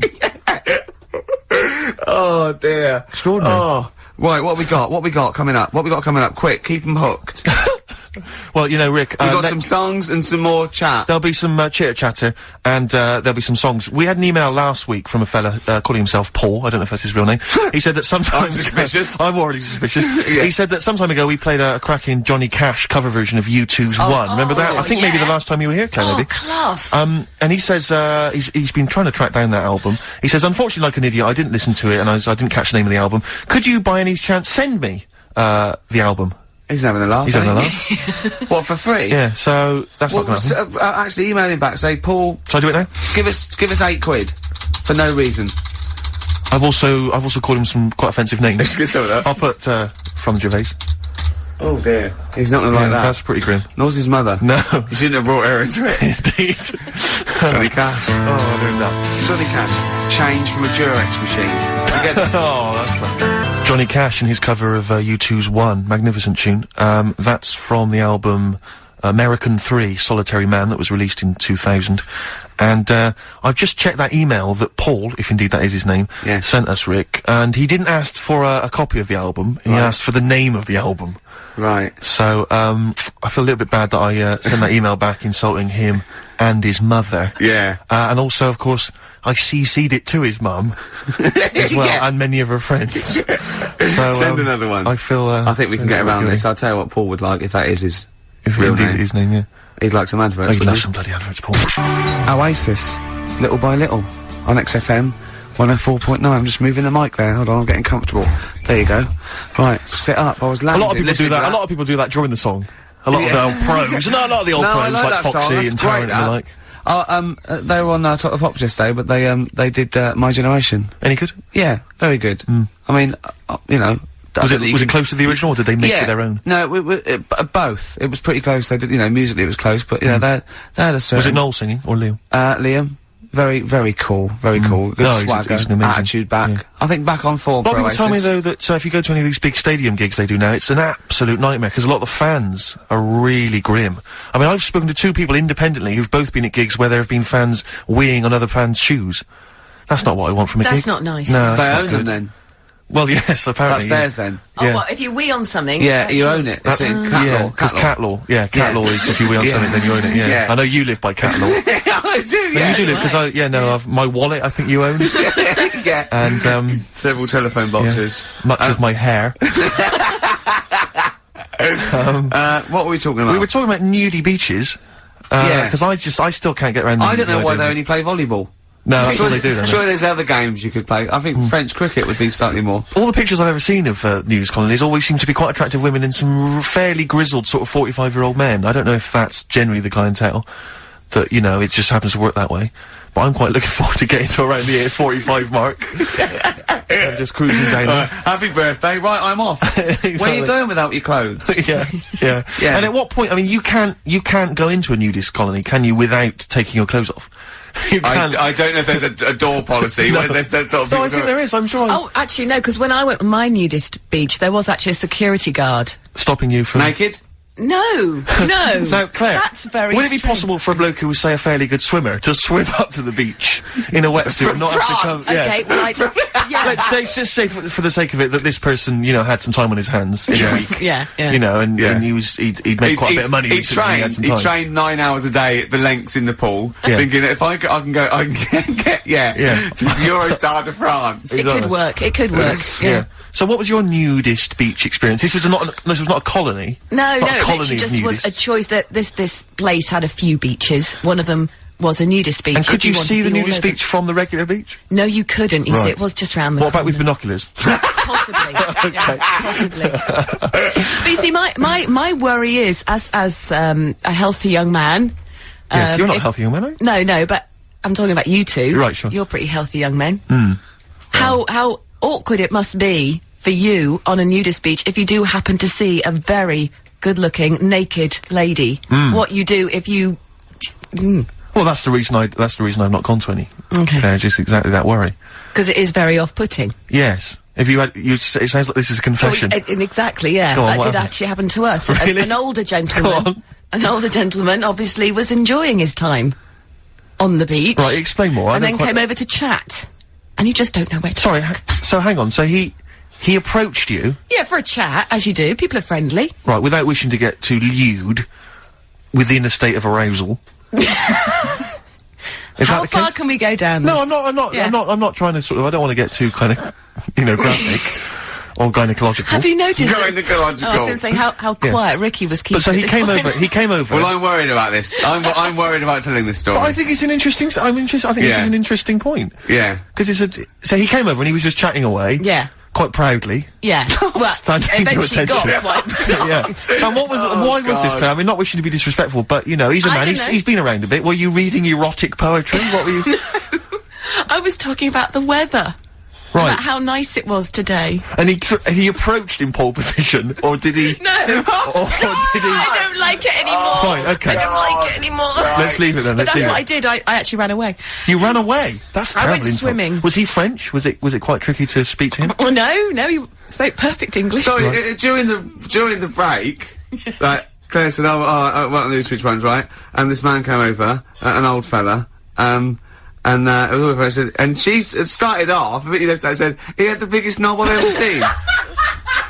And then I laughed, and then she went, and then it got bigger, and I went, you can't tell it then. I was worried about that, but she left out the funny bit and you just went all weird. Yeah. So, play I Bob worry- Dylan. Only Bob Dylan can get us out of this. This is off, his last album, Love and Theft. It is the only track I really like, I'm afraid. I didn't get on with the rest of the album because it was too hoedowny and country blues and stuff, which is just not my sort of thing. But this is a nice track called Mississippi. Bob Dylan. Mississippi. Off the album Love and Theft. I must admit, not my favourite Dylan album, but that's a nice track, isn't it? It's a lovely track, actually. I just noticed there you've brought in 3 CDs. Yeah. You bring those 3 in every week, don't you?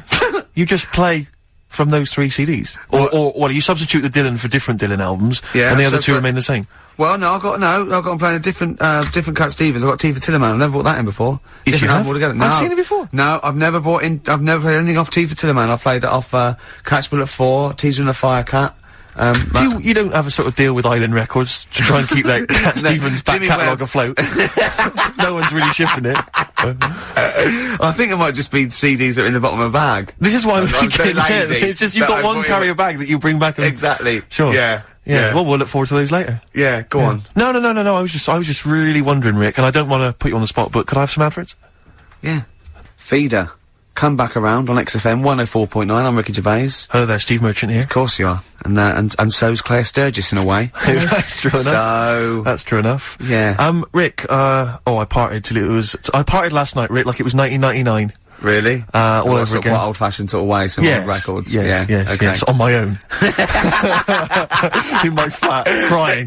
Just like 1999. Yeah, just like 1999. Now, went to see Prince at the Hammersmith Apollo, and I tell you this, I mean, if that's a man whose career is going down the pan, then I'm sorry. Then I hope ours does. Then I hope ours does, as excitingly as that does. Because he was stunning. I mean, he is. A lot of people I know have seen him in the 80s or whatever, and when he used to descend from a ceiling in a little red Corvette and stuff. But he is breathtaking. He is like what it must have been to see Elvis Presley. Well, I've not seen anyone who's electrifying on stage. I mean, I think like most people had a bit too much for him, and that wasn't because it was going downhill. It's because he churned out double albums like most people churn out singles, and you don't know what you should. Can't take it all in. There was just too much. Yeah. I didn't like the sort of the end of the 80s phase either too much. But that whole period when he was fighting with Warner Brothers and he started wearing masks. I think everyone just thought, I'm not interested. Yeah. You know, you're potty. But he's going to come out the other side of that. Great tracks, great pop tunes, and he's written, I think he's brilliant. I don't bandy this word around, Rick, as you know. Go on. But I'd like to use the word genius.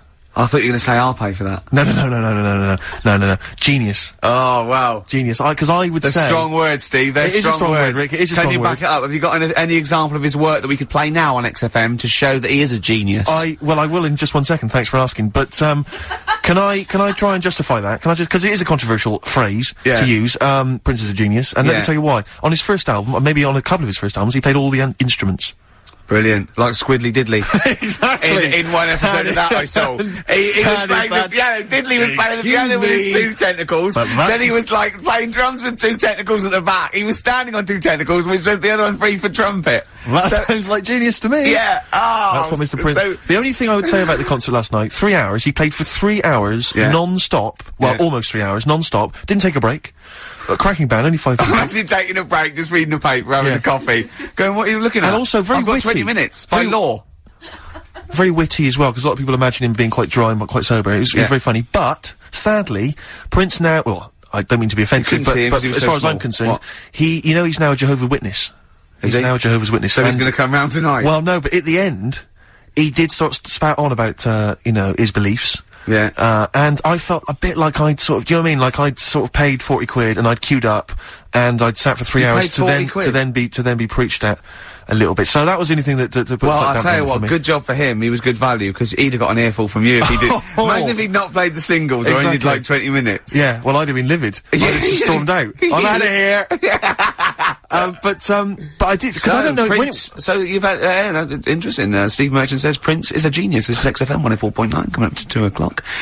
Prince is a genius. Can we open the phone lines, please? What's the phone, number there, Claire? 08700 800 1234. Me and my mate were talking about when people say genius, and they do bandy it around willy-nilly, and it's sort of like, a comedian or something, they go, he's a genius. And we think that there's people in cancer research sort of laboratories and AIDS, and they're going, we lost another one to ITV. Why didn't he go into science? He could have been the new Newton, but no, he's getting the ratings up for 5. Exactly. So, but Prince is a genius, is he? Ricky.gervais@xfm.co.uk if you'd like to email. Prince, genius or little fella? It's up to you. But when you are Jehovah's Witness, I don't know much about the faith. But are you obliged when you sign up to sort of do your time going door to door? Because it would be amazing. Imagine Prince turning up at your door and just, hi, can I come in? Well, I don't know. And and just coming in and I'll sing you some of the hits, but I'd like you to buy a copy of this afterwards. I'm not really interested. Which ones are you going to play? Because I'm not a big fan of. I don't like If I Was Your Girlfriend and anything from Diamonds and Pearls. I'm not interested in. So shoot off. Yeah, I quite. Because I thought they were going to start selling the Watchtower at the end. The most beautiful. I like that one. Yeah. Well, there's those fat people in it. Does it make him a genius? Oh, call up 10235 96429. Prince, genius or bloke with hair? Well, this has got to be proof of his genius. He played it last night, and it's just dynamite. There is Strawberry Scar. Prince, of course, and Raspberry Beret, one of the tunes he played last night, and breathtaking. I have to say, I can't sing his praises enough. Although, didn't manage to get myself into the after-show party, where Prince is often renowned for playing with the likes of jamming with the likes of Rolling Stones. What would have been your approach to get in? Steve Merchant here, XFM, Ricky Gervais show. Any chance I could come in to your party? To your party, please? I'll be honest. Can I call you Lanky?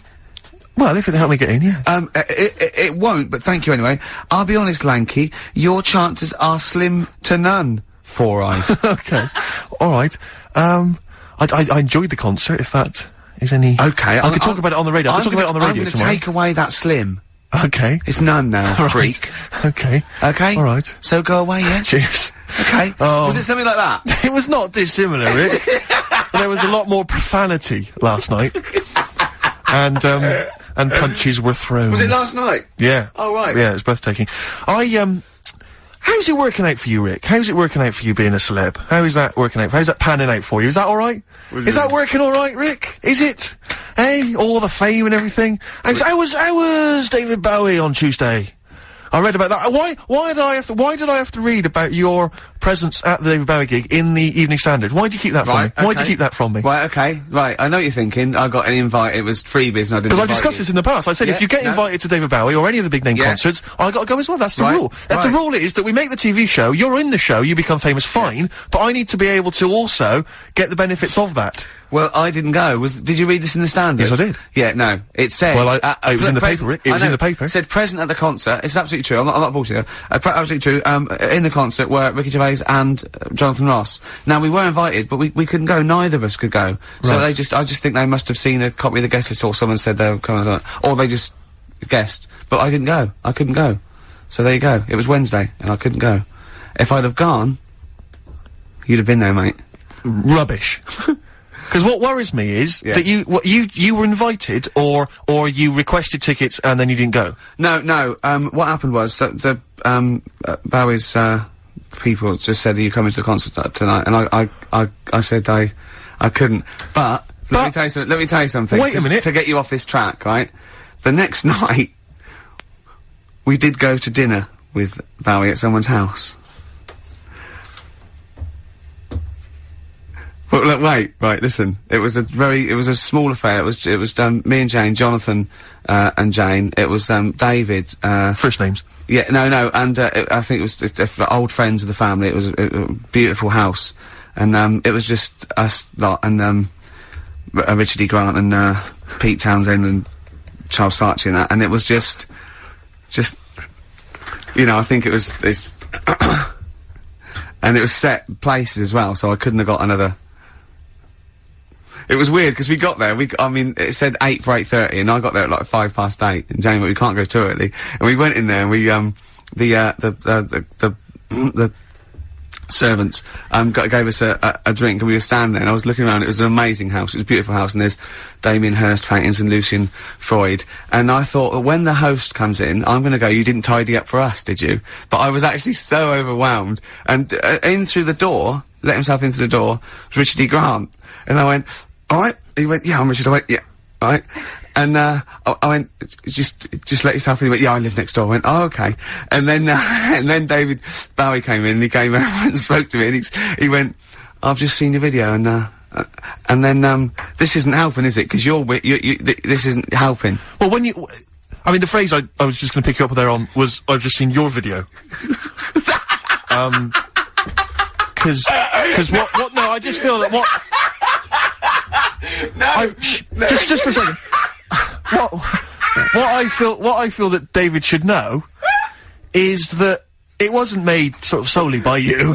Or written entirely by you or directed entirely by you. It happens to feature you amongst a myriad of other actors, all of whom are brilliant and equally worthy of an invite. To that particular do. Yeah. But you'll notice that the person that's representing the show, what got you a place around this table, you notice the one person that was invited is you. Yeah. Just you. Yeah. Well, there's a very good reason and for a woman what you know who wasn't involved with the show. Your girlfriend. Well, we've got partners, you got, you know, that's it. But once again, she could have stayed at home. You could have gone on place. Well, I did actually say, if ever I get invited to see Woody Allen, and it's two people, that it would have to be you and Jane that went, because you're both bigger fans than me, and I promised that. And so, she went along with that. So David enjoyed the show, did he? He did, yeah. Yeah, he did, yeah. And how did the evening pan out? Was it suitably rock and roll? It was very nice. It was really nice. It was pleasant. What did you have to eat? I had, there was nibbles sort of coming round. Nice, and then, they fed you the food, didn't they? I bet they fed you the food. And then, we had, what was it? What was for starter? It was like a ravioli thing for starter. I thought I won't have too much. I fill up there for the fish dish. The fish was lovely. Then there was a sort of chestnut mousse. And what did you talk about with David Bowie? Just, you know, music. Yeah. Music. You appearing on his next album. Yeah. Yeah. No, what, seriously, what, because I'm interested to know. It was really nice. He's really so nice and normal. And, he actually came over and, he said, I've just seen your video. And then he said, are you gonna get the band back together? He meant he'd seen the Room 101. And, he was basically taking the mickey out of me. And he was going, no, I thought it was really good. Because you were just a sort of Bowie rip-off on you, essentially. No, it was really nice and normal affair. Seriously, it was just really, I was going, oh my god, there's so-and-so, there's so-and-so. Yeah. But it was we really enjoyed it. It was really pleasant. And, everyone was, and at the end, the people whose house it was friends of his, like a lot of sort of really old friends of his, got out a photo album, just like you do, and those pictures of, like, David Bowie, and, Dave, yeah, sure. Well, no, I mean, that's the great thing about DB is he's... No, and Iggy Pop when they were cooking, and David was sort of going, look at Iggy cooking, and he was laughing like you do a mate you haven't seen. It was so sweet. It was just so nice. And then, I'm gonna see, play a record, Claire, because it is actually a little bit annoyed me, play a record. Then Robert De Niro popped in. Yeah. And it all got a bit depressing. And Woody Allen. Yeah. And he went, do you know anyone that likes my work more than you do? I don't think so. I don't think so. Coral. Dreaming of You on XFM 104.9. Yeah, one of the only tunes on the album I think worth listening to. I haven't heard it. Oh, it's rubbish. Is it really? Everyone's singing its praises like they're the saviours of British rock, but it just sounds like the Inspiral Carpets, and I don't mean that as a good thing. We were Skeleton Key as well, Steve. That's not too bad, yeah, but the rest is right. I think it's not. I think it's more sort of like 1978, 79, sort of those. I don't know what that means, Rick. Well, I don't think they've ripped off the 90s. I think old hat, you mean? Yeah, sure. Yeah, like it. Let me just return very briefly to your God. No, I don't. I'm not going to embarrass you, but just returning very quickly to your dinner date with David Bowie. What intrigued me, as you said, is that when you No, it wasn't because of The Office. It was through I think because I met him with Jonathan Ross. Sure, no, but what I thought was interesting is you people he'd met over this time. Because I think he was going back to America. Of course, but I like the fact you say that he came over to you and said, I saw your tape last night. I just like the idea that people are sort of saying, you'll be having lunch tomorrow with Ricky Gervais. I don't know who that is. Well, there's a tape, watch that, and you'll be able to engage in some conversation. He's a minor celebrity here in Britain. He's had a relatively successful TV show, but we think he's a bit of a one-trick pony. Probably won't be able to repeat that success, so probably won't need to be eating with him in the next 5 years, but be polite tomorrow. He was a big fan of yours. He used to embarrass himself in the 80s, doing a sort of vague pastiche of you, and other than that, there's not much else to say, really. Just be polite to him and then move on. Okay, who else has got... it's just sort of... It's very odd that he was given a tape. It's like someone... if you were doing a chat show, you imagine Michael Parkinson would be given a tape. I know, yeah. Just watch this, David. Oh, actually, I think he's been a fan for a long time. Oh, what? I think he's followed my career from the 80s. Sure. No, when you put it like that, it's not as flattering, is it? It's very But odd. he was very nice and very polite, and, we got on like a house on fire. Sure. No, he's great. Did you do your impression of him? No, of course I didn't. Did you feel like the urge to snap into it just occasionally? And I was just going, that's David Bowie, that. Yeah. That's still David Bowie. That's David Bowie talking to me now. Yeah. Oh, that's David Bowie talking to me now, that looks like David Bowie. Yeah, that was what was going through my head. Yes. And we're talking about his songs, and like, that was bizarre. It was quite surreal, and, you know, and I do know a lot about his stuff, because I mean, he's quite a musical hero of mine. Yeah. And so it was... You didn't mention Tin Machine. I didn't mention Tin Machine. Because I'd just be there just thinking, don't mention Tin Machine, don't mention Tin Machine. Yeah. Don't even bring it up, don't even say you like it, because you don't know what he feels about it. You see, I think if people listen to this show, they go, don't invite Steve Merchant, because he's insulting. He insults people, he sends emails to people when he reads them wrongly. Yeah. He'll bring up a period of your life you don't want to talk about. Yes. Get the little short fat one. He's a lot more polite. Sure. Leave out the lanky one. Yeah. Yeah. But they probably wouldn't say lanky, Rick. They don't know what I look like because they listen to me on the radio. I think they're insulted. They might say, oh, you know, West Country, oik or something, but... who was it I was listening to? Someone yesterday. Someone had a Bristol accent. Fascinating. No, I think, it was, one of those, the Fame Academy. Disappointing, but I think you'll have to get into it. Bit of a shambles at the moment, but I mean, no, there's no investment, I didn't know them. And one of them had a Bristol accent, and I just thought, it really is a stupid accent. What have we got lined up, Claire? What have we got? Well, a bit of John Spencer Blues. Oh, I love this, Yeah. This is an old classic I brought in today, and I think you'll enjoy it. Hello, Don't even start on that, Rick. There's so much I could attack you about. I mean, look at you, you're laughable. John Spencer Blues Explosion. Oh, you do it. Well, sorry. no, I just thought I would. Yeah. On account of I brought it in. And then someone was complaining that we speak over each other. Yeah, we had an email saying we gabbled too much. And we both went, I don't think we do. Yeah. Did you say that? I didn't hear you. I was talking at the time. Yeah. Right Place, Wrong Time by John Spencer. Yeah. I don't... We also had an email that's... You didn't enjoy it? You didn't enjoy it? No. We also had an email saying, again, No, go on. I won't know. This... Go on. Sorry. No, you... You can see why that would annoy me. I know. You can see why that might annoy me. Take your headphones off then, because it must be louder in your headphones, because I don't wear headphones. No. I'm not so much thinking of me as the people listening at home. Okay. The people who pay our wages. Go on then. We had an email that said, but I don't know who's the victor in this, Rick. I don't know who's winning with you making that noise. What? You're the only person who's enjoying it. But if I only do this for my amusement. But there's a handful of people listening, Rick. whose Saturdays, Rick, are empty. They've got nothing. Okay. They're running on empty, and this is all they've got. Okay. And they want conversation. Okay, they want an interesting what are you going to say then? It depends if it's interesting or not. Well, let me say it before you make the judgment. Okay. So, alright, what about this? If you don't like, if it's not interesting, then you make the noise. Okay, alright. Alright. Okay. So this is just, we had an email. Right. It said, is Claire Sturgis drunk when she does the show? I swear to God, that was a real email. I've lost it now. But, really? So does that warrant the noise, or? No, that's alright. That's quite interesting, yeah, quite interesting. No, she's not. No, she's not drunk, is she? Bit coked up. That's not true. Yeah, just it's not true. The old Charlie. No, not true at all. No, you don't do drugs, do you, Claire? You're not into drugs, are you? No. Yeah, you're clean now. I am now, yeah.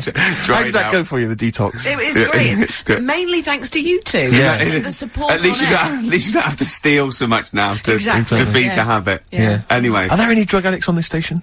No, not anymore, no. But because I bet there are. I mean, you don't have to name names, but what about initials? Are there any skag eggs, any smack heads at all? Seriously.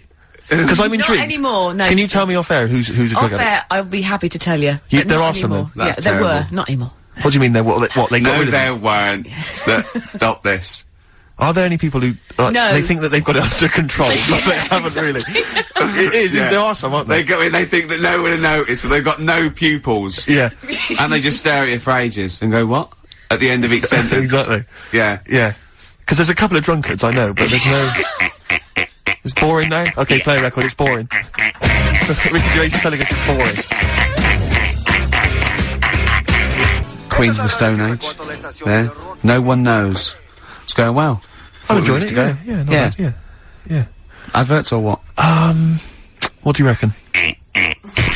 He's loving them. Getting Away With It from Electronic, of course. Fantastic tune, yeah. No, it's That's a beautiful a mutual favourite of ours. We both like that, don't we, Steve? We do indeed, yes. like we are mutually appreciative of that track. Ricky Gervais, of course. Friend of the stars. Claire Sturgis is here. My name's Steve Merchant. Ahoy. Yeah, XFM 104.9. So, I saw you the other day, because I haven't seen you this week, but I did see you, walking down the street holding a gum shield that you just bought. How'd that work out for you, the boxing? Oh, it was really good. Because we talked about, are you aware of this, Claire, that he wants to become a boxer? This is something that Ricky talked about the other week on the air. He suddenly decided at the age of 40-something that, boxing is really professionally hold on, 40-something means 47. I'm just 41. Okay. I am 40-something, but 40-something is like a euphemism for nearer 50. Yeah. So don't say 40-something. Okay. Say 30-something. Yeah. So yeah, he's taking up, apparently there's something called white-collar boxing, Claire. Did we mention this last week? No, you didn't know, but I didn't know something about, I think you mentioned it before, but not last week. White-collar boxing. Yeah, it's basically, it's like a kind of, it's like a classier version of Fight Club, the film Fight Club, have you ever seen that? Instead of, they don't meet in sort of dingy cellars, they meet in, office blocks? And it's usually for charity at the Grosvenor or something, or a big hotel, I don't know, and, you just have like a bill on there and you punch each other. For charity. Yeah. But anyway, I've been training boxing for a while now, just like, you know, the pads and everything. And last week we started on, sparring, and it is a different level. Honestly, I mean, I can work out now for an hour on the pads, and I did about 1.5 rounds, and it was like I was asthmatic. Because you're also, the trainer, who's a bit of a boxer himself, put the gum shield and he goes, okay, I'm not gonna, and I was giggling with fear.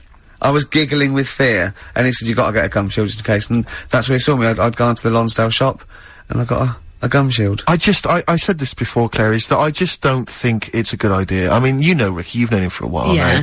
He's not mentally tough, which is a problem, I think. He's not sort of psychologically, he's quite weak.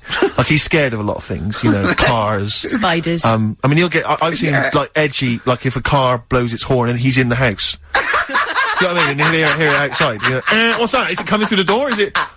No, it's all right, Rick. We're on the 8th floor, and it's across town. It's fine. Don't worry. I don't like crossing roads. No, he can't. I mean, I've never seen a man so terrified. On the motorway, if someone's going the motorway, I'm looking at the speedo, and if it's like 86, 76, then I'm going, well, let's go in the slow lane. And I'm looking, my eyes like saucers, just taking all the information.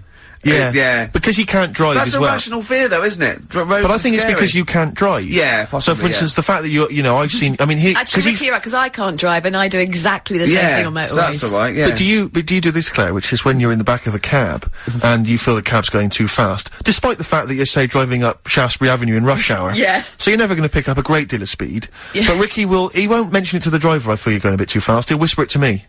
No, he's basically suggesting to me that I should say something. Because I'm Ricky Gervais off the telly, I don't want to cause a fuss. You better do it, Steve, because you're nobody. That's basically what he's insinuating. Roads so I've always got to sort of make the complaint, or I've got, you know. But you're terrified of, you're terrified of that. You're terrified of spiders, as we know. Yeah. Cobwebs.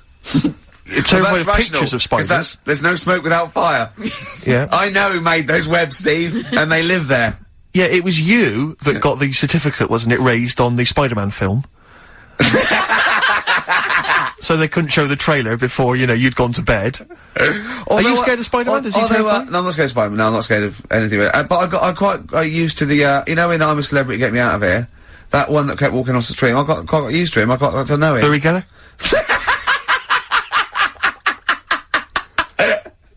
Yeah, he was alright. Yeah, he was alright. So you're scared of that? Tarantulas aren't as scary as the bath ones. Tarantulas are sort of like more furry. But what about these? Because these programs where they'll have people on and they'll sort of like I saw a show once where it was about phobias and a woman was terrified of dogs and a psychologist kind of got her to spend some time with the dog and slowly you've got no urge to sort of try and have that therapy done and so you can maybe deal with your which is basically, let's be honest, a woman's concern. it's a woman's fear, isn't it? Essentially, that I stand on a chair. Exactly. Yeah. No, but I saw one. What's that one? He's really nice. He's not Jerry Springer. He's really nice, and he has weird people on it. Is it? Montel Williams? No. Montel Jordan? No.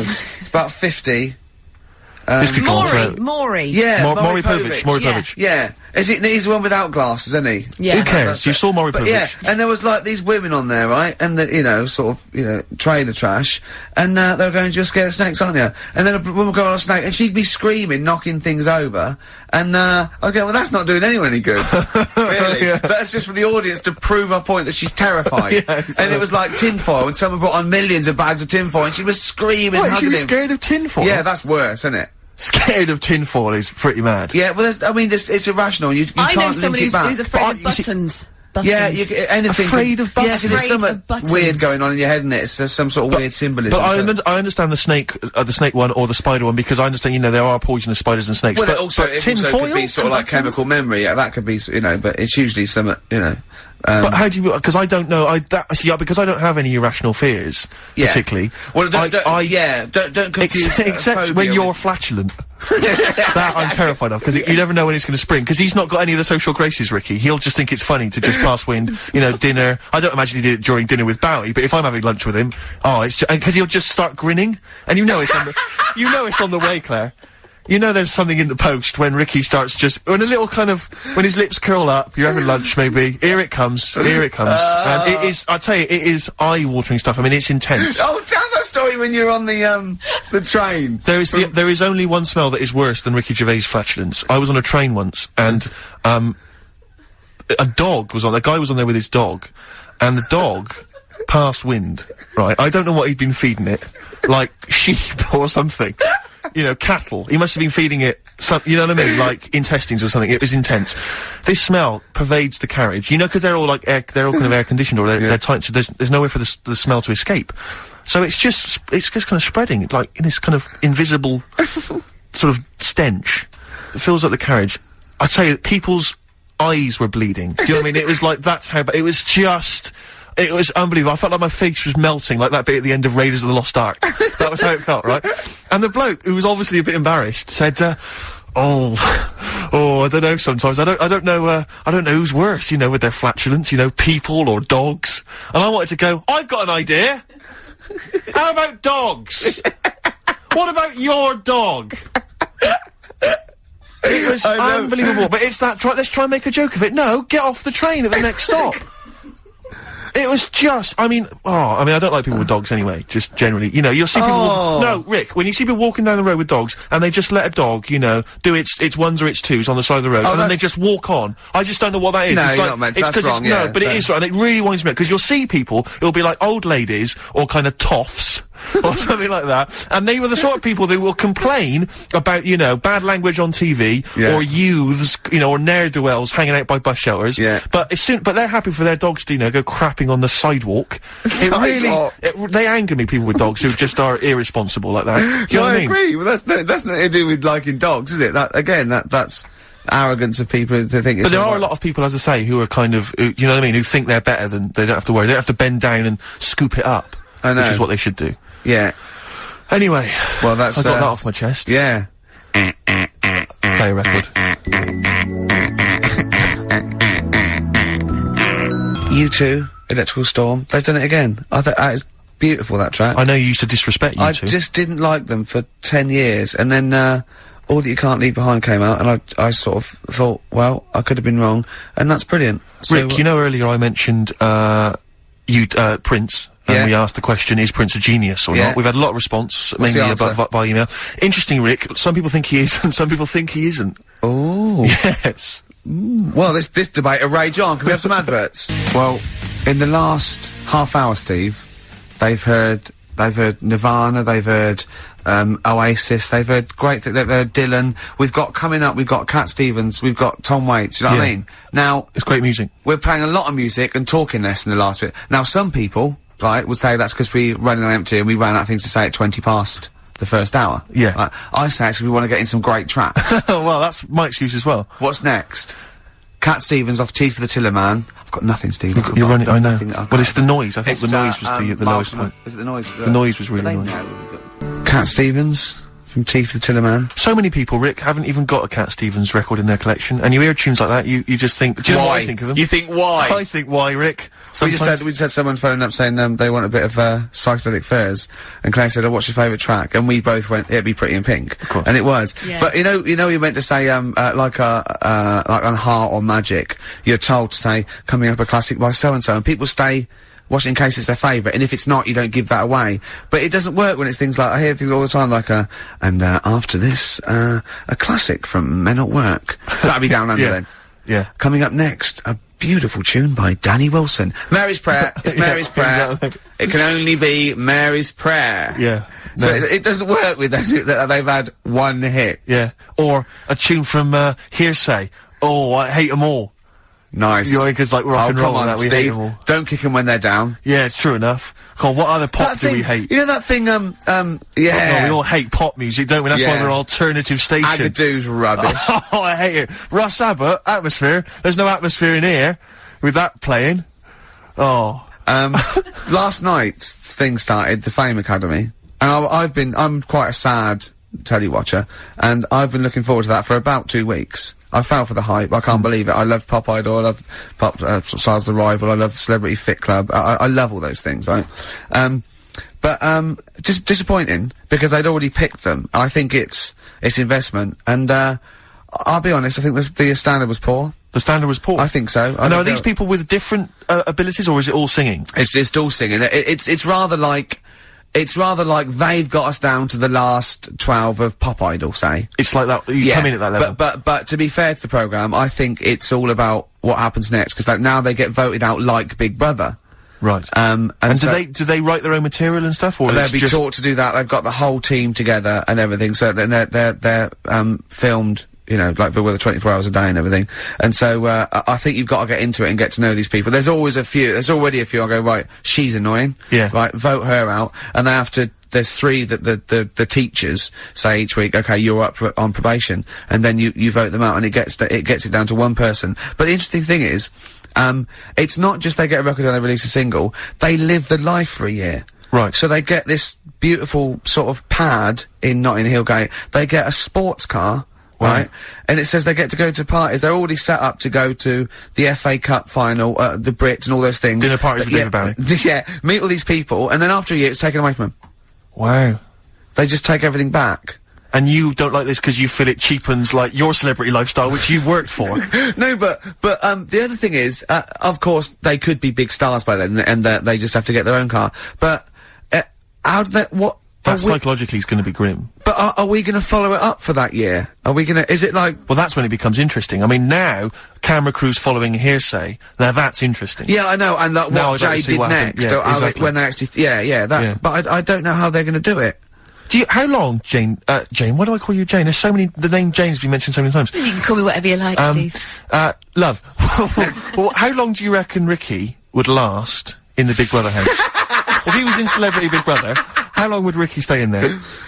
Well, you see, as a... Well, it depends, you see. Go on, you answer. That's a tough one. No, because as someone who would be watching Big Brother if Ricky was in there, I would make sure that he stayed in right till the end, just for comedy value. Well, of course, because you know he's irritating, he's a sort of... So I'm Chris Eubank, you're the Chris Eubank of the house. But obviously a lot of people tend to vote out the most irritating, annoying, most loathsome person. Well, they want to get rid of me, but the public presumably might want me in there as sort of irritant. I think the public would turn against you as well.